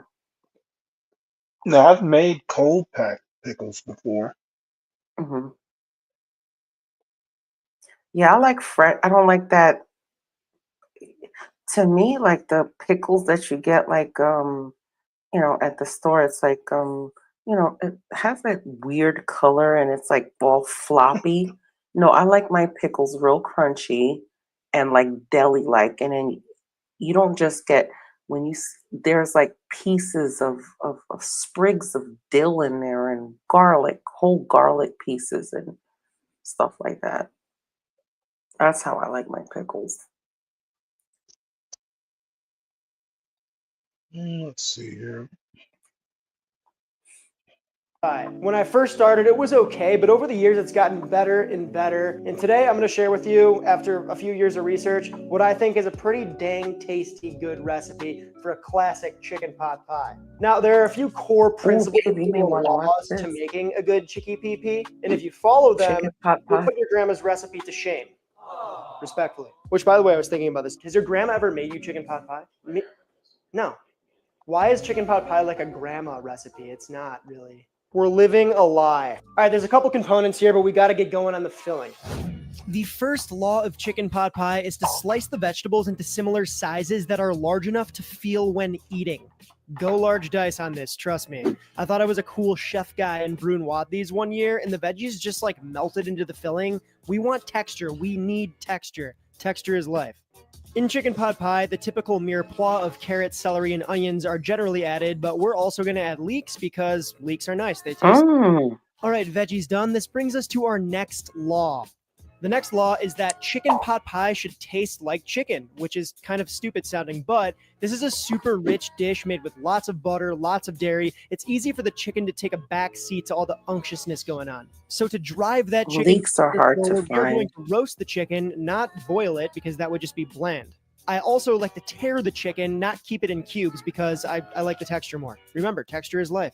Speaking of chicken flavor, here we got some chicken bouillon powder, schmaltz, aka chicken fat, very flavorful, very strong chicken flavor. And lastly, good chicken stock. What do I mean by that? I mean roasted chicken stock, preferably homemade, but you could use store-bought. You just want to make sure there's a lot of collagen in that stock.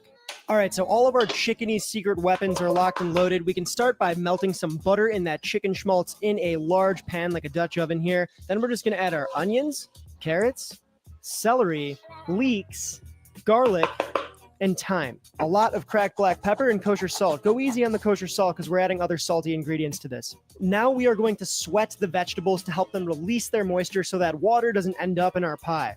Soggy pies, no bueno. Do this over low-medium heat. It's going to take 5 or 6 minutes. You don't need any color on these veggies. To thicken our filling, we're going to add in some all-purpose flour and that chicken bouillon powder. Stir that around for about 2 minutes to cook out that floury taste. Then we're going to add our liquid, starting with that chicken stock. Remember that collagen-y chicken stock is important. Give me that jelly. Some heavy cream, then give it all a stir. Stir this around and bring it to a simmer. You should not have to reduce this. It should be plenty thick. It only needs a couple of minutes to come up to a simmer. And pro tip here, use cold stock and cream. Otherwise, you could end up with little dumplings of flour in your filling. You don't want that.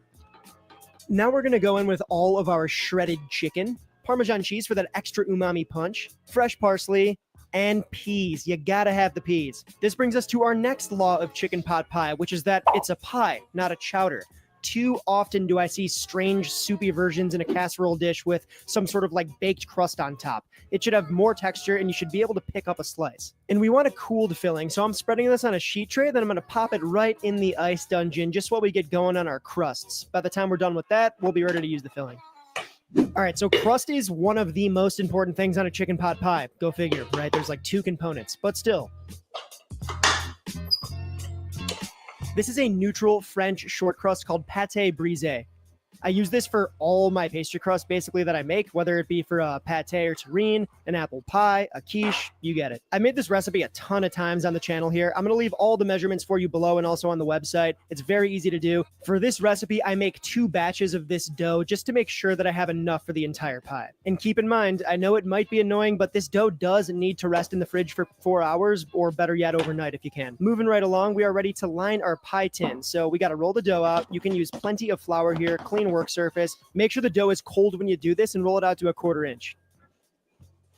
You can make this in a cast iron, like a small cast iron if you have it. I've done it, turns out great. But these cute little tall tart tins are super awesome. I think this is 9.5 by 2. I'll have a link for you below if you want to get them. Inexpensive, and they make your pies, sweet and savory, like really nice looking, tall and proud. And it's definitely worth the investment in my opinion. But again, you could totally make this in a cast iron. So we're just gonna measure this. Looks good. I'm just gonna drape that right on top.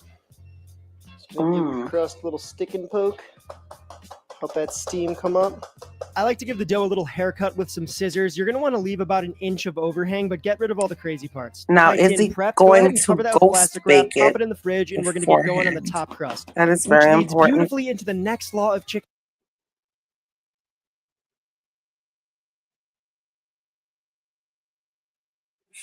Is he going to ghost bake it before he puts the filling in there? That is very important, actually. I've never heard it called ghost bake before. I've heard blind bake, but I know what you mean.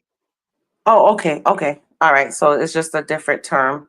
But yeah, I've heard of blind bake too. Do But yeah. you put beans or anything? I know they actually make pie weights. Have you ever seen those? Yes, and that's what I was about to say. You can get like a little pie weights that you just put it in there and then you pre-bake it and stuff like that. You can use beans as well, but why waste food? Because after you do that, you know you're not gonna use the beans anymore. You know.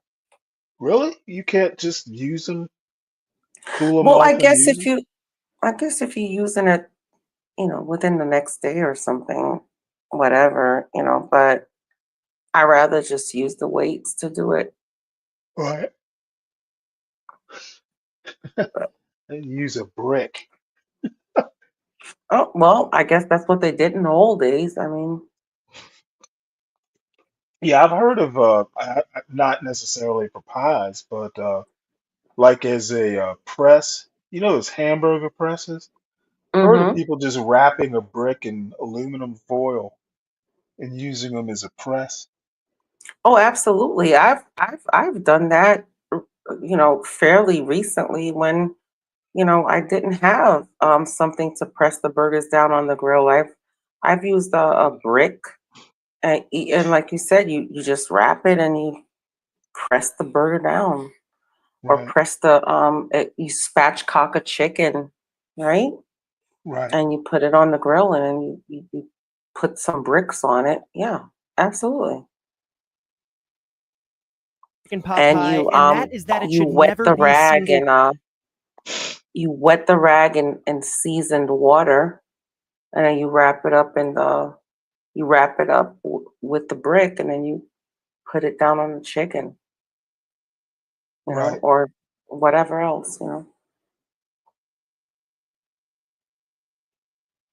Crust. Crust is texture, and without it, you might as well be biting into a spoon of chickeny biscuits and gravy sans biscuits. Use a plate that's Oh, slightly I was larger gonna than the pie. say, um, whenever I make a pizza, Hmm. I'll wind up trimming those things off too.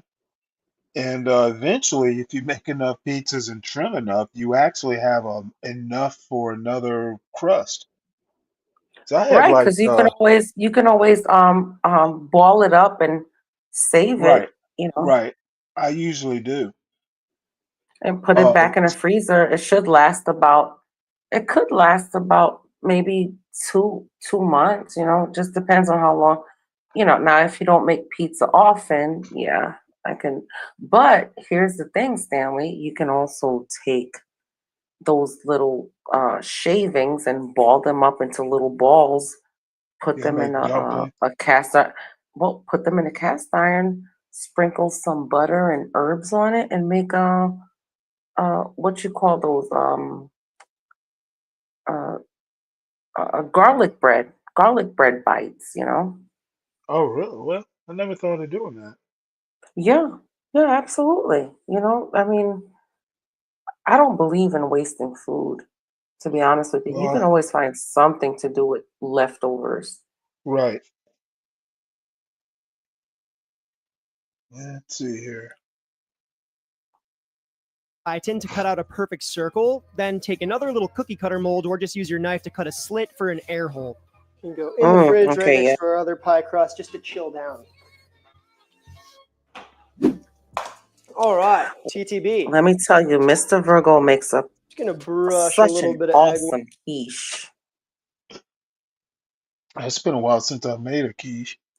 Oh my God, let me tell you, you wouldn't want to have any other quiche than, and I'm not just saying this because I love this man. You know, I'm telling you, his quiche, even if I hated him, I would have to say, I hate you, but your quiche is wonderful. He makes an awesome Mediterranean quiche. And then, babe, what's the other quiche you make? The Italian one? Do you make the Lorraine? You've made the Lorraine before, right? Well, that is the Lorraine, baby, with the ham and cheddar.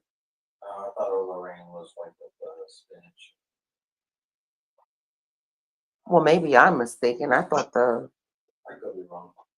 yeah. Well, I could be wrong too. Yeah, but he makes, oh my God, his quiche is so good.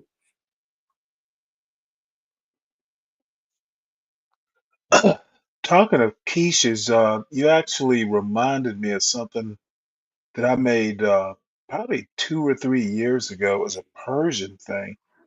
Mm. Let's see, can I find it? Recipe for it.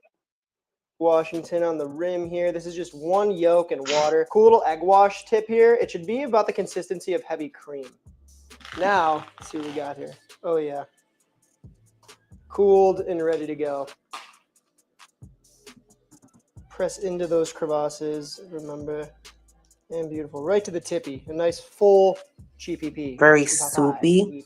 Double crust or nothing. We have our little built-in air hole here, as you can see. Look at that. We're gonna pop that right on. Oh yeah, here it And this is, is. you can see here, these crusts, they touch like The that. Mary That is good. That is what you Calendars. want. Again, go ahead and shape up that outer crust with some scissors if you got to. So we're gonna crimp Yeah, I really easily. buy The easiest those way to do for this my is to son just pinch. sometimes. Mm-hmm. Apparently he ate them all when he was here last. I'm gonna have to get some more. But it would be Uh, wonderful to like do it homemade, you know, especially if you make the filling thick enough. Because the problem is when you cut into it, you oh, don't want I've made everything pot that's spilling pies out. before, but I don't really eat those pot pies. So, but I have made them from scratch. Mm-hmm. Well, I'm trying to find. I think I have an excuse to go to Ross or Marshall's to get some ramekins, the bigger ramekins, to make some pot pies.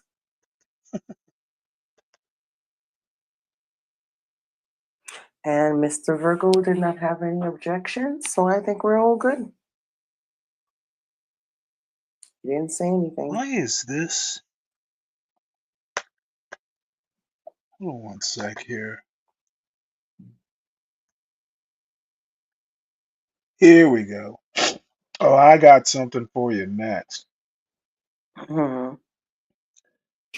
You're gonna Move, love this. pinch, move, pinch. Now for the brownie points, you can score the pie. We already have our air hole, so we don't need to cut more holes, but I think it looks really nice if you just kind of give it this spiral effect. They do this with a lot of like terrines and pâtés in France. I think it just looks pretty. Try not to break through the actual crust itself. To give it its final sheen, we're just gonna put a little more egg wash on there. You can do this, let it sit for like 10 minutes in the fridge, then hit it with a second egg wash if you want, and that's gonna make it like really, really, really shiny. You can use a whole egg, it's not gonna like ruin the pie. But if you want it to be actually like super yellow and vibrant, it's yolk or broke. I just kind of like to go around the edges too like this. Totally extracurricular. You do not have to do this, but I'm gonna hit this with some crunchy salt on the top here. Just gives it a nice little like pretty exterior and extra crunch when you eat it too. And I'm using crunchy salt. Some people call it flaky salt. That's fine, call it whatever you want. I use it for texture, therefore crunchy salt. So it's going right in the oven, 400 degrees for about 40 to 50 minutes, middle rack. All right, now we pray.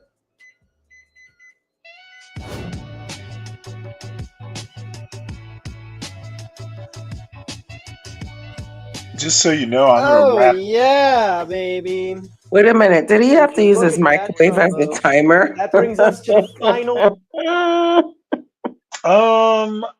I would use a timer just because I have in the past, like, No, I'll I'm saying he had to use his microwave as the timer.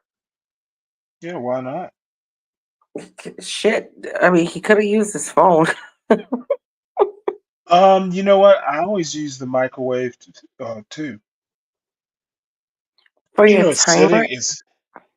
it's sitting right there above the oven. Oh my God. So your oven doesn't have a timer. I never use it. Well, it's so I mean, easier. even It's easier to use the no, timer on the oven. I, I don't know. I've always used the microwave timer. Oh my God. I guess there is a community of Rule people of like chicken this. pot pie, and that is do Well, not. for one thing, the alarm is louder. Well, I cannot argue with that. Serve chicken pot pie super hot. Let me take you back. Remember that one time in college when you couldn't wait and you absolutely torched the roof of your mouth on a Marie Callender's microwave chicken pot pie? No? Serve this warm, not hot. If you cut into it now, it's going to slop all over the place. You want at least to have a little bit of integrity in that piece. So now we play the waiting game. It is All right, pretty, so but cooling down. that's not really my type of home cooking there. It's way too Oh fancy. yeah, golden bee. That is very pretty. You know, Smells of Yeah. butterpuff. That's a good thing. She's still a little warm, but mostly cooled down. See if we can get a nice slice. I don't know if I could ever Looking and do sounding something good, like guys. this without like Ooh. 20 times of practicing, but this looks very Yeah, pretty. that's what we want. It's warm. You can see This the is awesome. Yeah, it is pretty awesome. I don't think I'd need to practice. I could get it right the first time, but You know what? um, This has to be treated more like a kind of like how you do a pasty or like right, a patty instead of like a pot pie with like everything gushing out. You just have to reduce the liquid, to be honest with you. And right. this is yeah, so it's not a traditional pot pie, but Well, the I traditional am not well yeah, traditional pot pie is like very soupy, you know, and is it? it's made individually in a ramekin.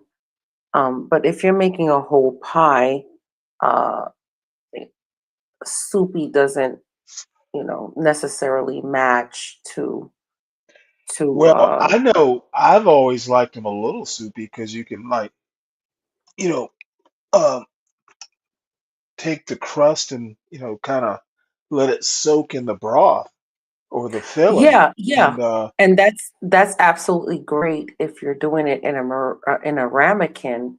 But if you're doing it in a pie pan the way he's doing it, it Right. doesn't make sense because once you cut into it, everything spills out, and you know. But this way, this is just an alternative. Like if you want to make a bigger version without Well, having it leak all over the that's definitely place. a family size version. Yeah, and it probably has all the flavor of the pot pie, but not as like leaky as you Well, would get in a personal he basically got fancy and made bone broth. Not bone broth. Well, he roasted. Well, collagen. yeah, he roasted the bones apparently before he made the stock. Well, here's the trick. You can just take a whole chicken, depending on how much you want to put into the how big of a pie you're making. You Mhm. can try to find like a small chicken, you know, and you can roast it, season it, and roast it, and you let it cool overnight, and all that sauce and that gravy is going to be very Right. collagen-y Right. once Yeah. it's done. Yeah. And you refrigerate it overnight. So yeah. Oh my God. When I tell you the big kids, and you know who I'm referring to when I say the big kids, right? Right. Mr. Virgo's parents. They love a good pot pie. And I think if I can like master this recipe, I think they will kick Joe out of the family and just adopt me, to be honest with Well, you. do you need the link for this? Oh, please, please. I think I will try to. This is a very good recipe. Right. This looks very delicious.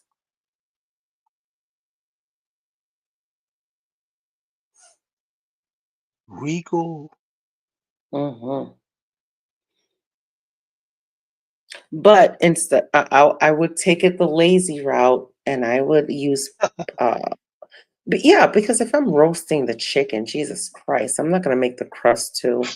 I will use puff pastry, and Yeah, puff I was pastry is about to say, very. but he made his from scratch though. Yeah, I know. And I'm like, if I'm making the chicken from scratch, man, give me a break. I'm not gonna make the pastry too. It's either one or the other. But I think I will use some puff pastry because puff pastry is very flaky and light and very buttery, you know. Right. I think it's But I harder can to make I though, can isn't it? make puff pastry from scratch too, but it's yeah, like you said, it's very hard and time consuming.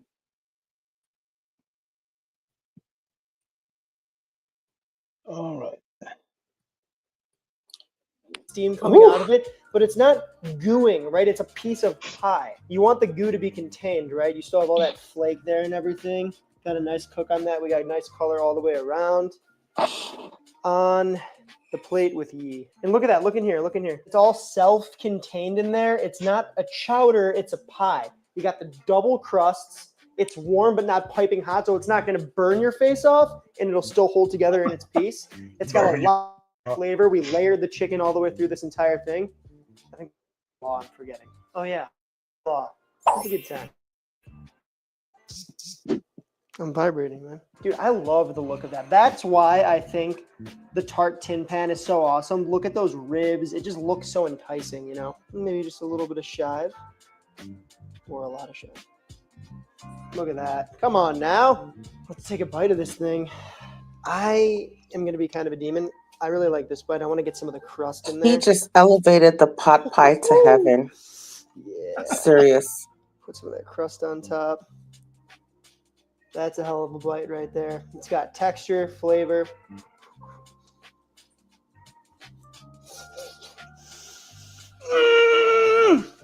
Mm. Hot damn.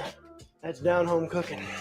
It actually does Babe, you may taste have something to worry extremely about. classic. This We didn't do guy, anything too weird here. Sure, we this added guy some really leeks. That's about elevated it. the pot This pie tastes dish. like classic chicken pot pie, but the chicken is more so. And you know. Say that again. Oh, sorry, I was talking to Mr. Riddle. Well, if you put a little effort into it, you can have something that I would say is a little better than the Marie Callender's boxed stuff. But I'm also not hating on that. I grew up on it. Chicken pot pie, baby. TY so much for watching. If you TY? Ugh. All right. Well, this is what I wanted to show you, and I've actually made this once.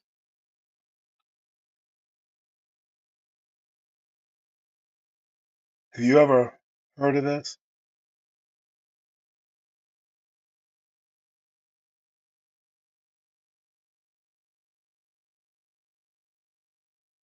This is sabzi.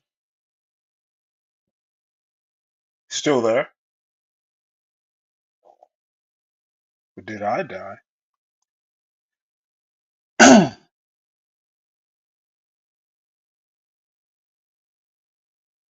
What is he talking about? They like poverty. Just leave already? Virgo, are you there? Welp. All right, well, we're gonna go ahead. What did you do to her, Eclectic? No, this is a Persian like vegetable frittata. I've made this before, and it is very heavy on the vegetables. Hey guys, today I'm going to teach you how to make a traditional Iranian dish known as kuku sabzi. It's a dish made with a ton of herbs, and it's a dish usually during the Persian New Year, and it's very, very easy to make. So first, you're going to slice a yellow onion. You want a really fine chop on the onions. One medium leek. You're going to use the white and pale green parts.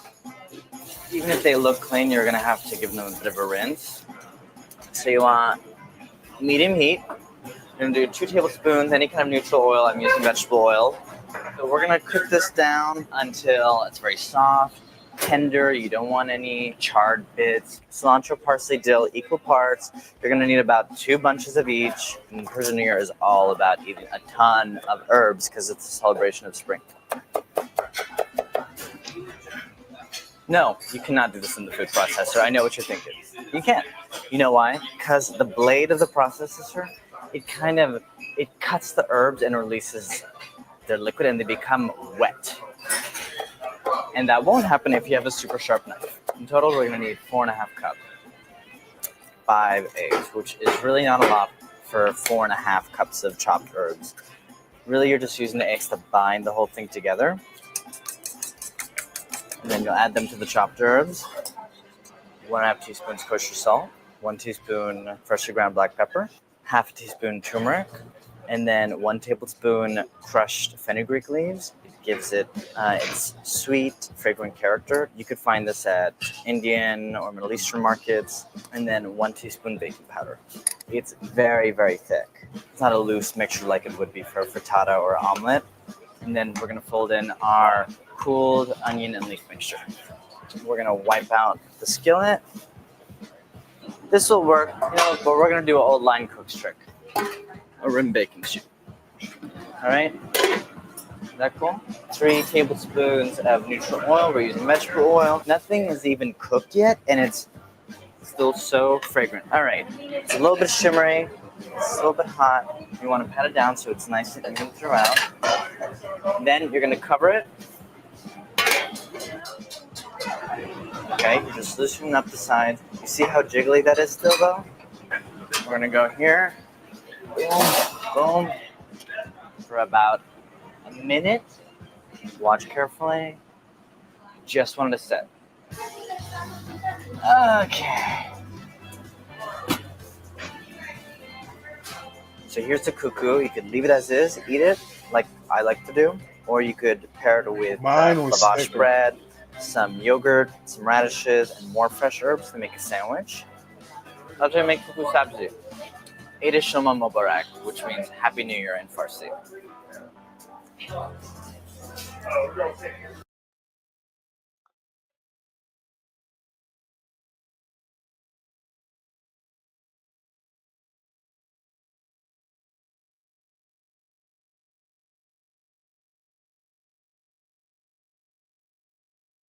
Okay, well, man, I hate that she missed she missed this.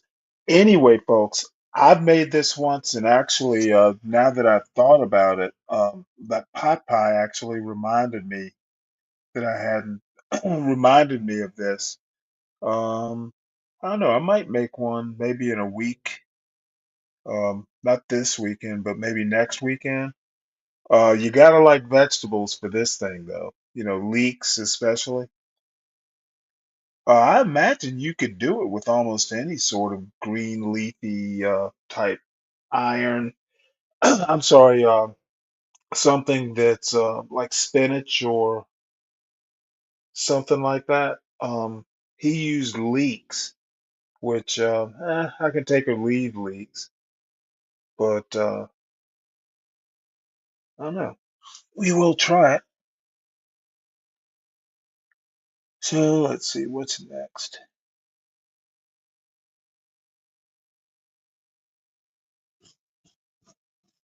I am running out of steam. I'm gonna probably shut this down around Persian herb stew. This is interesting. Hello, everybody. So that Sabzi just started pouring Persian recipes into my algorithm, which I love Persian food. So let's see what this is all about.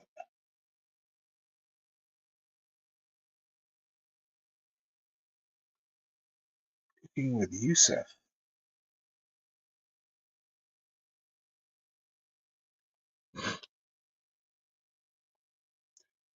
Uh, I guess while Virgo's away, I would take a musical break.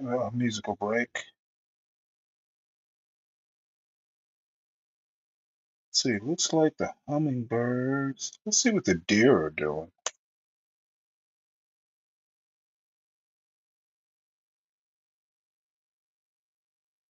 So get rid of that.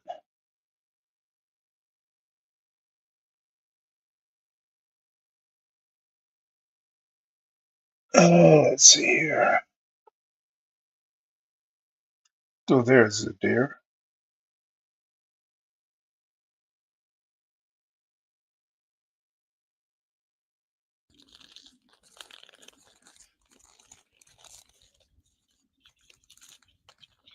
Oh, here's the lovely deer. That just looks like food to me, to be honest with you. Yeah, it's like Stanley, there's a. are we done with the cooking?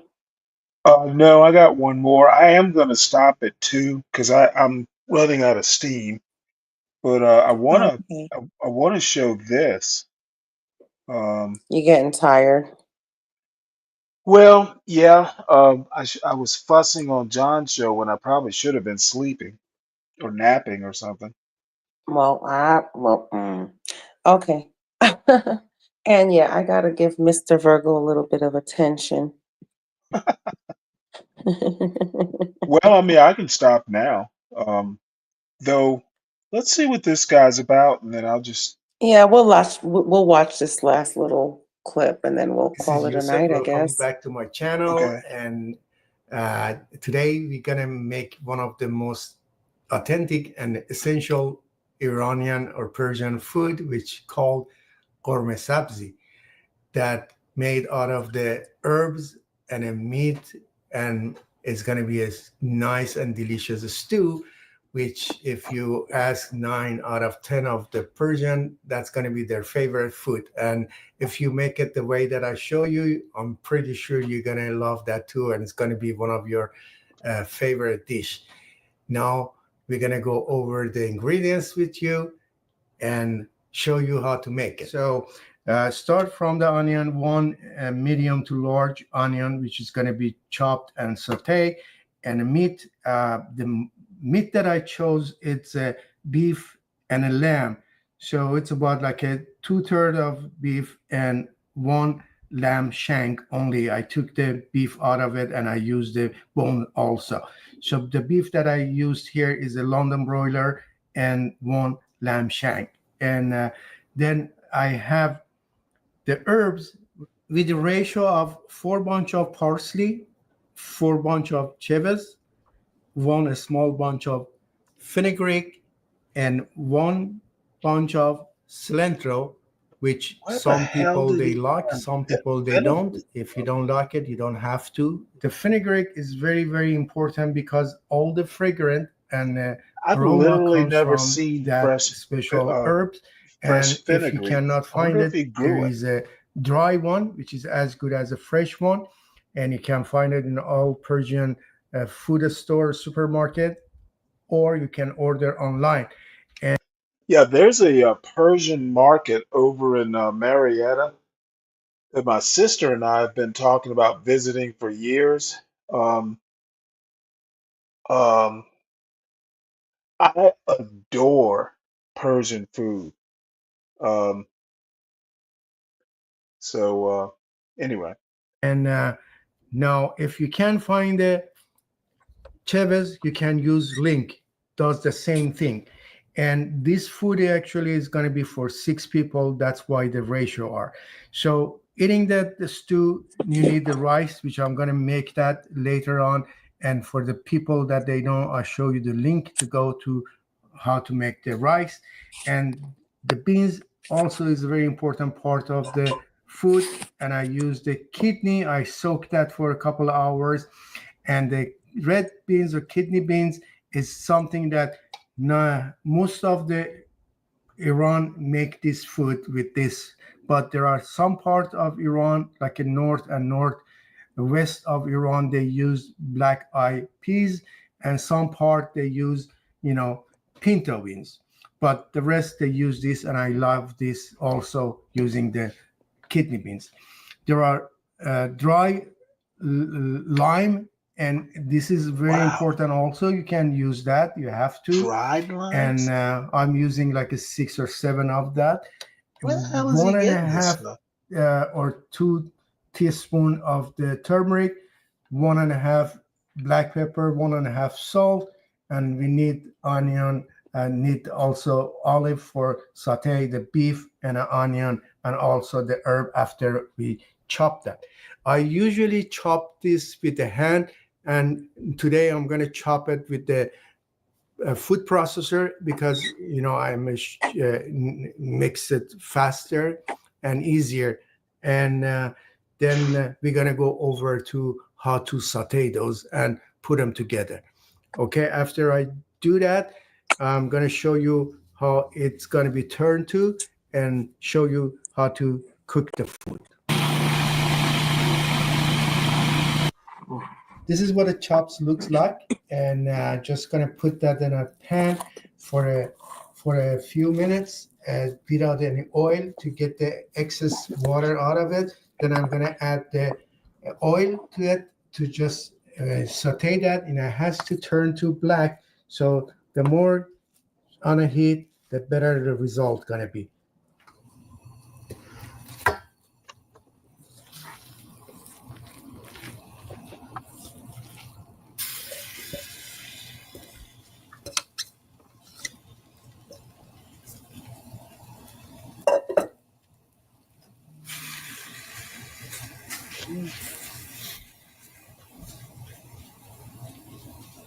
Okay, after a few minutes, then I'm gonna add a little bit of oil on this one, and I show you how it's gonna be when it's gonna be done. And while he's doing it, I'm gonna go and chop the onion and start saute that in another pan with the meat. I think it's the time to add the oil in it. It's about like a 4 or 5 tablespoon oil. Make sure that it has enough oil to saute very well.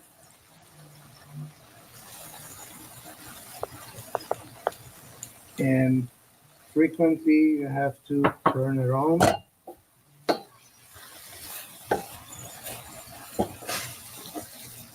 Not to burn. But it has to turn, the color has to be dark. So we're going to come back to it later on.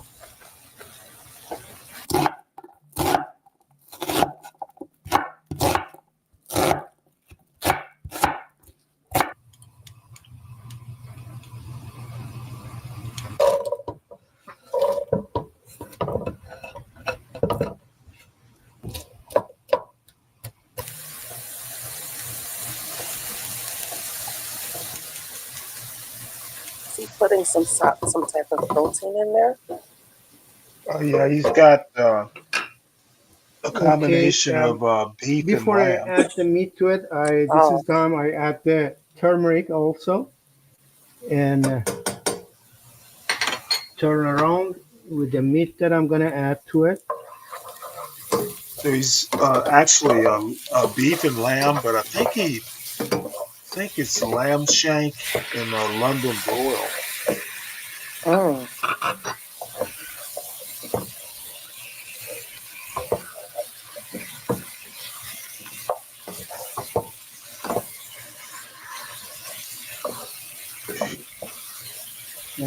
So that's the thing about Indian food,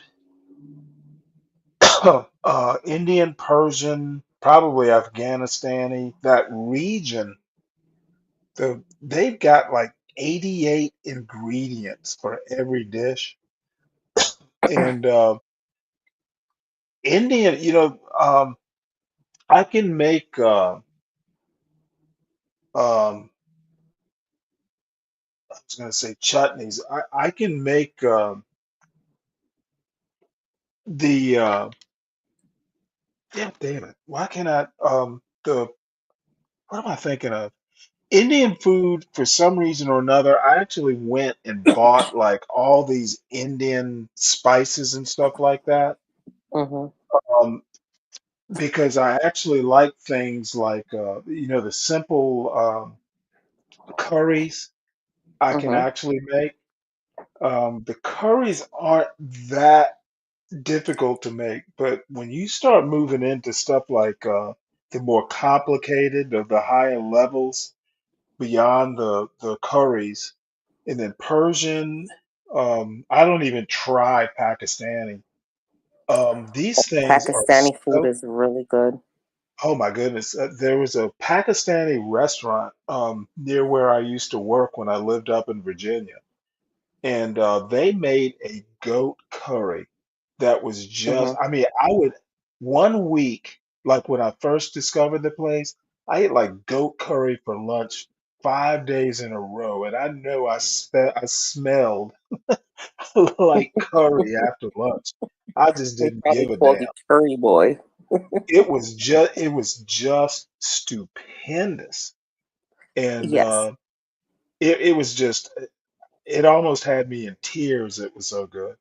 When I was back in New York, we had a whole row of just Pakistanis, like this little area in Manhattan. And oh my God, there was this one restaurant that we used to love to go to after school. And it was like a kind of like a buffet style curry. So you can pick your rice and then you choose whatever curry you wanted. Like you can choose 2 different meats and the pita bread and oh Is my NYU in Manhattan? yes, NYU is in I didn't Manhattan. know that. Columbia's in Hmm. Manhattan too, right? Yep. Okay, interesting. Yeah, but I went to Lehman. That's well, I that wasn't the only school I went to, but I graduated from Lehman, and I that was in the Bronx. But I would take the train down to Manhattan and stop off there, and me and my friends would just like go into a little Pakistani area and Middle Eastern area, I should say, not just Pakistani. And oh my God, there was this one particular Pakistani place where, like I said, it was like a kind of like a buffet, and oh Jesus, the curry, oh Jesus, so good. But yeah, but you know what, Stanley, I like making home cooked food, but like you said, Right. their food is so difficult to imitate if you didn't grow up making it. But I did find a couple of brands of jarred curries that are so good, and I can Well, always email you yeah, which just ones they email are. them to me. But I Yeah. actually like the plain, like chicken curries and stuff like that. I actually Hmm. have like, cinnamon sticks, and I have Yeah, me basically. too. I have cinnamon sticks and star anise and coriander and stuff like that. Yeah, as a matter of fact, I'm thinking about making a curry. Maybe not this weekend, but maybe next weekend. I'm going to do something Middle Eastern. Oh, excuse me.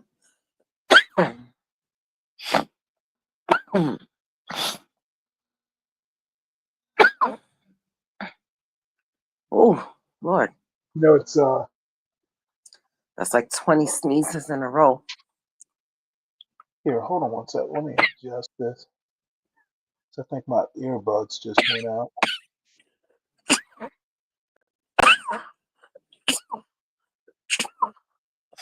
Oh, Lord. Let's see here. What the hell did I inhale? I'm sitting out here on the porch.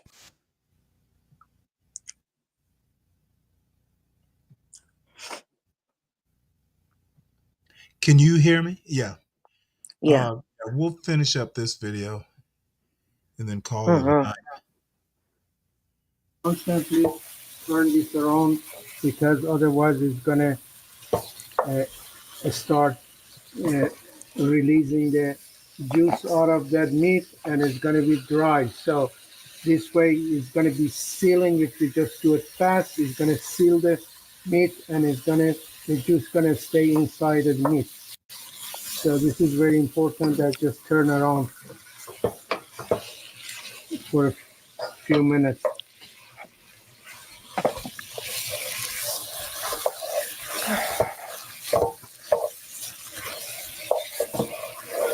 Okay, this is also time that I'm gonna add the black pepper.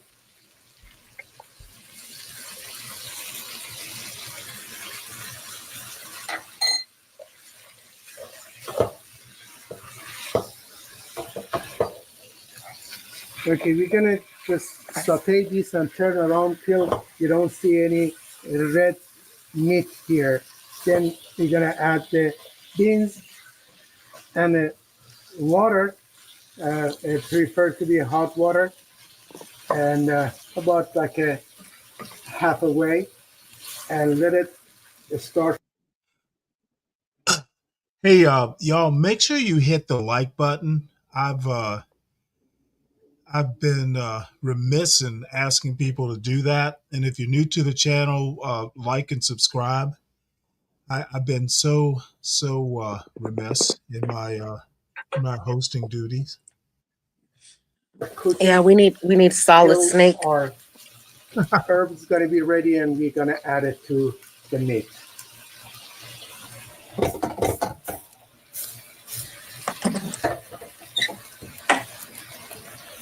I would like to add a little bit of dry vinaigrette because, as I said, that's most fragrant herb and it makes the whole food.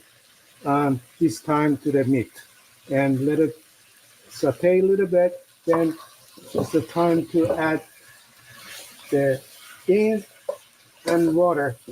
So this is a good time and this is right time.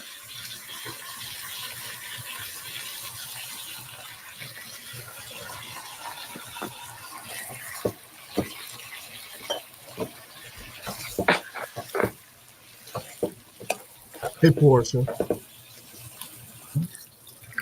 Oh, Portia's on here. Hey, Portia.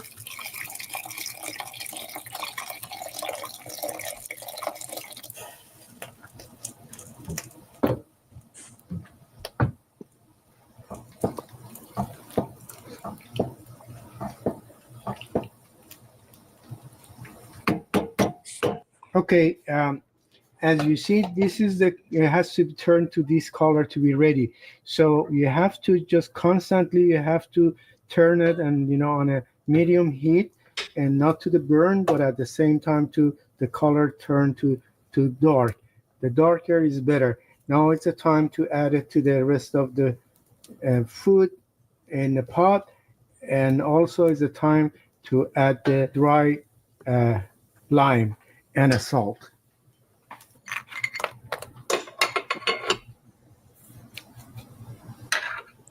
Oh, those are dried limes. Oh yes, that is. Those are so good to make curries. You even try Yes. Guess you could use a dehydrator. Mm-hmm. I used to have one. I might still have it. It's a This time you have to let it cook at least 4 hours. The longer it Oh my cooks, the Lord. better result. So you can do it from 4 to 10 hours with low heat and let it cook, slowly. Cook it slowly. Then you're gonna get a better result. So I'm just let it go and come back to it about maybe once a while you come and you just turn around. In maybe 4 hours, 3 hours, we come back to it to see how it's doing.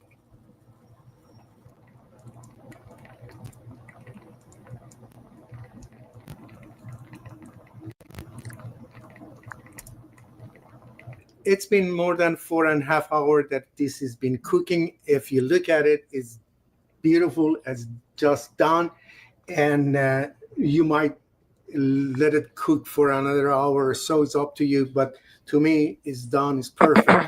And about an hour ago, I took some of those Whoa, what dry happened here? Can you hear it? lime out of that because if it stay Oh, there, what it did might this be a stupid little bit thing do? sour, and because of the seeds, it might get bitter. But some people they I love think to that have it when they cook. When you want to my serve it, you can earbuds add it just back to the food. re-engaged Now somehow. I'm gonna take it out and show it to you how to serve that with the rice that I cooked already.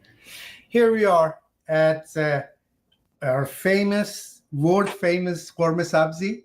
Is done, ready to eat it with the rice, which Oh, Iranian we they did Thai did usually too. have some green with it, which is we use the radish, mint, Oh my Lord. basil, and green onion, and also raw onion, because all they love to have the raw onion with this food too.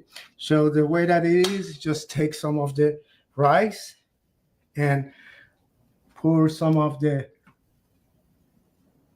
korma sabzi stew on the top of it. Then you eat it. And Oh. again, thank you so much for Radioactive watching. meats.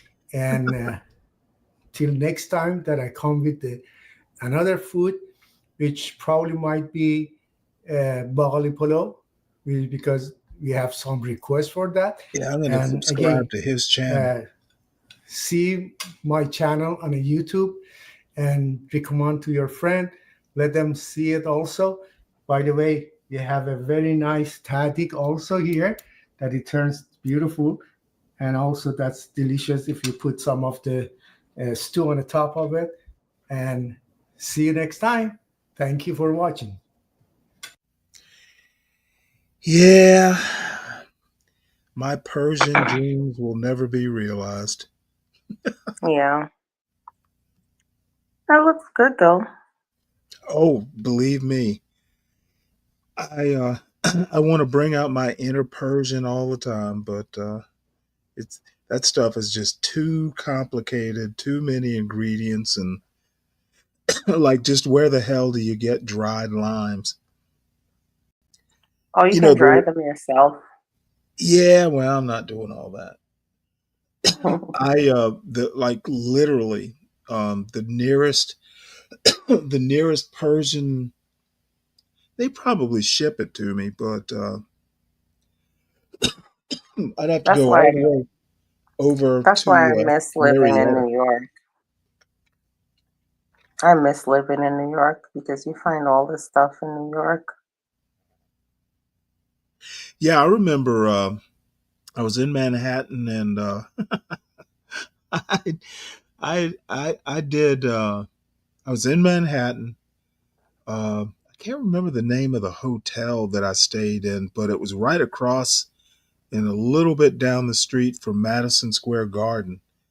And I ordered Peking duck, a whole Peking duck, because I just love Peking duck. So they send the damn thing to me with the whole neck and head and everything. It was like, you want authentic? Well, here's your authentic Peking duck. We don't do anything like chop the neck off. We're gonna roast that, and we're gonna roast it and fry it and send it right along with the rest of the body. Well, you haven't had Peking duck until you've had it in Chinatown. And if you said you were across the street from Madison Square Well, Garden, that's not Chinatown. it was a Chinese restaurant that I ordered it from. I just looked it up. It was in like one of the, how the hotels will have like restaurants. I Mm-hmm. just ordered takeout, or not takeout, delivery. So I have no idea where the restaurant was, but I know it was good, and I know I was like, well, gee, this ain't your Chinese restaurant in Savannah, Georgia. They're going to give you Mm-hmm. the whole thing. You're going to get your money's worth. Yeah. First time first time my kids realized that it was duck that they were eating, they said to me, "Mom, you're cooking Daffy." Huh. I said, "Yeah." I said, "You've ate Bambi. You're eating Daffy. You ate Roger." And Daisy the cow. And Daisy the cow. There you go.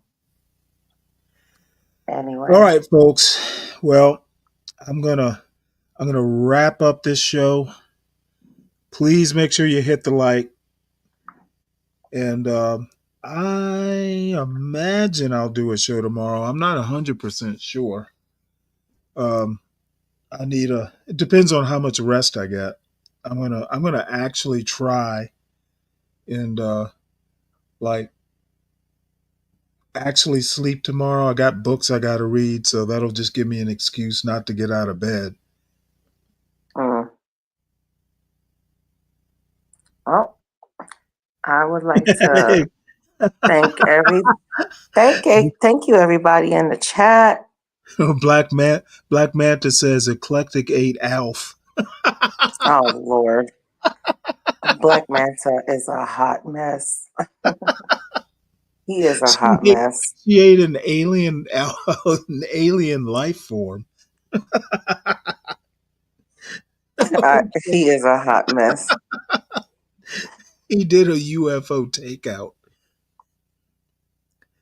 All right, folks. I enjoyed it. Yep. And, this was fun. Yeah, it was fun. Thank you, Stanley, always for having me. Yes, ma'am. And see you later, Portia. See you later. Good night, Portia. That's right. Let's do the Waltons good night. Good night, Portia. Good night, DiCapriano. Good night, Black Manta. And even good night to Eclectic with her crazy ass. All right. See y'all tomorrow. All right. You have a good one. You too. Feel like I should, feel like I should, feel like I should, feel like I should go. Go. Feel like I should go. Feel like I should, feel like I should, feel like I should, feel like I should go. Feel like I should go. Feel like I should, feel like I should, feel like I should, feel